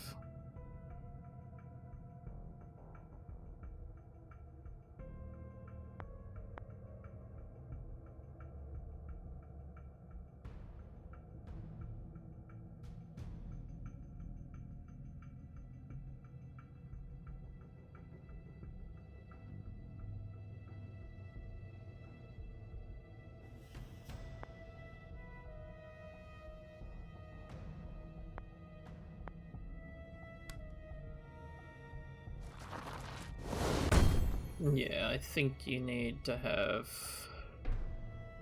Oh, wait, no, you just need to get over there, because there's 4 of them right there that you can just blow up.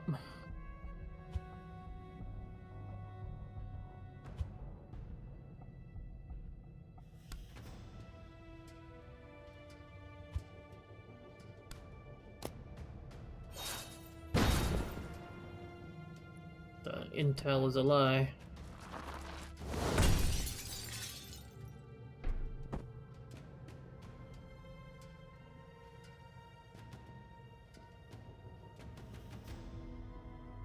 Wait, no, I lie. The lie is that the intel is a truth that is also a lie.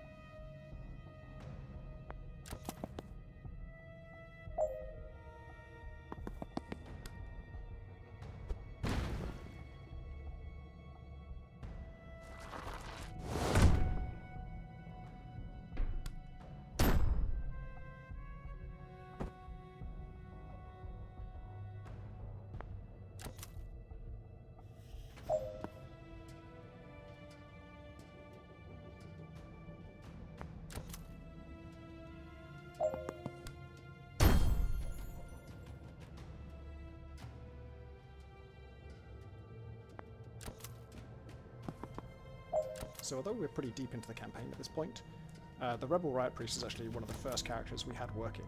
It was really Jen and her Chain Shock, and then the Rebel Riot Priest and her Charge were the two key abilities that we got working to have a combat prototype of this game. And in fact, the very first beta of the game had Dahl in it in the police station levels, which was weird. There was no story to the game at that point. It was just a bunch of levels to test the concept of the combat and if that was working out. She's got a very unusual combination of abilities, because I think a more traditional, conception of a character like this is like, okay, she charges, she's got shield, she charges, that's all fairly ordinary. And her whole abilities would all be about that. But instead, Dahl has swap, which is kind of, I would say that's her signature ability in a way.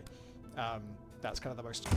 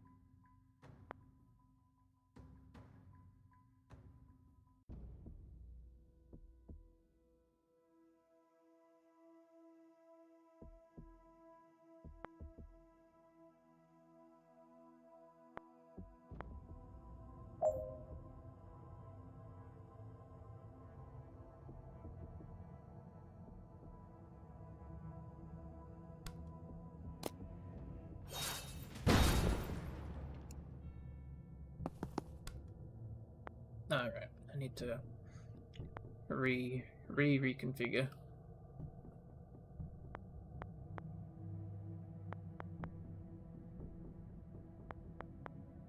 Why do I have 3 packs? Oh. I guess this is the amount of perks that I had at this point in time. Dizzying, big head, and I don't have dull, so don't really need that. We shall have instead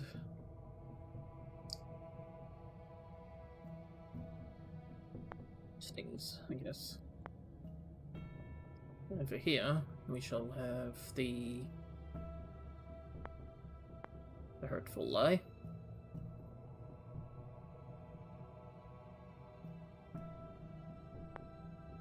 And here we have our Refreshing Jolts. And yeah, second winds and stuff.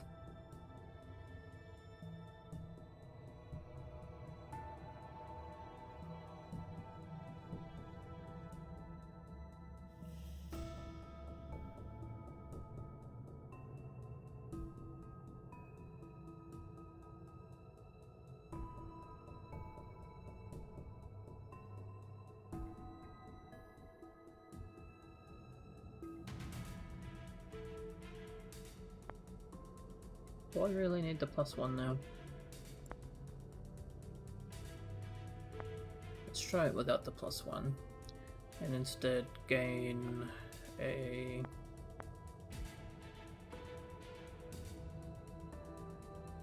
get a conduit.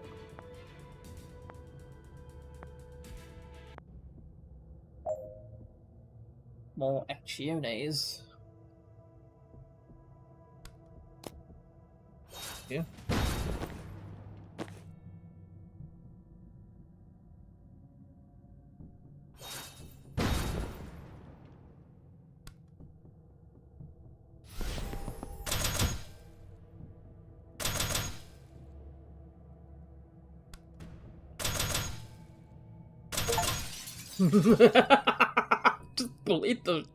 Just bullied that guy. Wow.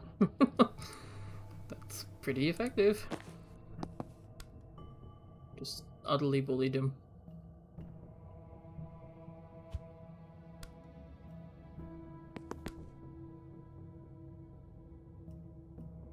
Hit 6 dudes.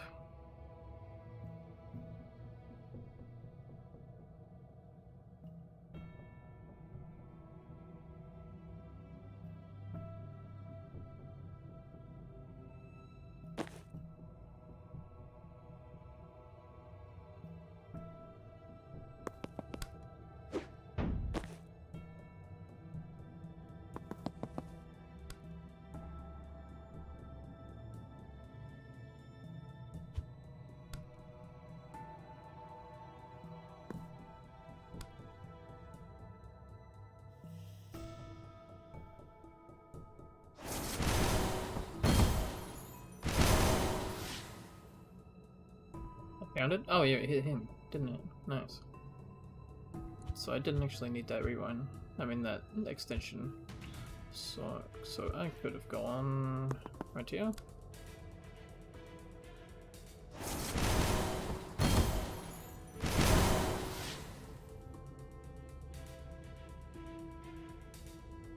Okay, nice, got it. Now I can just post the rest of them.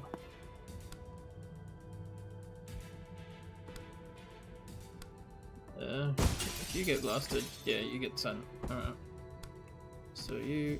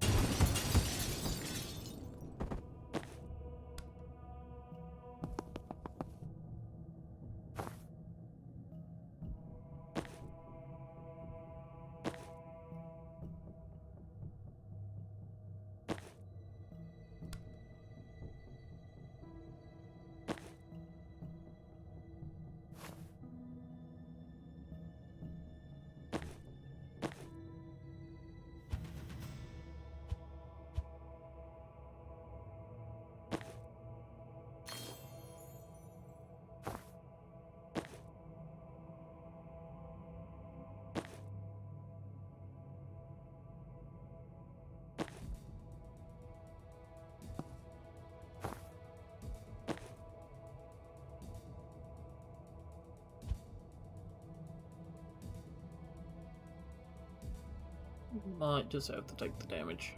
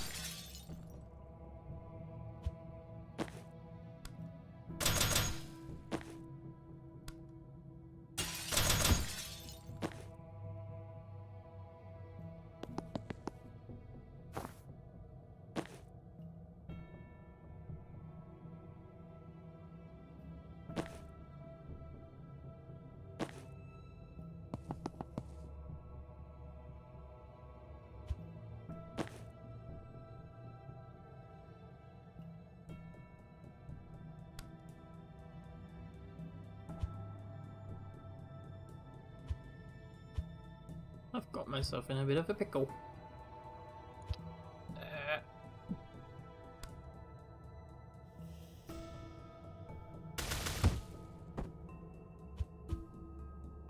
Take it all back.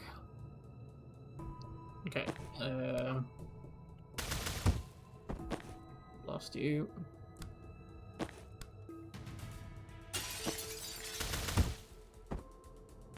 Get you ended. If I run away, Banks is gonna get slapped. Crap.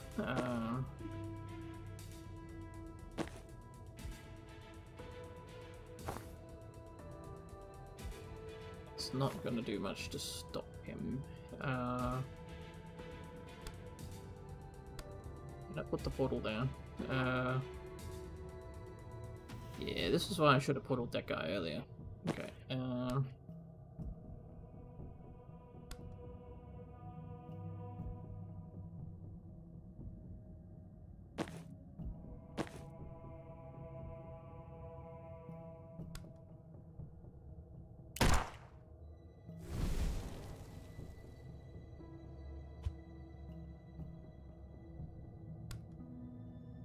Guess we just send it back.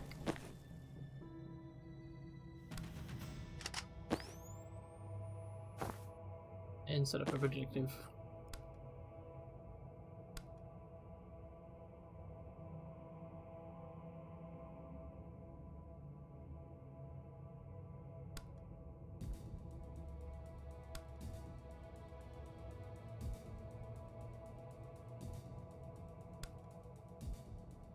Now I can't take care of the Absolver though, that's the only thing.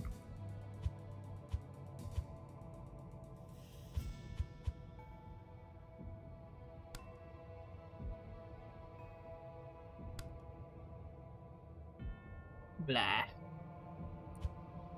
Big blah. Massive blah. Okay.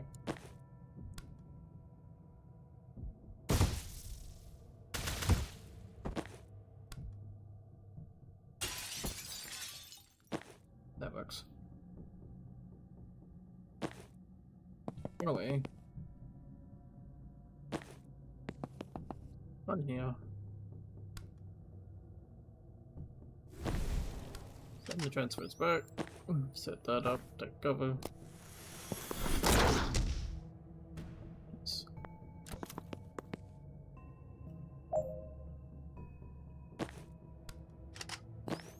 Here, have another. Ow, fuck.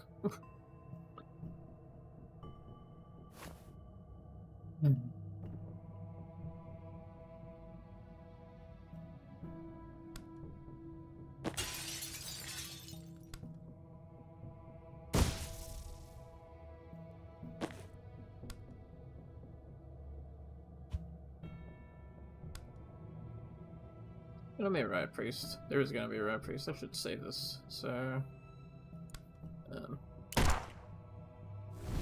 waggy waggy.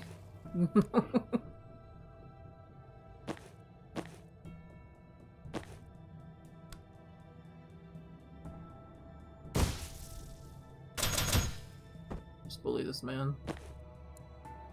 And wait to see where the priest goes. Oh. Right. There's this idiot in the corner. Get screwed. Get screwed. And technically that transferred 1 mana from Banks to Zan, and he got full health back.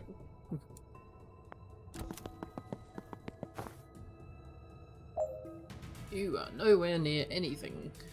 I hate riot priests. Have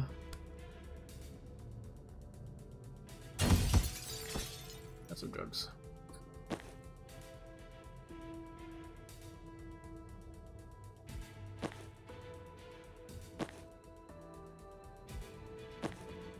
This calls for a... Oh, we take that turn. Frick.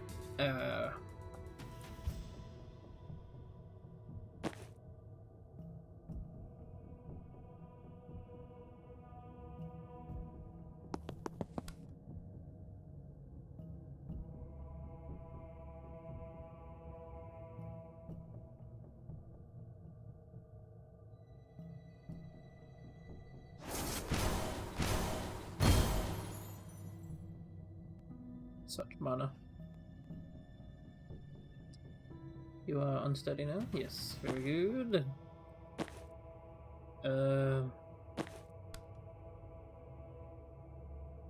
That's gonna ping you too hard in that direction. I don't want to ping you quite that far. But at the same time, if I do that, just how much damage can I get on you? By just bullying the shit out of you like this. Well, apparently he couldn't even live. Nice. That's a lot of damage, in other words.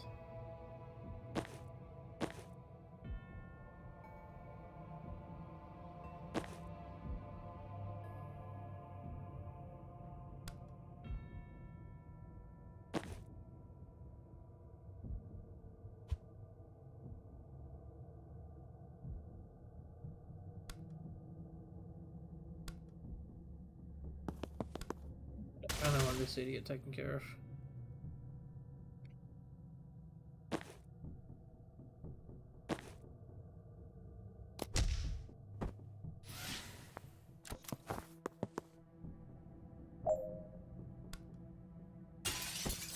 Have some drugs, and you get back in your corner. Boom.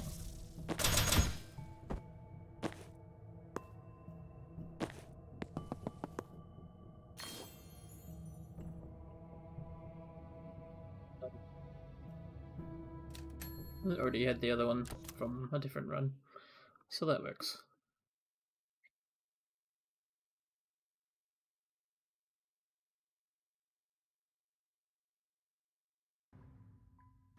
That one perfected. Very good.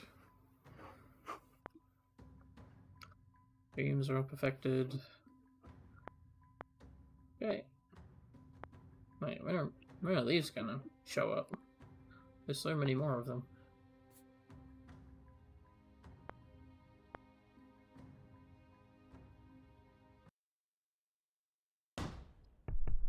One more level, I guess. Chapel of the Closed Fist, last week. With the greatest respect, Chaplain, I think this is a gross overreaction. The insurgency will blow over. It always does, and if we commit to war with Medil now, we can't play that card for another 5 years. It's not about the rabble rousers, Filgo. It's about the mana. My singers in Liberty have seen the tests firsthand. The damn stuff is militarized now. It's not a theory, it's working, and the world's supply sits beneath a country that is rightfully ours. Aaron is right. We cannot let faithless nations build armies of casters while we sit handcuffed to our principles. We're not considering using it ourselves, I trust. The Pantheon's edicts have been very clear. I'll tell you what the Pantheon says when I've damned well written it. I won't be the chaplain who let Kalan's last chance at supremacy slip through our fingers. Remove on Medill. I'll announce it. I'll announce in Friday's sermon.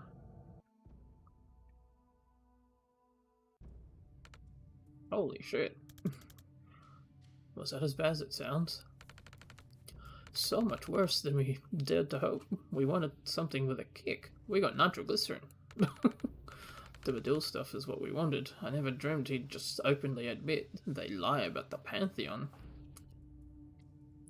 Am I going to derail things if I ask for a primer on the Pantheon? You know we honor our dead here, right? More than honor. You'd call it worship. The chapel claims their high priests can hear them all, speaking as one. That's the Pantheon. There's a history to the real thing, but the chapel's version is just a free pass to claim everyone we've ever loved is asking us to do what they want. And now we have the head of the church and state outright admitting they make it up. This is fucking checkmate. God, I hope Hessia saw this before he was blown. I'd kill to go down knowing I got the bastards this good. Should get some moderates fired up. Probably not. Seriously? Now we hit the other brick wall we've been fighting. We can leak this to the free net tonight, but only tech-savvy kids with jailbroken phones will see it. They're already with us. Chapel control the legal internet and every TV station. Everywhere your centrist dad gets his information. We can't get through to the chapel's base till we break down that wall, but this is the megaton we drop when we do.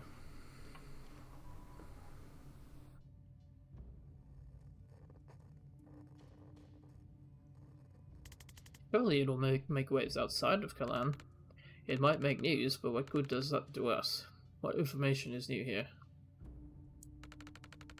Your countries already know the chapel is a surveillance state dictatorship with a mandatory religion enforced by police brutality. Hasn't moved any of them to action in the last 20 years. The DSR did impose sanctions. The DSR did impose sanctions. And the people of Kalan, thank you for cutting us off. The chapel didn't want foreign goods reaching us anyway. It just means the only tech we have access to is made by the institution we're fighting.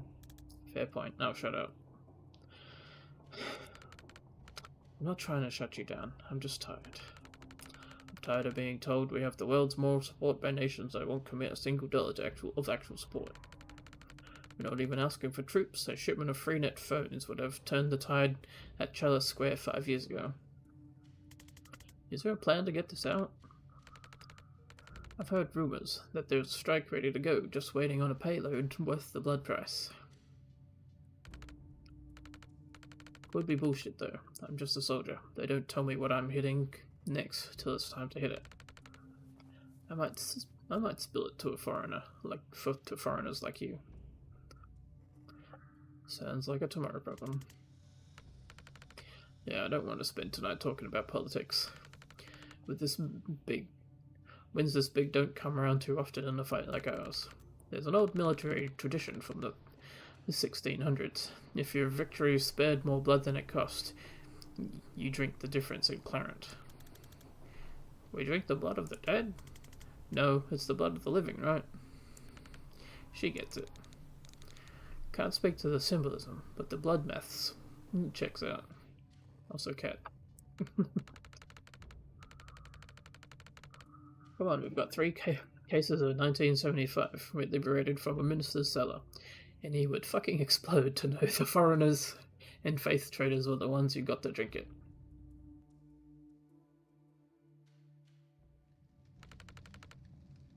The few friends who joined the Pantheon today. We carry their voices and their voices carry us. And to the many who didn't, thanks to the foreigners with the dirty tricks and ridiculous hats.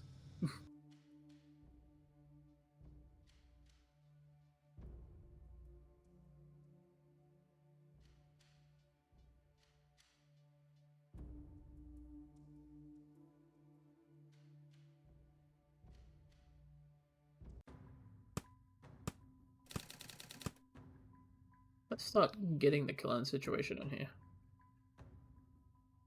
Ready?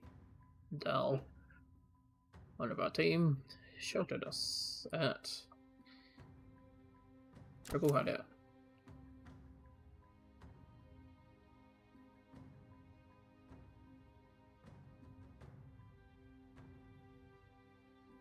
The chapel is about to invade.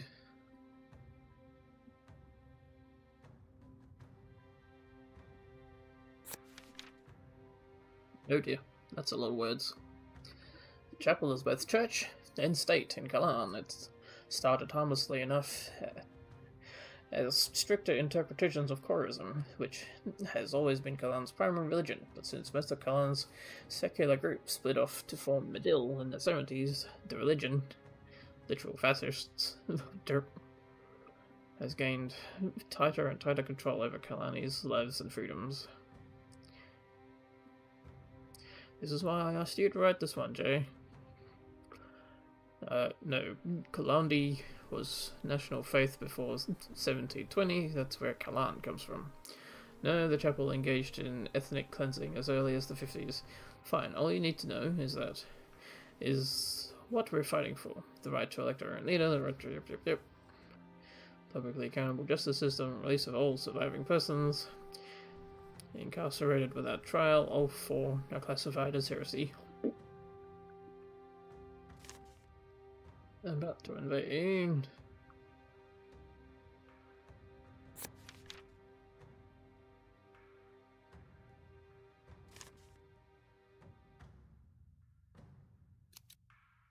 Is that not right?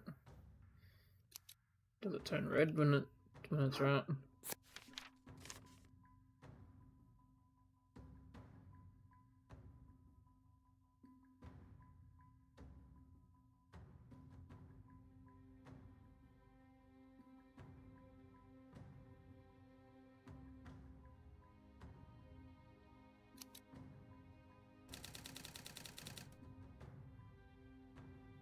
Oh, Medil. Okay. Medil. There's Medil. Right.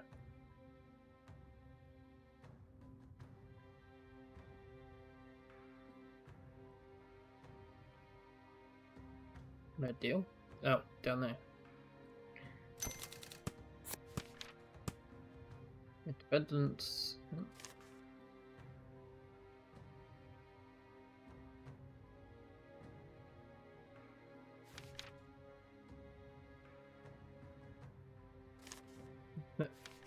Ask Dylan about the rest.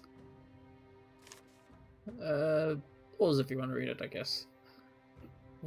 This all very wordy and stuff to learn.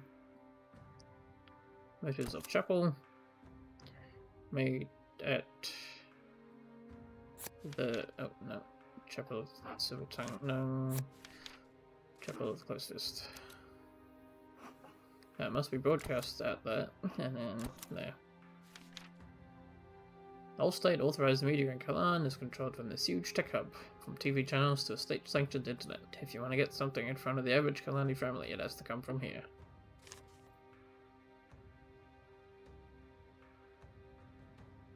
There's this last connection. Our team obtained the recording, all of which adds up to motive for invasion. Mana.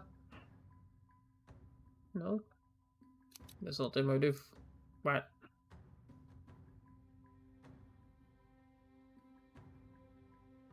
Oh, that's the street seized mana. That they have mana dust. Yep, there.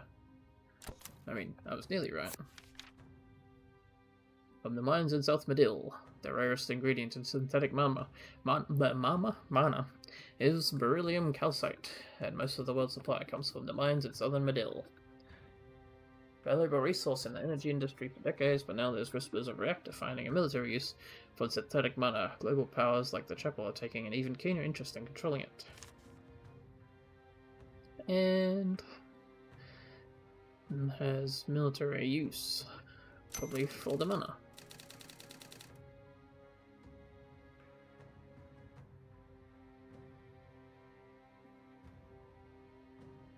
Dreams. More dreams. Shining armor. Judas priests. 3 doctors. Okay. There's some chats. No, we'll choose another time. What do we got? White Witch. Bit too snowy, I think. I kind of just like Private Eye. This is a bit out there. Death MD? Absolutely though.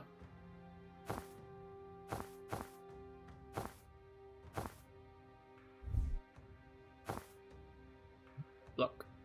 Gilded. Wiztack. Scrapper. Broadwave. Ascender. No, I want to view it. Let me view it. No.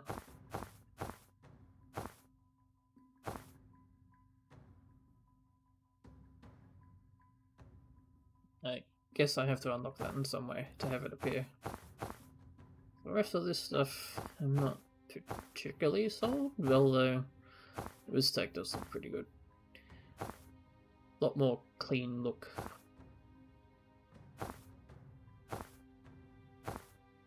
But Gilded is just really nice too. I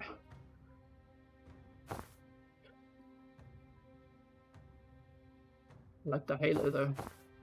I like the halo on the Wiztack. I'll take Wiztack.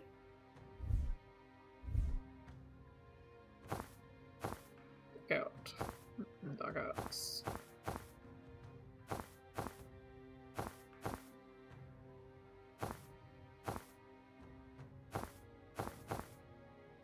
So I'll unlock Wiztack and use it.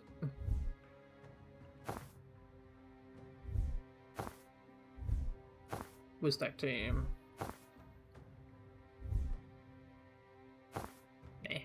Private Eye here. Use Dark Arts here, I think. Yeah, Dark Arts. Death MD. And I guess we'll unlock Gilded. But I'll use Wiztack for now. No pokes to get. Alright, let's see these dreams.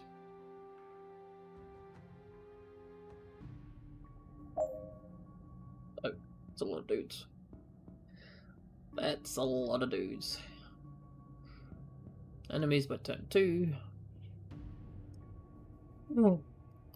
Resurrect unconscious hostile. Let Dell take damage 1 time.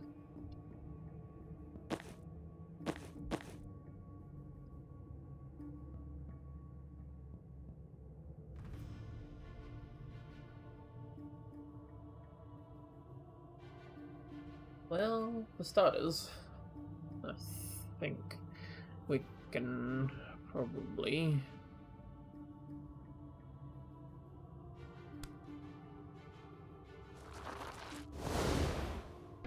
Oh wait, I gotta actually hit someone to make it free. That's the thing.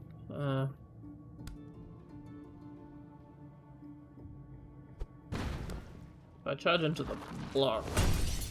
Okay, that actually yeets my block, and then I don't have it. Okay. So I want to blink one of these guys in front of the window and then blast him out.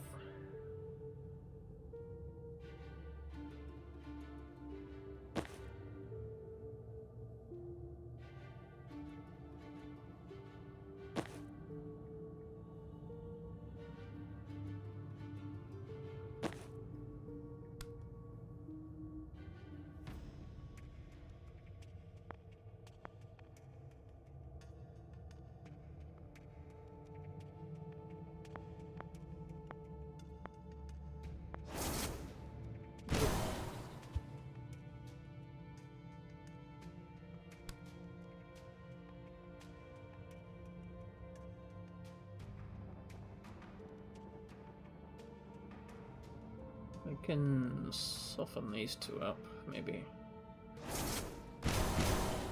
Okay.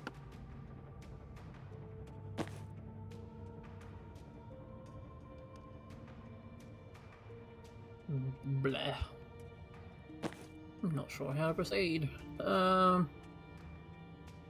Actually, you are looking very death storable.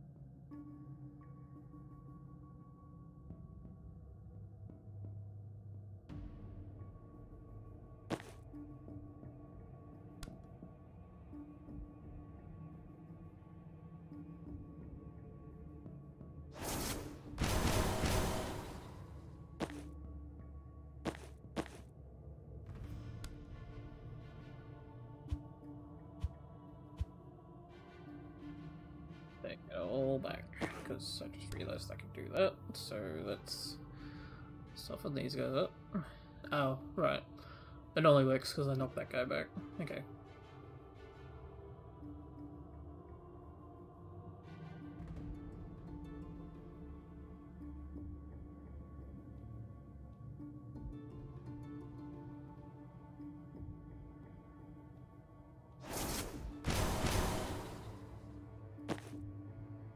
Let's get a time boost.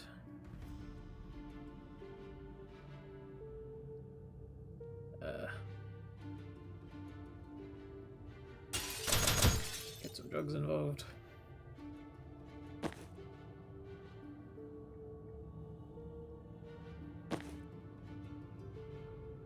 I don't want to soften that guy up in the corner though, so that he's druggable. Now this angle is whack. This is fine. He shouldn't exist for very much longer. Okay, have a death stall. Have a time boost. Have some drugs. Go to the void. Okay.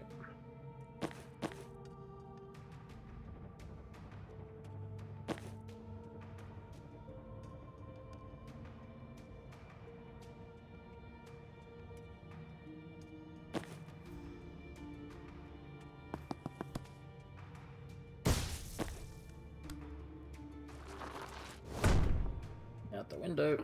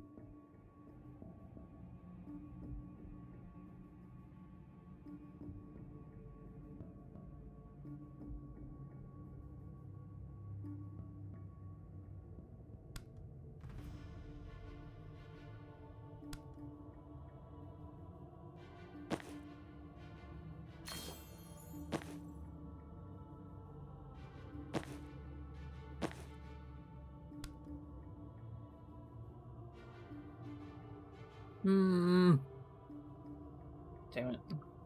They don't want to like run up and line up at the window. They know all about me. Okay,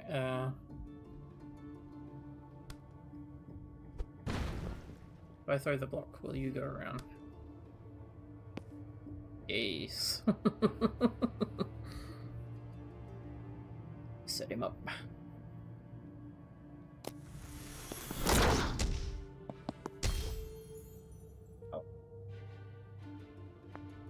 This is fun.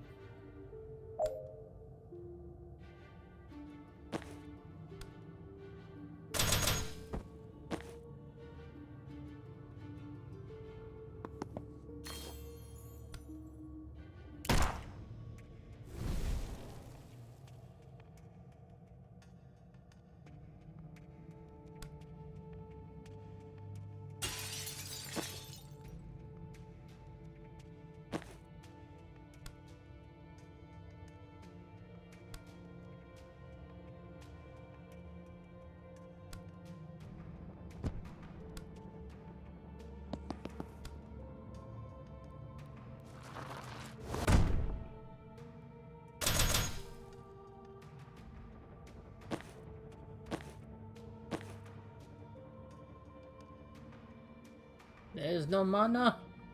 No mana.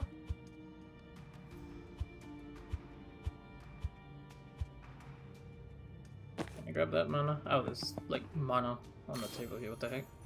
Okay, yeah.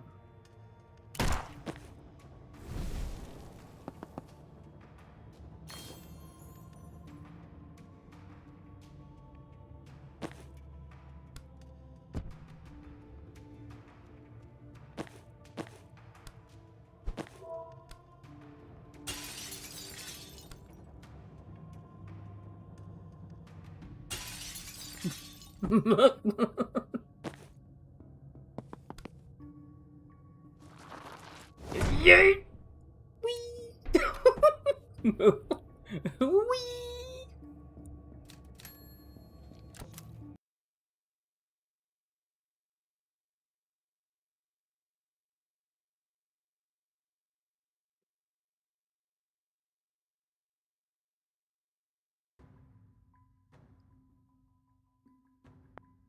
Let's go up.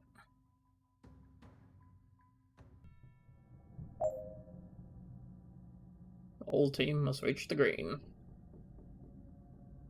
Nani? What is this? Double dial. Let no one on your side take damage except Dull.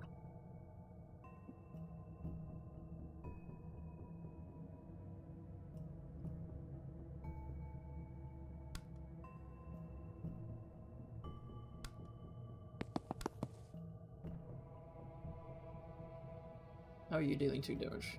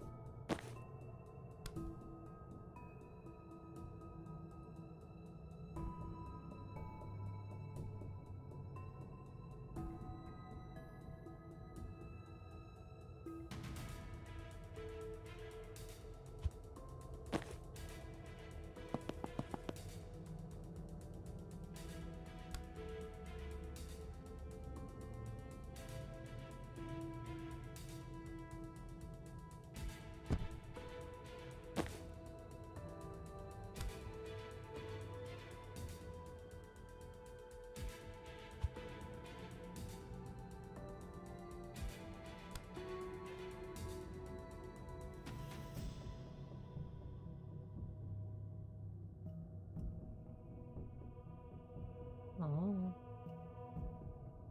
This is a tracker. There's a cleanser coming through there, though.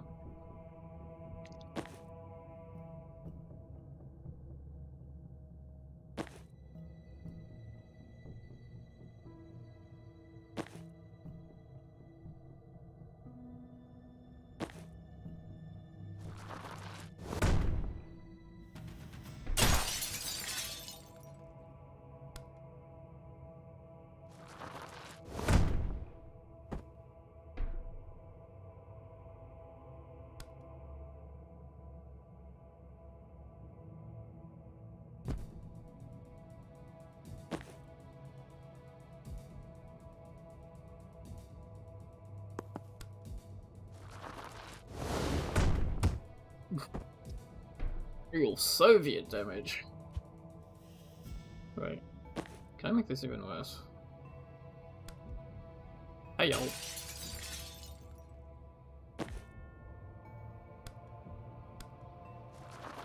Ah! Unstoppable force. 15 slam damage with 1 charge. There we go.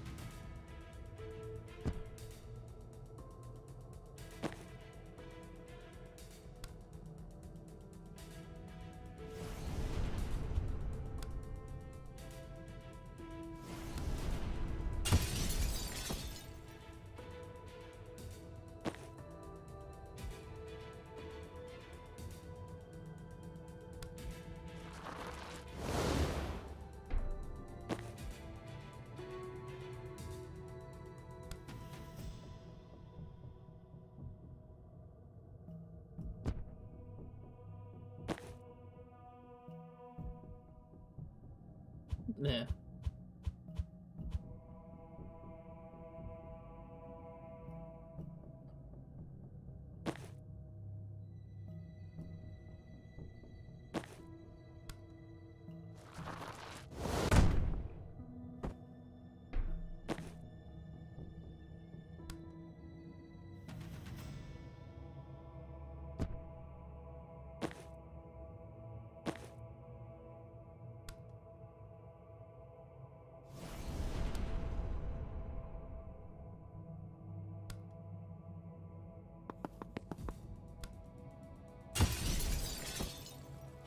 Oof. Keep forgetting about the self-damage.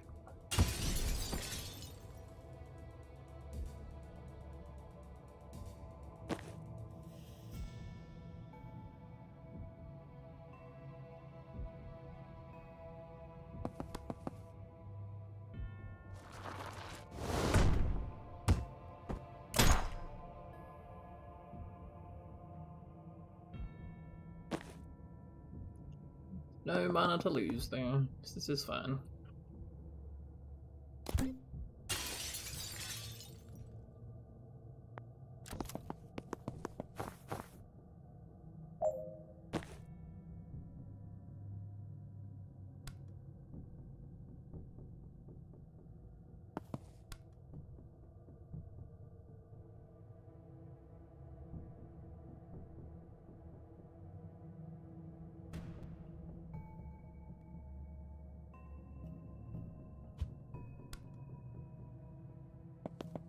I just really want that guy dead.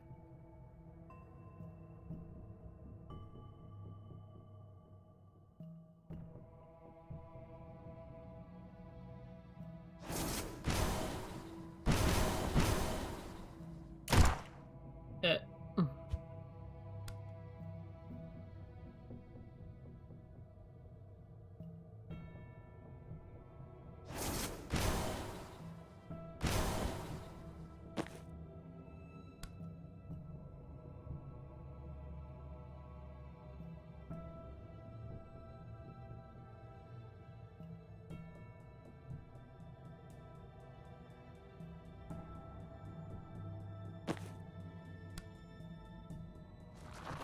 Schmack.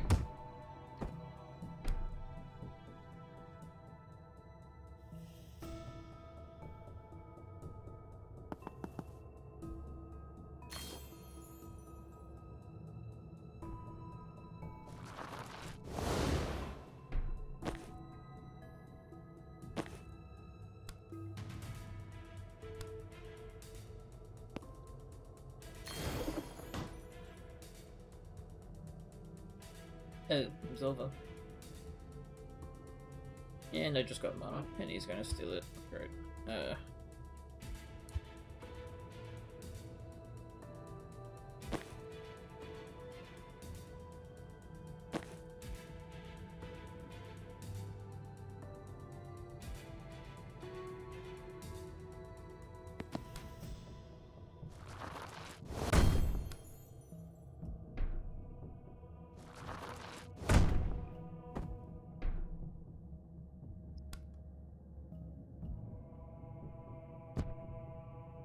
Did he get confused? He does get confused. Good. So now he doesn't shoot.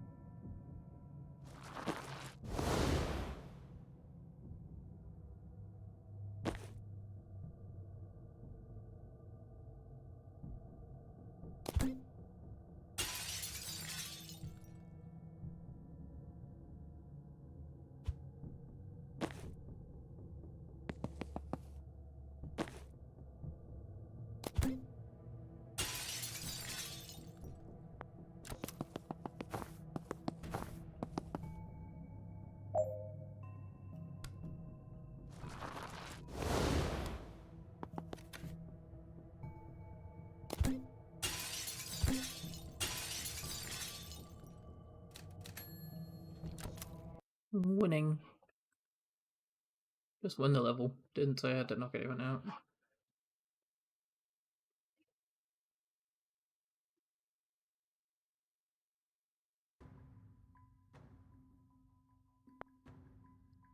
I always go the overachiever route. Probably not great.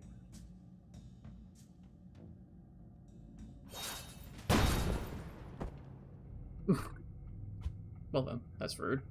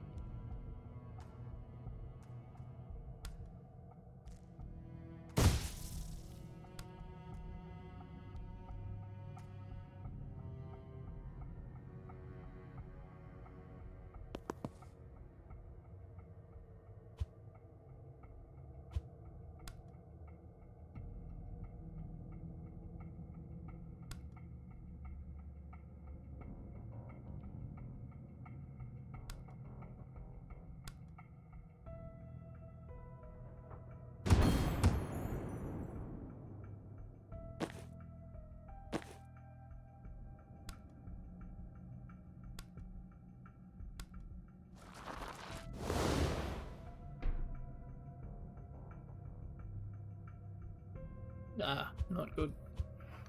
Not good. Not good at all.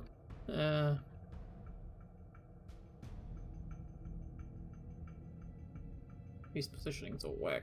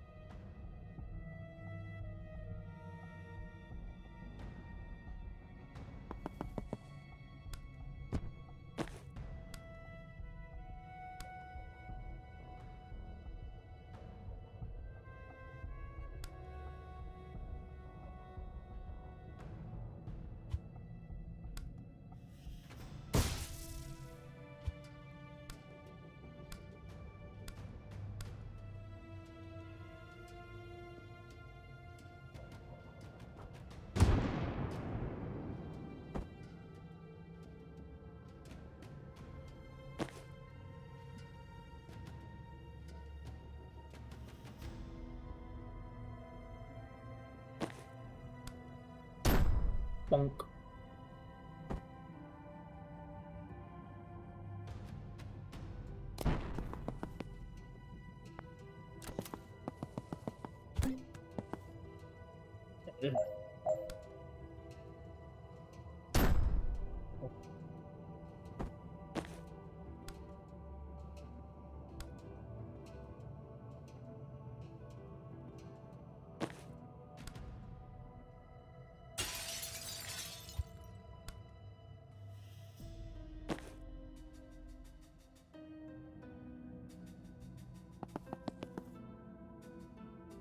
Oh no, I have no swaps.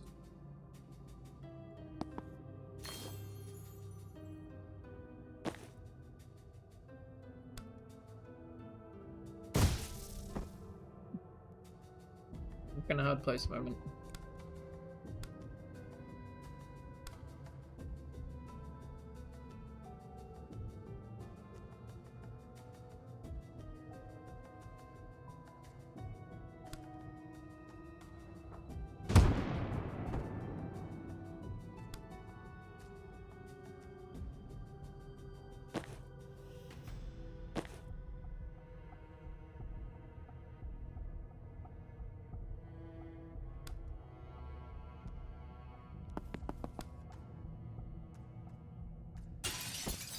Drugs. Damn, that's gonna be a lot of damage.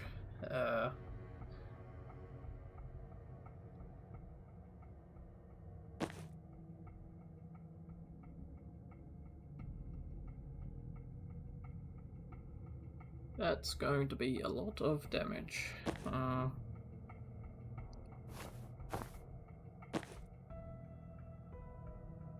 If I can get the dial, I can resume later.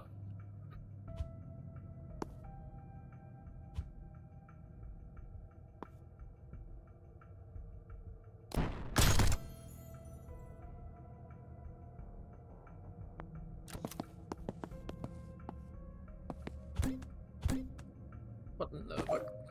So much.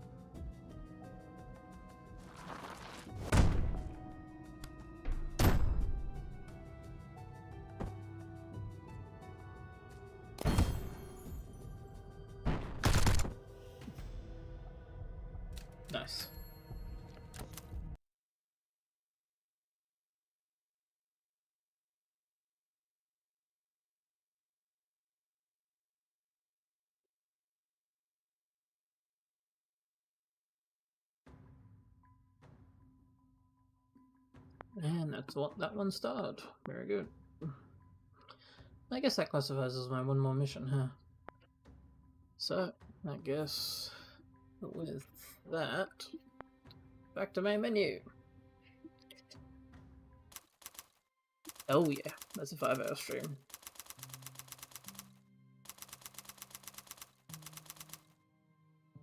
Wait, music in my stream being blocked, what?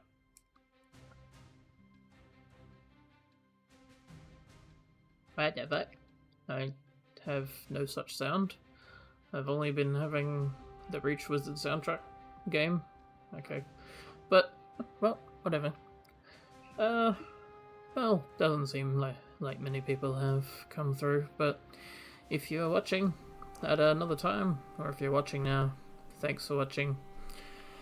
If you want to watch some other things that I do, maybe to sometime down the line, maybe consider subscribing or joining my Discord perhaps. I usually post alerts or links to my streams whenever I go live, or you can just hang out. Otherwise, yeah, thanks for watching. Good night.